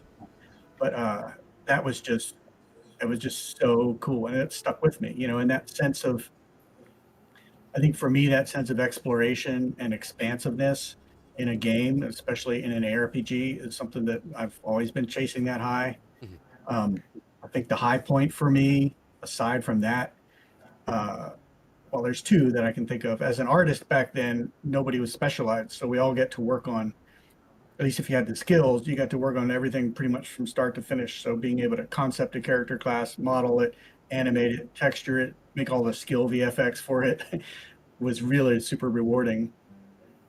And then towards the end of D2, they tapped me and Tyler and a small crew to go start to do the Vanguard work on the expansion set. And that was also very fun because a lot of that was about the world building. Like prior to that, Diablo 2 didn't really have a world. Yeah. We didn't have a map. So getting to just design the map of the world and name the world, coming up with Sanctuary and the idea of the World Stone and how this all worked, and seeing that all come together and kind of lay the groundwork for where the IP went after Diablo 2 was also, those two things I think were the high points for me of getting involved in that game. Awesome. There's some lag on your end there, I think, but hopefully it'll sort itself out. It might just be Discord. Let's see. Actually, I think it's stabilized now. I think it's good now. So is there any chance we get the name of the game, or is that going to stay secret for a while longer? Okay. No. I mean, we've done so much revealing about the game already, and we really do want to do a proper game announce at some point, which is kind of weird since we've already shown the game and let people play the game. But that's a big marketing beat that a game gets, and so that's one thing that we're going to hold in our deck. That's fair. What we do want to live with it for a little while too. Just make sure it's the name we want. No, that's fair. That's fair. What other games are you drawing the main inspiration from? For me, this kind of sounds a little bit strange. Well, there's a couple games I play all the time, but they're not ARPGs at all. Okay. There's Minecraft. I was hoping that. And so Minecraft, has a completely modifiable, destructible but buildable world. You change it to however you want. Yeah. And we're trying to, you see inklings of that right now in the current game the Moonbeasts game, but we really can go a lot farther towards that sort of gameplay and creativity. We kind of iteratively try. We take stabs at it and we play around with it, and then we move on, and then we come back. But we will be able to do some pretty incredible things. Not a full Minecraft world, but this world you're in, you can make it your own, and we will make that part of the fun game. Part of the fun game. Because one thing, I was talking about this on stream earlier, obviously your game is procedural generation, and something I always thought was super cool, because I do play a lot of Minecraft, and my kid loves it and stuff. Something I always think is so cool is you crest a hill, and suddenly there's a little village or a town or something that's spawned and regenerated, and you get to explore it. And I think that's something you guys have so much potential of here. So yeah, I was talking about Minecraft earlier, actually, so that's cool to hear. There's another game that is inspiration for me, even stranger, is Civilization. I play Civ, mostly Civ 6, but any of the Civ games relentlessly. I play them over and over. And the way you explore the map is a lot different than the way you explore ARPG maps. You move around and you reveal new areas, kind of like you were saying in Minecraft. Yeah. But what I want to kind of bring in from the Civ feeling is you come across things in the world that then change how you want to play the game. If maybe you'll find a sector. We have, as you probably saw, you reveal those sectors by walking into a sector. You see what sectors are adjacent to it. Right now, that we don't have a ton of material in those. They're very similar. A lot of them have some cool stuff in them, but I really want them to be very different and find different sectors in different games that'll change how you play. So if you start to find more snowy mountain sectors, and you start fighting frost giants and things like that, versus somebody else might almost never find those, or take late in the game till they find. Yeah. We want it to be that procedural, and really, change up the replay completely. Whereas I feel like modern ARPGs are very linear. Like Diablo 4. I like Diablo 4 a lot, but I can't replay it because I know the map exactly. I know where everything is. The dungeons are barely randomly generated. So for me, that kind of kills replayability. So I want to lean into that in this game because I really, that's how I develop too. That's how I design games is I just relentlessly play our game, tweak it, think little ideas, and it's got to stay fresh for me, or I can't keep with it. I can't play as much as I do. So freshness in replay is super important to me. Awesome. Peter, do you have any other games that you draw inspiration from? Yeah, I have a few others. Though, Civ and Minecraft are high on my list as well. But recently, I've been taking a long look at fighting games and platform games. So, one of the early inspirations was Super Mario Galaxy, Castlevania Symphony of Night, but just like the tactile feel of platformers. And even more recently, just fighting games in general. I think I haven't stuck with one long enough to make it a real thing, but just like how fighting games are so responsive, and the way that combat feels in them, and just like they developed in almost their own ecosystem with like really cool like design ideas in terms of how it all works. So yeah, those are some of my things. And Phil, what about you? Similarly, Minecraft. My kids, I was into Minecraft when it first came out, and then my kids got into it, and it reawakened that interest in me. And Minecraft. I mean, Chris Wilson really recently did the thing about his Minecraft and ARPG, and like, there's a lot of breadth in ARPG, but ARPGs typically are a more robust loot and progression mechanic. So it's not that part of it, and it's not even, it's a little bit of the building, but it is like you said, during like the sense of exploration of coming over a crest and really discovering like a vast chasm in the middle of the mountain, and you're like, whoa, what's down there? And that sense of wonder, it's so much of why I make games still is trying to recapture that sense of wonder. Another like an old game that I bring up sometimes, during Diablo 2, we were playing Ultima Online, and that was another big, expansive take at the RPG genre. And the promise there was you can do anything, you kill a cow and the dragons will get hungry and attack your village. And, a lot of that didn't play out, but a lot of stuff did play out, being able to build houses and just explore and like find stuff. Like, even though a lot of the games back in the day were on rails, they were big maps.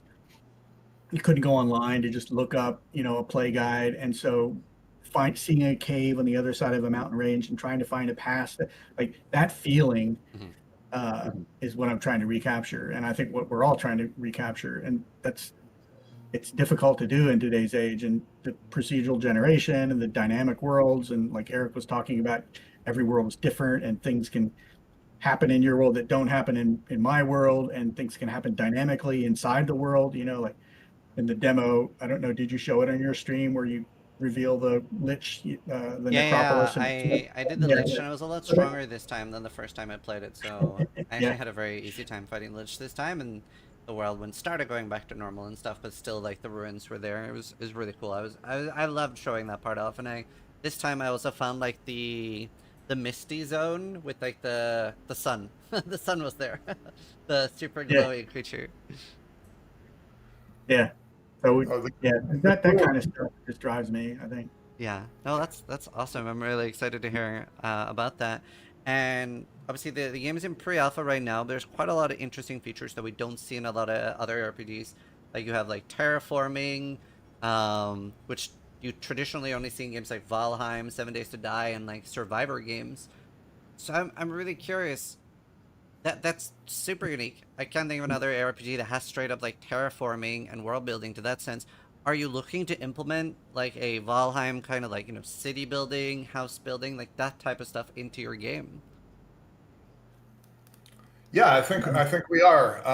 I've got some great ideas. They're just early ideas though on how to do that. I am a Valheim fan.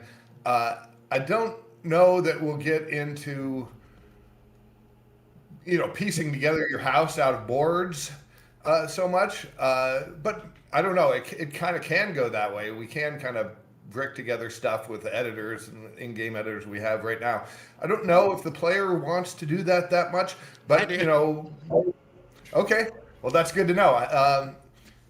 Yeah, but to incorporate that into the ARPG flow, where you're constantly just trying to upgrade loot and trying to get to the next level and trying to get the standard reward feedback stuff. Do you want to take a break? Do you want to collect resources, take a break, go back and build your stuff? I think that sounds really fun, and I think you do, and I think we're going to have good reasons to do so. You probably noticed in the game now, you can get ownership of these sectors by doing usually very rudimentary quests. Right now, you can like kill 10 monsters or whatever.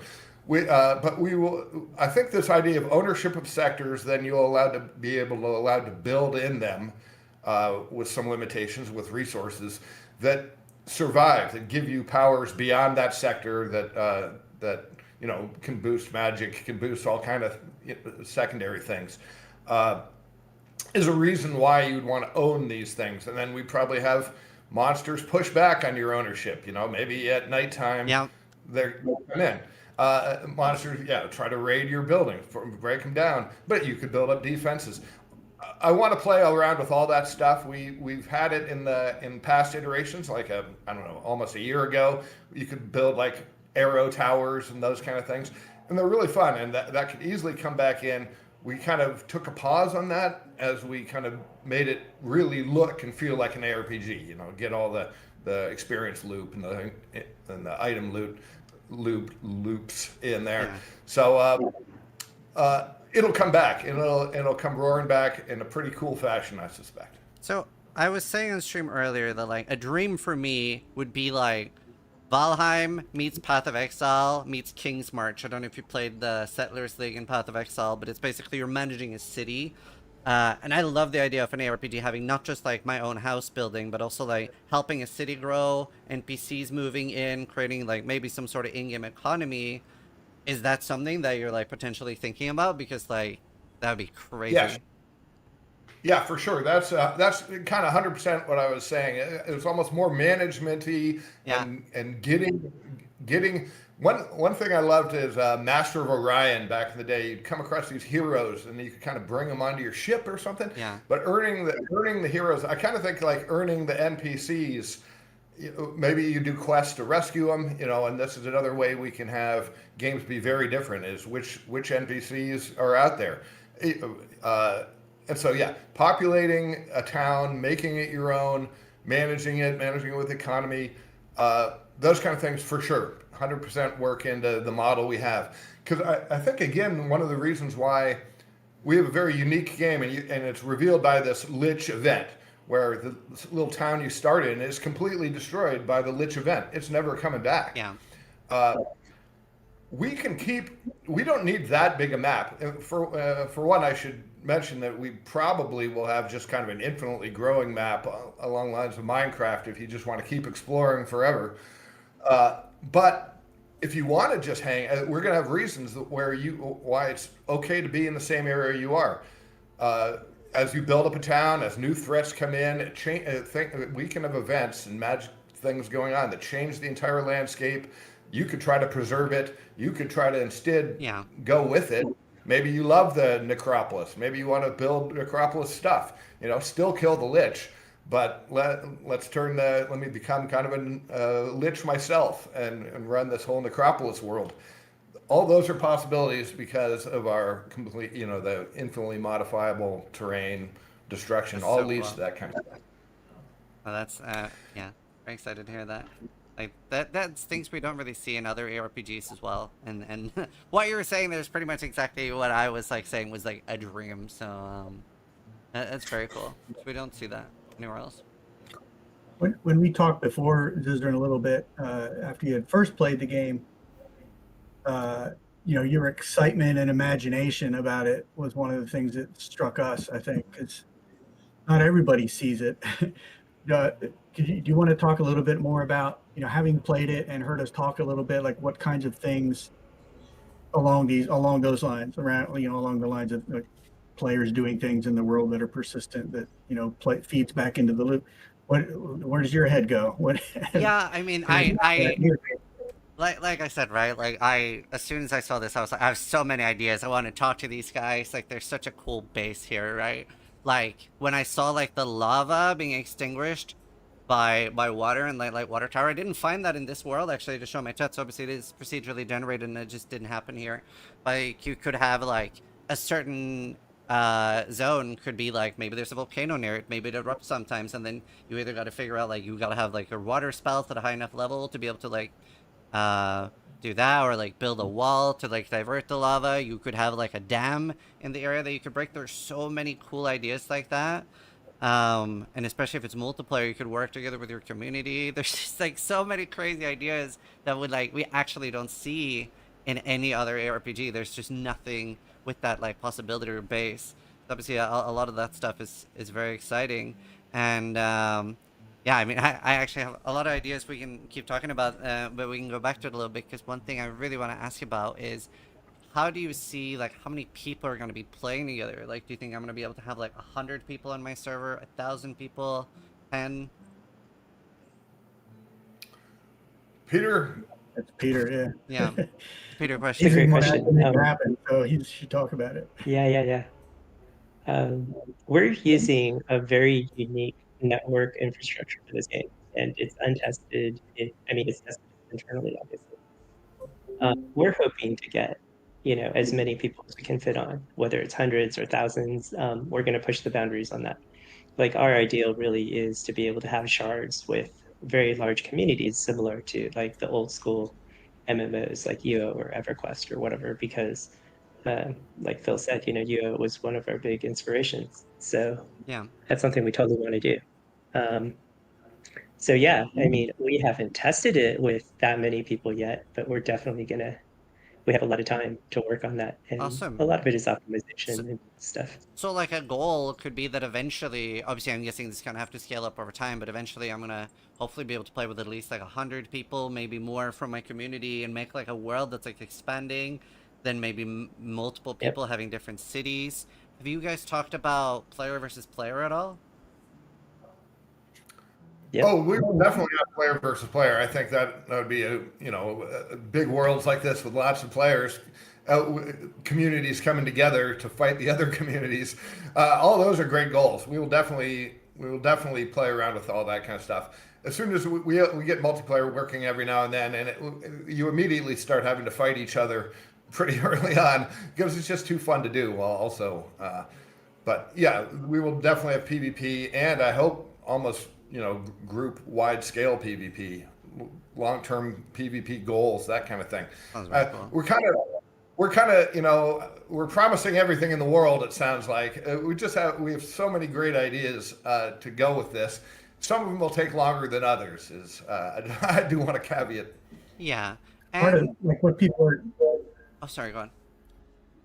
Like what people are talking about in chat is, it's sort of the freedom to, and what you mentioned in your stream was the freedom to kind of create your own community worlds. Mm-hmm. So a lot of what we're talking about is, falls under the blanket of, these are all like wonderful, cool, amazing ideas, and they might not all end up in the core game, but even then, we can provide those features for people to turn them on and off, or like, especially like PvP or realm versus realm, or the size of your worlds, or how many people can connect it, and can you portal between worlds, and can you take items between worlds, and is it a closed economy or a shared economy? Like all that kind of stuff are probably more going to be like levers that you can set up. Yeah. For your own world. I mean, like, I know what you do with Gauntlet. You kind of set the template for what a community person can do for a live event, and that's kind of where we want to go with this. It's like less of we tell you how to play the game, and more let players and communities figure out new ways to play the game. You're effectively providing a sandbox, right? Yeah. Like a sandbox that is curated. Yeah. It's not just, oh, you can do any old thing that doesn't make any sense and there's no feeling of place or progression Right. or anything. But yeah, we're trying to, we sort of feel like games in general and ARPGs kind of in particular have gone more on rails, and more like this is the way to play, and Yeah. and overly designed, and some better and some worse. It's all different examples. Whereas Diablo 2, I think, is one of the reasons it's still played today is because there are lots of ways to play it, and people are still finding weird builds, and we didn't design those builds, or Eric didn't design those builds. We just designed cool skills and cool classes, and then people figured out how do items and skills play together against certain kinds of enemies in certain situations, and it's kind of a sandbox approach to game, and we're just trying to blow that out of the water, with the world and the dynamic worlds and like the NPCs that might or might not spawn, and you could have rare and elite NPCs that can do things like make quests happen in your world that then causes this cascade of events. Like, yeah, just sense of wonder, exploration, trying to take the guardrails off of games and let people just have fun again. I mean, I love that, and that's like a natural way to do quests, right? You can be out exploring and you see like an NPC in danger from monsters, or like a town in danger from goblins or whatever, right? And you save the town, and maybe some of those people want to work for you or stuff like that. There's so much like naturally occurring quests there that I think would be really cool. Yeah. I'm just going to say one more thing so I don't forget about it. Like when we first started going down this road, we asked ourselves the questions like, well, what if the game breaks, or what if it doesn't turn out like we wanted it to, or whatever. And as we started building, more and more the answer was like, it doesn't matter, like stop trying to control the outcome. And that's kind of the fun, like that you rescue the NPC and they might get killed, or they might fall into lava, or they might, this organic stuff that can happen in your game. And that's a lot of what Minecraft's about. It's like organic, unpredictable, weird, wacky stuff. And it goes against some of the, like, what we think is true in ARPGs, but watching people play it and have fun, and that surprise and delight that happens, I think shows us that we're on the right path. At least I hope so. Yeah, and I mean, I saw a lot of people in chat already saying like, how can they like try the game? Is the best way to like get on the mailing list on the Moonbeasts website? Yeah. And we hope to do that soon. Part of it's the scaling, part of it's like when the timing of it, but yeah, we would love to get more people than just the blessed few playing the game. So we don't have a time frame, but that's the best place. That and our Discord are where we'll be first announcing chances to do that. Cool. Yeah, I think we'll have a bigger scale the next time we do a public test type of like this. One of the reasons is it's just really hard to get like a polished, low bug. I wouldn't say the game's no bugs that you're playing today, for instance, but it takes a lot to get it, polished and crisp and let people play it, which kind of interrupts development time pretty significantly to get it to a state like that. So we can't just always do it. We're too small a group and we have too much to do. So we kind of got to put that stuff on hold. The game right now, it's got a whole bunch of new stuff, but half of it's kind of sloppy, and we just don't want sloppy stuff out there until we bring it all together. But yeah, we'll do it again. I was saying that to my stream. Like, it's pretty rare that I get to show off a game in this raw state, and I think that was really cool and in a lot of ways like brave of you guys, because it is scary to show off a game in this state when it is really raw, and like Phil said, not everyone is going to see it because you don't always consider or factor in like where in the progression a game is.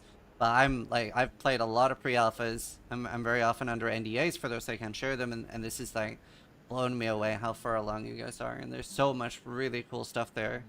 And especially with like when you're talking about like the gathering and stuff, like a thing that the RuneScape developers are doing with their new Dragon Wilds game is obviously you have like spells and like actual like moves to do gathering, and V Rising does that a little bit too, where you can actually gather with your moves. So that's something you could potentially do too, right? Where you start out, you're mining with a pickaxe, and then eventually you're just like dropping an anvil, or you know, maybe you're like smelting the ore as you're getting it with like spells and moves. There's so much like potential for cool stuff there. Yep, sounds good. We've been talking about that ourselves. Yeah, awesome.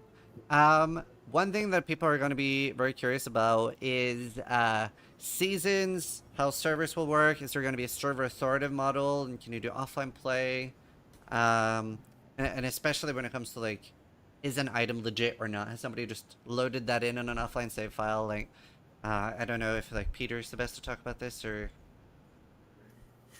Yeah, maybe I am. So we definitely want to provide like official servers. Again, the network architecture is server authoritative. It's very different than what we've used in the past. But we want to be able to have that. In terms of offline play, I think that's a decision that we'll have to make in conjunction with whoever's publishing the game with us. So that's not something that we've determined yet. The engine is capable of offline play.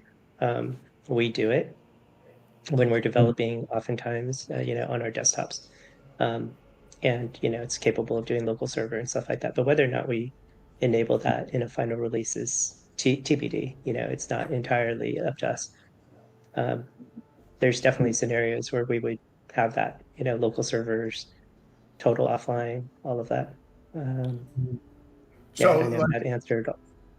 Yeah, so Go ahead. yeah, there will be in the terms of our official servers, there will be legit items, right? Hopefully, there's no exploits, Yes. but you never know. So if you could go into somebody else's world and bring your stuff, as long as it's on our authorized servers. Other people would have to decide, hey, if I'm hosting my own server, which we again not exactly sure what the model is here, but if you can make and host your own servers, you will be able to decide, what people can bring in. Only legit items, whatever. Who cares what they bring in? That kind of thing. Cool. So I think there'll be a variety of server types.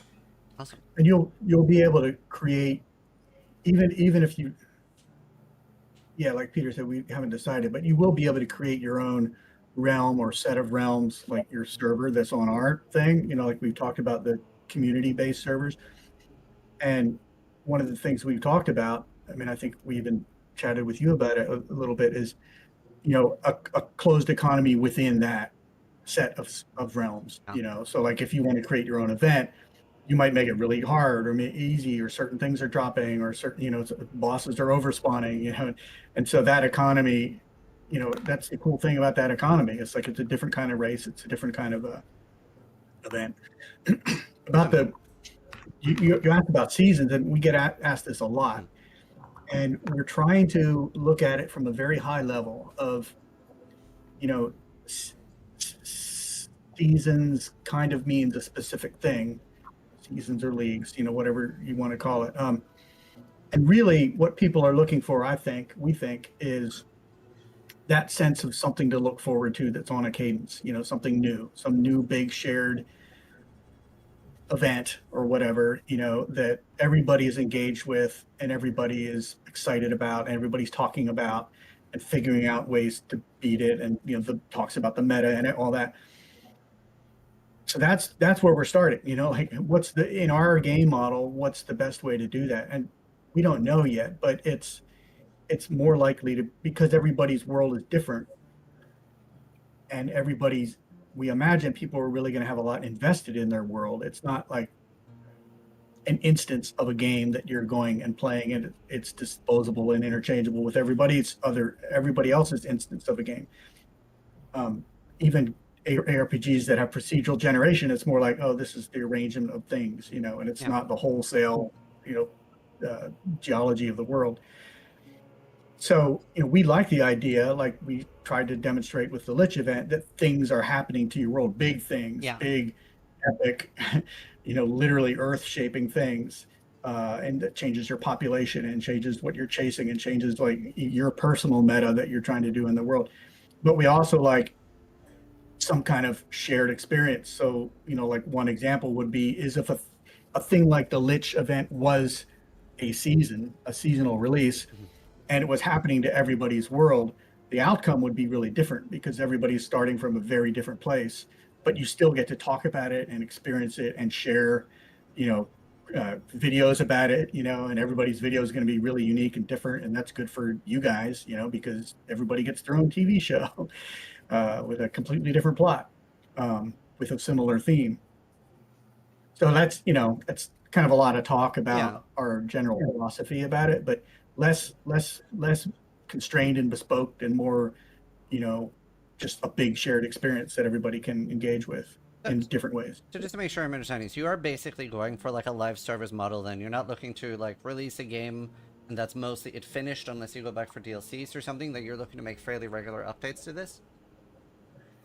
Yeah, probably. I mean, that's where our head goes and the community goes. And that's, I think, what makes it really interesting, like the cadence of that and how it happens and the scheduling and what you need to do to trigger these things. And like, that's still TBD, but you know, we're building the game to support all of this stuff. Like we could let creators like yourself trigger their own events that are totally off of our schedule. Like just happens to work out for you. It's like, I want to do an event this Q1, you know, and I talked to Moonbeasts and I'm going to put these things together and pull these things out of the archive and put it all together and promote it. And, you know, that's another way that can happen adjacent to, you know, what we do as a company. Yeah, I mean, especially for me personally, that sounds so fucking cool because my peak gaming experience in life, I think, was the Gates of Ahn'Qiraj in World of Warcraft opening, and the entire server came together. Everybody was working towards a common goal. We're like gathering the resources, and then the huge fight. I remember I asked my parents, "Can I stay home from school and like skip school today and do this?" And they were like, "Yeah, you can. This sounds really cool." I really pitched them on it, and it was like the coolest thing. It was such a cool event. All my friends were there, and being able to like replicate something like that in an ARPG and like do that type of event where everybody's working together for something sounds like so interesting. It's so cool. So I'm just, yeah, kind of at the edge of my seat here for sure.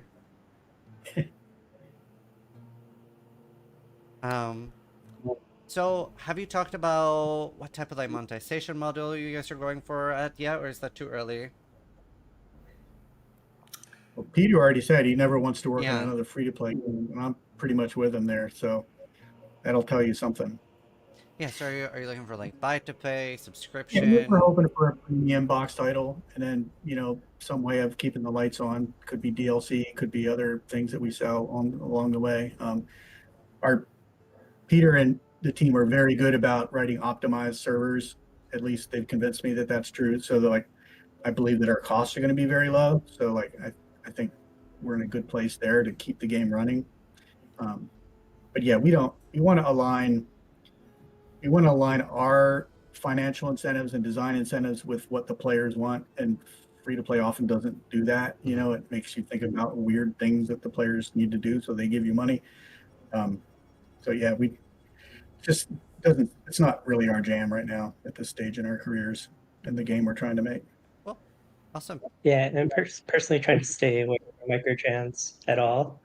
And but I think for mods, it would be very interesting if people who made mods had a way of monetizing them. Yeah, sort of like you do at Roblox or whatever. And I think that would be ideal as a way of keeping the lights on, as Phil said. So to make sure I'm understanding, you mean like somebody in the community could design a mod and then like potentially sell that, and that would be a source of revenue both for you and them? Mm-hmm. Yeah. Well, They could sell it, or they could use a premium currency within it that allows them to do microtransactions in the mod, even though we're not doing it. You know, there'd be different models, right? They could sell the mod, access to the mod, or they could potentially sell some other things within the mod. They could ask for donations. I don't know. We don't really know, but yeah. the point is that there's a premium currency that the mod makers can use to monetize their mods. Then that gives them an ability to keep the lights on for themselves, and it creates like this mutually cooperative society. I think that could work out really well. Yeah, I think that's really interesting because we do see like more and more developers put in like a ton of effort into making mods for other games, and even like that's spawning whole new games almost. So definitely think that's a really cool move that ends up with like a lot of new interesting stuff. That's, you know, like our long-term idea, vision, whatever you call it, is like, you know, we I say, especially Peter and I, we've talked about this, saw what happened with Warcraft 3 and Defense of the Ancients, and then it turned into MOBAs. And I was, I had my own company, and I was working with Peter's brother, and we were looking at like what kind of game do we want to make. It was a small, like, web-based game, and he was talking about, oh, there's this mod on Warcraft 3, and he was explaining it to me, and I'm like, it sounds so weird. Like, there's lanes and this. It's like, tell me again how this works, and it's like, it seems so particular. And we were like, oh, let's do a little prototype for it or whatever. And then Riot announced that they were going to start their own company and do something about that. And I was like, okay, well, a lot of people probably had that idea, but like, it was something that I believe that no publisher or developer of scale would have taken a bet on that game design, because it did seem very strange. And when it was explained to me, it didn't seem like it could scale. Like, how are you just going to keep playing this map again and again and again, or this map type? Yeah. And but the players knew what they wanted, and they knew that RTSs weren't the best for this esports boom that was happening all over the world. There's a lot of things wrong with RTSs as a game design for esports, and so they just organically Darwin, and through natural selection came up with this thing. And we think that happens so much in game genres, and we think it hasn't happened enough in ARPGs, because it takes so much work to make an ARPG just to stand it up, especially a client server one with loot and persistence and stat systems and all this kind of stuff. So we're hoping that people will innovate on top inside the ARPG genre and come up with something crazy that nobody could have ever thought about. Yeah. And that they'll build it on, and they won't go start their own version of Riot. They'll be able to make a business in our platform. That's very cool. Awesome. No, I'm super excited to hear that. I think that's a really good approach to it. So I was playing the game again a bit before doing this interview, and I'm really curious what's going to be your approach to like classes and skills. Obviously, like Path of Exile has an insanely big skill tree, and right now it's pretty limited what's in the game right now. Where do you see that progressing? I think we will. It won't be too much different than a lot of ARPGs out there. I don't think it'll be because you want to keep getting more. It's still an ARPG. You still want to just get more powerful, get more loot, get better skills, get better synergies together, and all those things. So there's not going to be anything radically different than other ARPGs. I don't know other than it'll get nowhere near as complex as Path of Exile, or I don't say nowhere near as complex, but the skill tree will be a lot less complex. I think right now our skill tree is just all active stuff, right? There's no passives in there. There are some kind of passive mods to some degree, but I don't even really like those.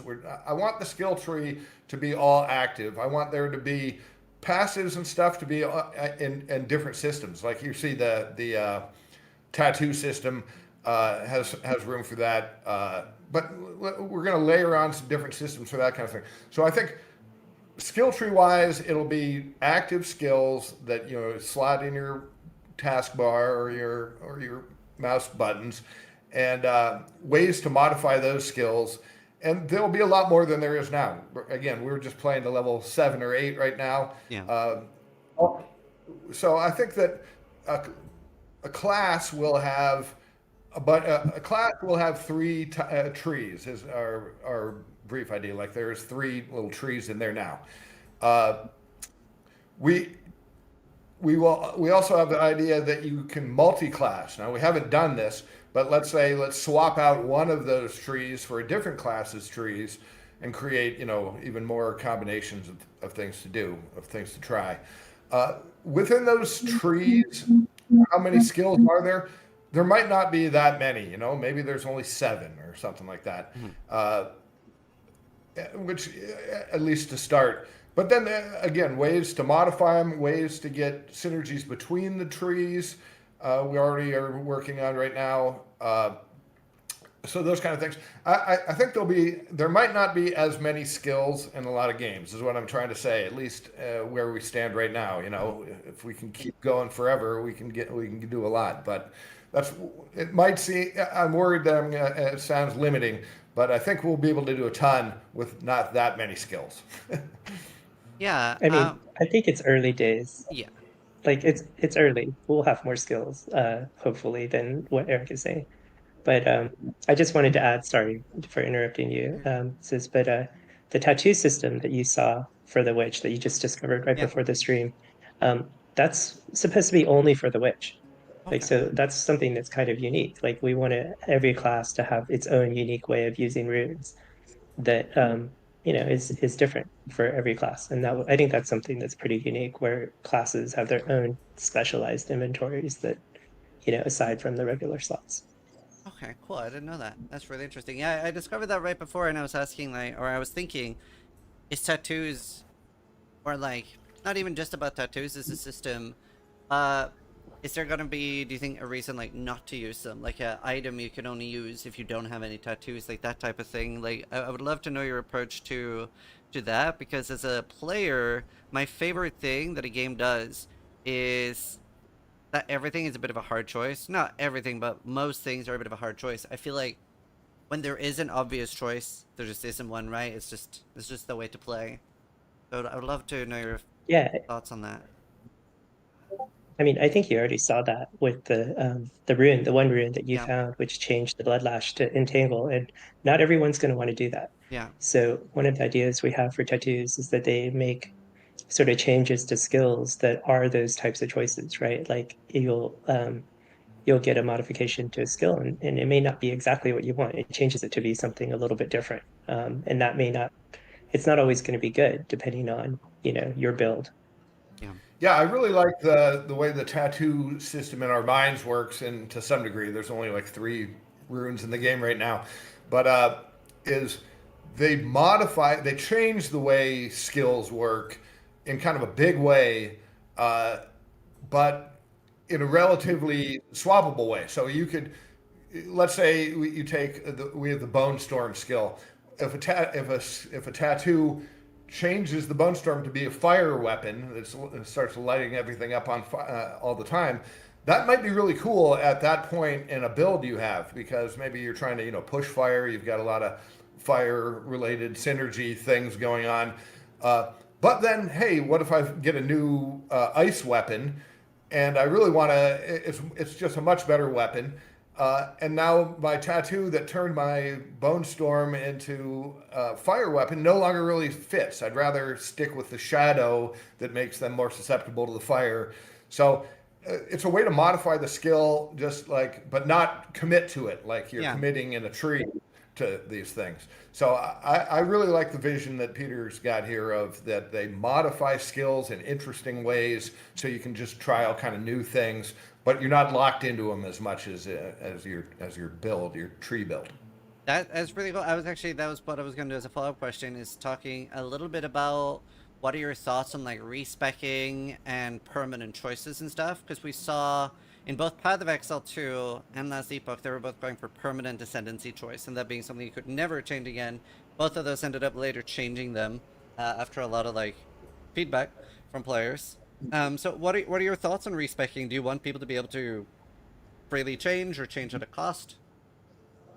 This isn't going to be super popular, but I always kind of design for almost no respec at all. But then that's how I design and how I play. But we always, like those games, you always change to make them respectable, because there's just too much demand out there, and people make a lot of great cases. I don't need it because I play this game 100 times, and I have to anyway. So might as well just commit to a build. But people don't have all the time in the world, and they don't want to make mistakes. So we always start, okay, we give them a slight way to respec. Maybe you can respec the last choice you made, and then I always end up giving in, and everything is pretty much completely respecable, which is fine. I think we'll end up in that way. I'd like there to be some sort of cost to it. Yeah. Maybe you should quest for it. Maybe you should devote some time or devote some resources to that kind of thing. So it's not just like it doesn't matter what choices you make. There's some balance, but for sure there'll be, in the end, respec. Yeah, personally, I'm a big fan of like the base class being permanent. Like, you're making a witch, you're a witch. But like maybe your multi-class could be respect or your skill points and stuff. So big fan of that personally for sure. The thing about get back to the skill design philosophy, and I mean everything these guys have said, but I was reading what people were saying in chat, and somebody said like the PoE. I'm not dissing on PoE. It's not my game.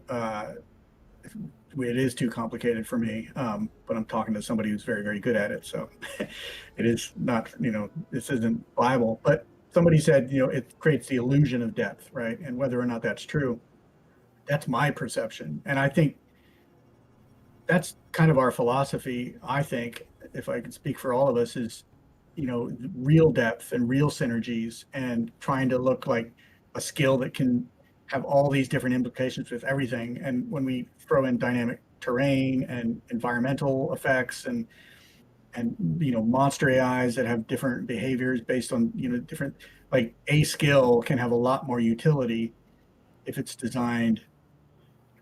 It's not just one pew pew that has one thing that it does in one case, and then you have 100 varieties of that. It's like like Blood Lash is a pretty interesting utility skill, and there's a lot of ways to play it, and there's a lot of implications it can have, and you can your mind will spin out with kind of easy mods to do it, like maybe it sucks me in instead of the monsters, or maybe it can chain, like all kinds of things you can do out of this interesting mechanic. Yeah, maybe you can grab terrain and you can use that as a projectile and shoot it back at the monsters. Spider-Man around the world. Yeah. Yeah.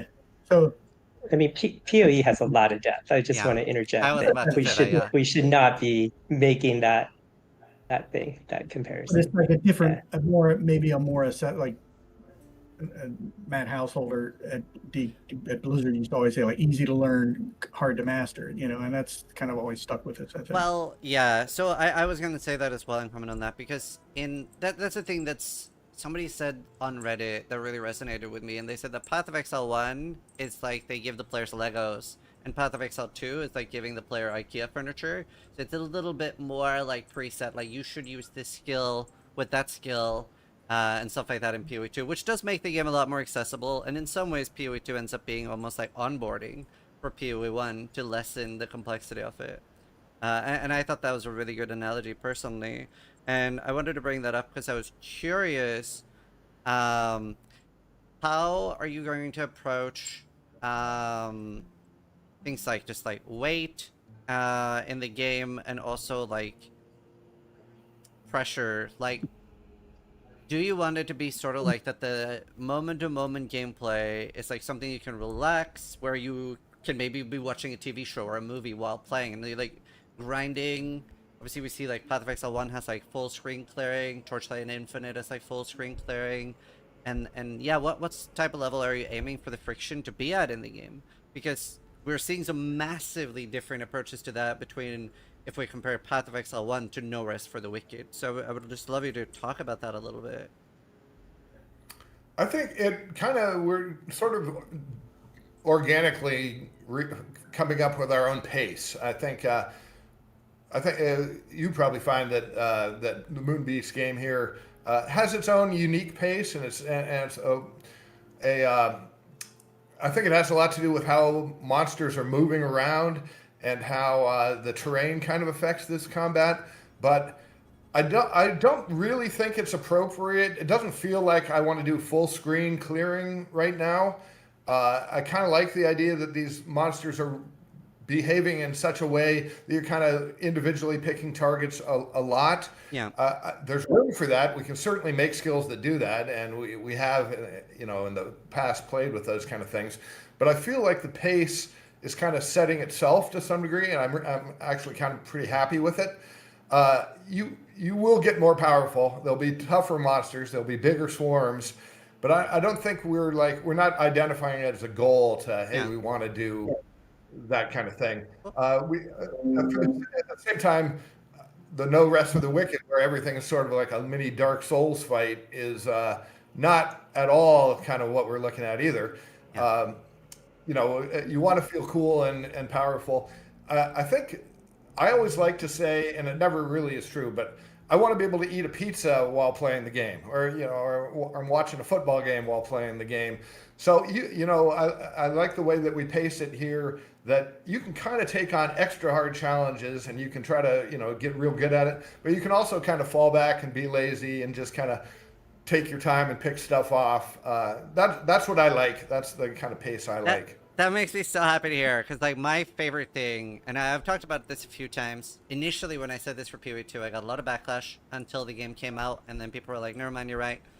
I love when a game has a lot of choice for both, where you can have your moment-to-moment gameplay, especially if you choose to. You can do sort of like AFK farming, where you have something where you are talking to someone, you're just chilling on Discord, or you are watching a show while grinding, and you're working towards a goal, right? But then you also have like opt-in challenges, right? Like maybe you want to clear out a village, and that's potentially really challenging, or you want to do a big boss fight, and you really have to focus for that thing.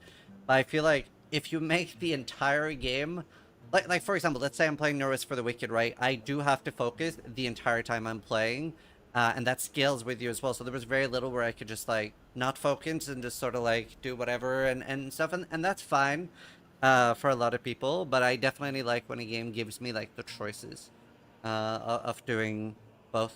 Really, that's really good to hear.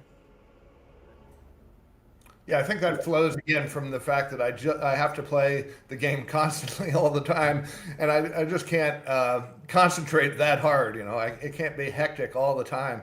I want to just have fun, Yeah. taking it easy. I think it depends a lot on like what type of hours is intended to be played for the game, because like when you're making a game to be played for like a few hours a day or a session, then yeah, sure, you want the content to be super engaging. You want your player to be like at the edge of their seat the entire time, maybe with like a story or just like the world in general. But when you're designing a game, which I suppose we haven't talked about what type of playtime you're designing for here, but if you're designing a game to be played for thousands, like I'm close to 30,000 hours in Path of Exile. So like if in PoE1, if the moment-to-moment gameplay was like you can't look away from the screen, that does become exhausting when you're looking at like large amount of hours, which typically we see players do a large amount of hours in ARPGs.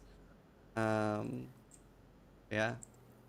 Which it sounds like you're going for more like thousands of hours of replayability here. Yeah, I love replayability. I love designing for it and playing it. So for sure. Yeah, well, that's really cool. It's like there's, because the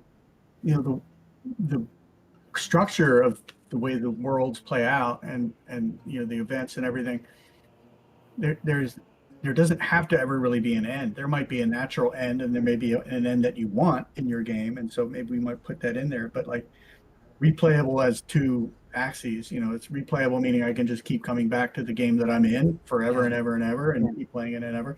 And there's also replayable, like Minecraft's a good example of both of these axes. Like I can jump into an old world that I started 3 years ago and just pick it right back up and be like, oh, I remember this. This is so fun. It's like I was building this thing over there, and there's this dungeon I'm trying to clear, or a cave or whatever.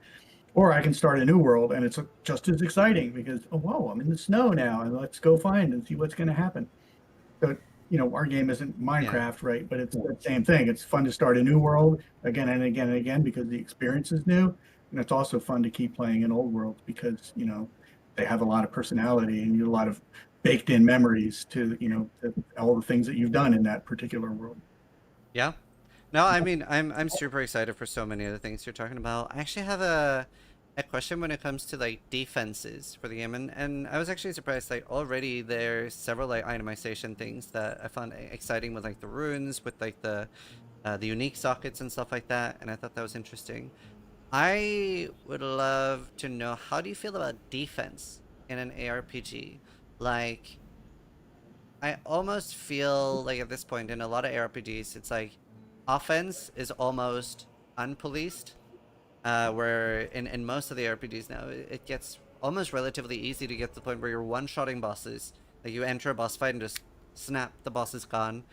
Whereas I've always felt as a player that defense, and I am biased here as I play hardcore a lot. I don't know if you guys are planning on doing hardcore, but I almost feel like defense is over-policed to the point where I feel like One-shotting a boss, yeah, no problem. Like, we might nerf damage a little bit next patch, whereas when a player gets so tanky that they don't take damage from the boss, and they've maybe, like, for careful iteration, made a really tanky character that's like, that gets hotfixed almost instantly, and I've always been really surprised by that. So, yeah, I wonder if you have any thoughts on defense in an ARPG. I think that's really interesting way to put it. The unpoliced offense, whereas defense is like super nerfed, and it's just. I think so. I don't know. I'm going to think about that. I like that, and I do really like this idea. What about a overpowered defensive character? We right now we have almost no defense in the game. Right, there's some resistances and armor. But there's no skills that do anything defensively, which I definitely want to start bringing into as soon as we get another batch in here. And I like that idea. I think I like force field kind of ideas, and then I don't. There's a lot of cool defenses. So actually, some of them are cool, some of them aren't. It's hard to kind of make them. Like automatic dodges and stuff. I've played with a lot, and that's just kind of weird. And it's never that fun. But maybe more triggered kind of skills that do defense. But we need a lot more defense in the game, because a lot more defense allows better offenses, for the monsters and what we can do from them. Yeah. So it'll be coming in soon. I'm designing skills for that for defense right now. But I kind of like this idea of what if we push that a little bit farther, like that we push offense. I like this. Yeah, and I have like a little anecdotal story, but because obviously I get to see my audience react to a lot of things, and I remember in Path of Exile in like 2018, 2019, I had a character that was very strong defensively, and he could face tank the Minotaur, and somebody asked in my chat like, "Can you die here?" And I had a character which was like built around standing still, so it like slowly gained defense when standing still, and it had like pretty much just physical and lightning mitigation, like not much else. It was specifically built for this one encounter, and I went through all my defenses, and I was like, no, I pretty much can't die here. These are my defenses, and I walked it through, and the person in chat was like, oh, that's actually really cool. And I always thought that was so much cooler than, a few years later when I'm walking up to a boss and just snapshotting it out of existence, because you don't get to see the boss, and maybe both extremes are bad. But I always found it really fascinating that in nearly every RPG I play, we're always leaning towards the offense. And I just found it fascinating that it's not the other way. Because you don't get to see the boss, you don't get to see the abilities. So sure, you can't die, there's no risk of death when you specialize the character that much, but at least you get to see the boss. Yeah, Even like the build, like, I forget what the build was. I played some WoW for a while, but I'm not like a hardcore WoW player. But I remember a mage build that, it was all about shields, and you're either invulnerable or you're glass, and it's like it was exciting because it was really, really hard to, not hard, but like to manage that, right? It's like I'm invulnerable, and then you do one little thing wrong, and it's like, holy shit, oh, I'm almost dead, and it just creates gameplay, like defense, kind of active defense like that. Everybody wants dual wield shields too, and apparently in chat. So I don't know. A lot of people want dual wield shields. Sure. It's a little bit strange, but it reminds me of Slay the Spire. I play Slay the Spire a lot. It's a roguelike card game. There are fights that I get so much defense, and I've built up so much armor or shields or whatever they call it. I can't even remember right now. I never know the terms anyway. That there's no way I can lose the fight. It's like suddenly, due to some misbalances and some lucky things on my hand, I've got like 180 armor or whatever it's called before they can hit me at all, and the fight's over. It doesn't really matter. I can take my time. I out defensed that one fight. What I kind of like is that you kind of have to take some chances and you kind of get there. So maybe that would be a really cool way to be. Yeah, you are invulnerable, but you had to kind of get there through some luck and some decisions. And it's not like for the entire rest of the game, but maybe for that boss fight, you do become unbeatable. It would be pretty fun if you made the decisions to get there. Yeah, like it's all about. I think a really wonderful thing I appreciate as a player is when I feel like I've figured something out. Like I feel like I've broken the game, and I think Vampire Survivors and that genre gives that feeling really well right now to a lot of players. It almost feels like you're doing something forbidden as a player. Like, oh, the devs clearly didn't intend for this, and usually it is intended, but giving that player a feeling of that, I think, can be really impactful and very cool. Yeah, I love that. By the way, I despise balance almost. You know, there has to be some, but I want there to be high highs and low lows, and the feeling that you've broken the game. And I hope that soon after that, you're like, oh my God, my equipment is crap. And then, then you find something great that changes the whole. I like the big spikes and things. You beat the game temporarily, but then it falls off and you're struggling for a little while. And that's how I like that kind of design way more. I never start with balance on design. I never look at balance between classes or anything, or skill paths.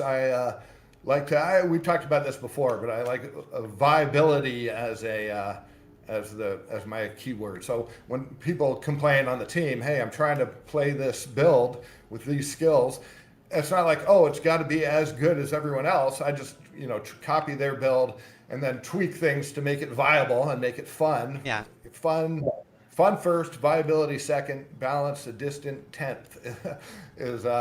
We run into problems with PvP on that, but otherwise that's how I love to design. I love to hear that for sure. Another thing I wanted to ask was something about like hardcore mode and also what happens when you die. Is that like things you've explored already? There will certainly be hardcore mode. I love it. I often play that myself in all these games. So there are definitely going to be hardcore mode. What was the second part of that question? Like if you aren't playing hardcore mode, is there any loss on death, like durability, temporary items, anything like that? I'm not 100. I'm not sure. There will be something. There's some reason. We've talked about a few different ways. I think Peter talks about it more. So let's open it up to Peter. Where's he thinking right now? I actually haven't given that much thought to death penalty in non-hardcore modes. I mean, I agree. There's going to be some sort of penalty. Like right now, you can restart, wherever the last checkpoint was, which is okay. I mean, it's a little bit of a penalty, but we'll probably have more. But yeah, it's not something I've given a ton of thought to. There's a thing that I've been trying to get this as a private league mod for Path of Exile, and I just want to bring it up. So I recently did a softcore event in PoE 2, and it was sort of medium core. So the way we did it was that anyone could individually die infinite times, but if your entire group was dead at the same time, you were fully out of the event, right? So there's a form of medium core, and that's something with your model that you could like explore on an individual level, that you could like let the server host or whatever choose, like, well, on this server you lose like 1 item when you die at random, or 5 items, or maybe you can die 3 times. Like there's a lot of options you can do there for a medium core for people that don't want like the full you lose everything when you die. That's definitely part of the modding experience. Like we want people to be able to mod those types of things for sure. Yeah. We're going to have resources in the game, for crafting and for building. Resources is much more palatable to drop than or lose some of than items. Your gear is in an ARPG to lose is very strange. It almost doesn't even work. You could conceivably drop them like D2 or D1 corpse run type of style. And I don't know. That's that would be kind of a fun thing to choose on a server level or on a. Yeah. But I don't know that people don't really like that in ARPGs. I've found. I love Tarkov. it. Okay. Yeah, Tarkov. Memories are corp runs, but that was a long time ago, and Yeah, I actually have a fun story there. So I accidentally started playing hardcore in Diablo 1, which didn't have a hardcore mode. But I was playing on an ISDN connection, so whenever we got a phone call, the connection would drop, anything like that. And it was just unstable in general. And when you died in an online Battle.net game and your connection dropped, if there was nobody else on the server, everything's gone. You don't like spawn back with it in town like you did in single player. So I would like have like at least 2 or 3 times where I didn't lose my character, but I lost all my gear, and I was like, oh no, I gotta start over now. So that was always an interesting experience with basically playing hardcore early. So I was very excited when that came for Diablo 2. So at the end of the playthrough there, I was getting a bunch of audience questions that people in my chat were curious about. So have you already started thinking about some sort of like release year, early access year? Like what sort of timelines are we looking at? I think that there's an off chance we could get something in front of people by end of next year. You know, it depends on, you know, if we shoot for that, we could do it. I think it's probably going to take longer for at least an actual release, almost for sure, you know, versus some early access version or whatever. So, you know, our plans are super grand, and we've got to rein them in and release something at some point, and hopefully build from there and allow people to mod from there. But we don't talk about it too much and don't have right now a target. Yeah, that's fair. It's, you know, one of the reasons.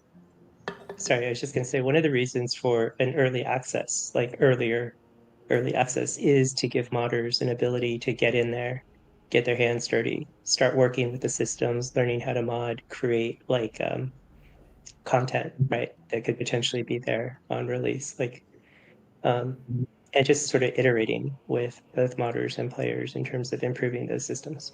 Yeah. Cool. Yeah, so a lot of people want me to ask this. Is there gonna be something like a secret Kyle level? Yeah. For sure that we love Easter eggy type things like that, and they occur to me all the time while we're playing. The secret cow level though that was kind of a fan creation, you know.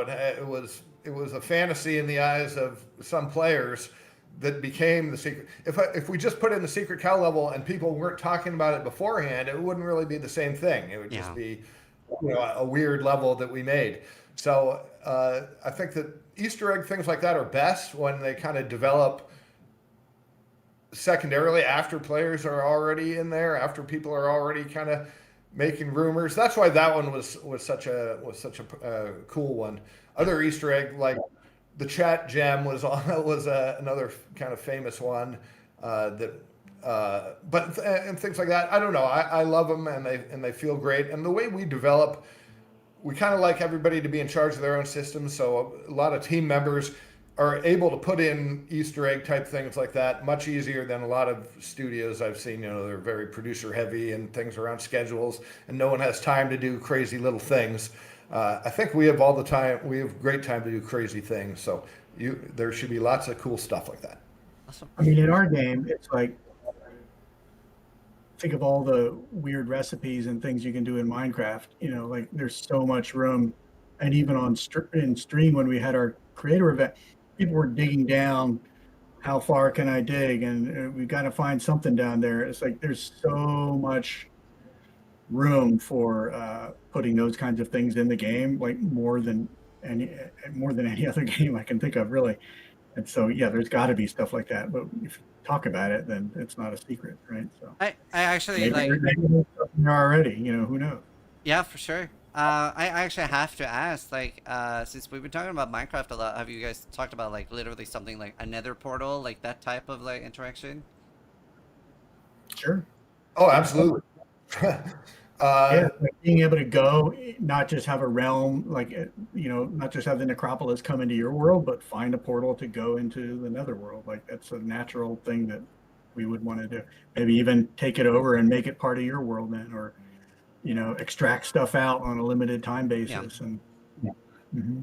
That's Yeah, very you true. found you say you found just recently the parasite, the what you called the sun or something, in the gloom out there.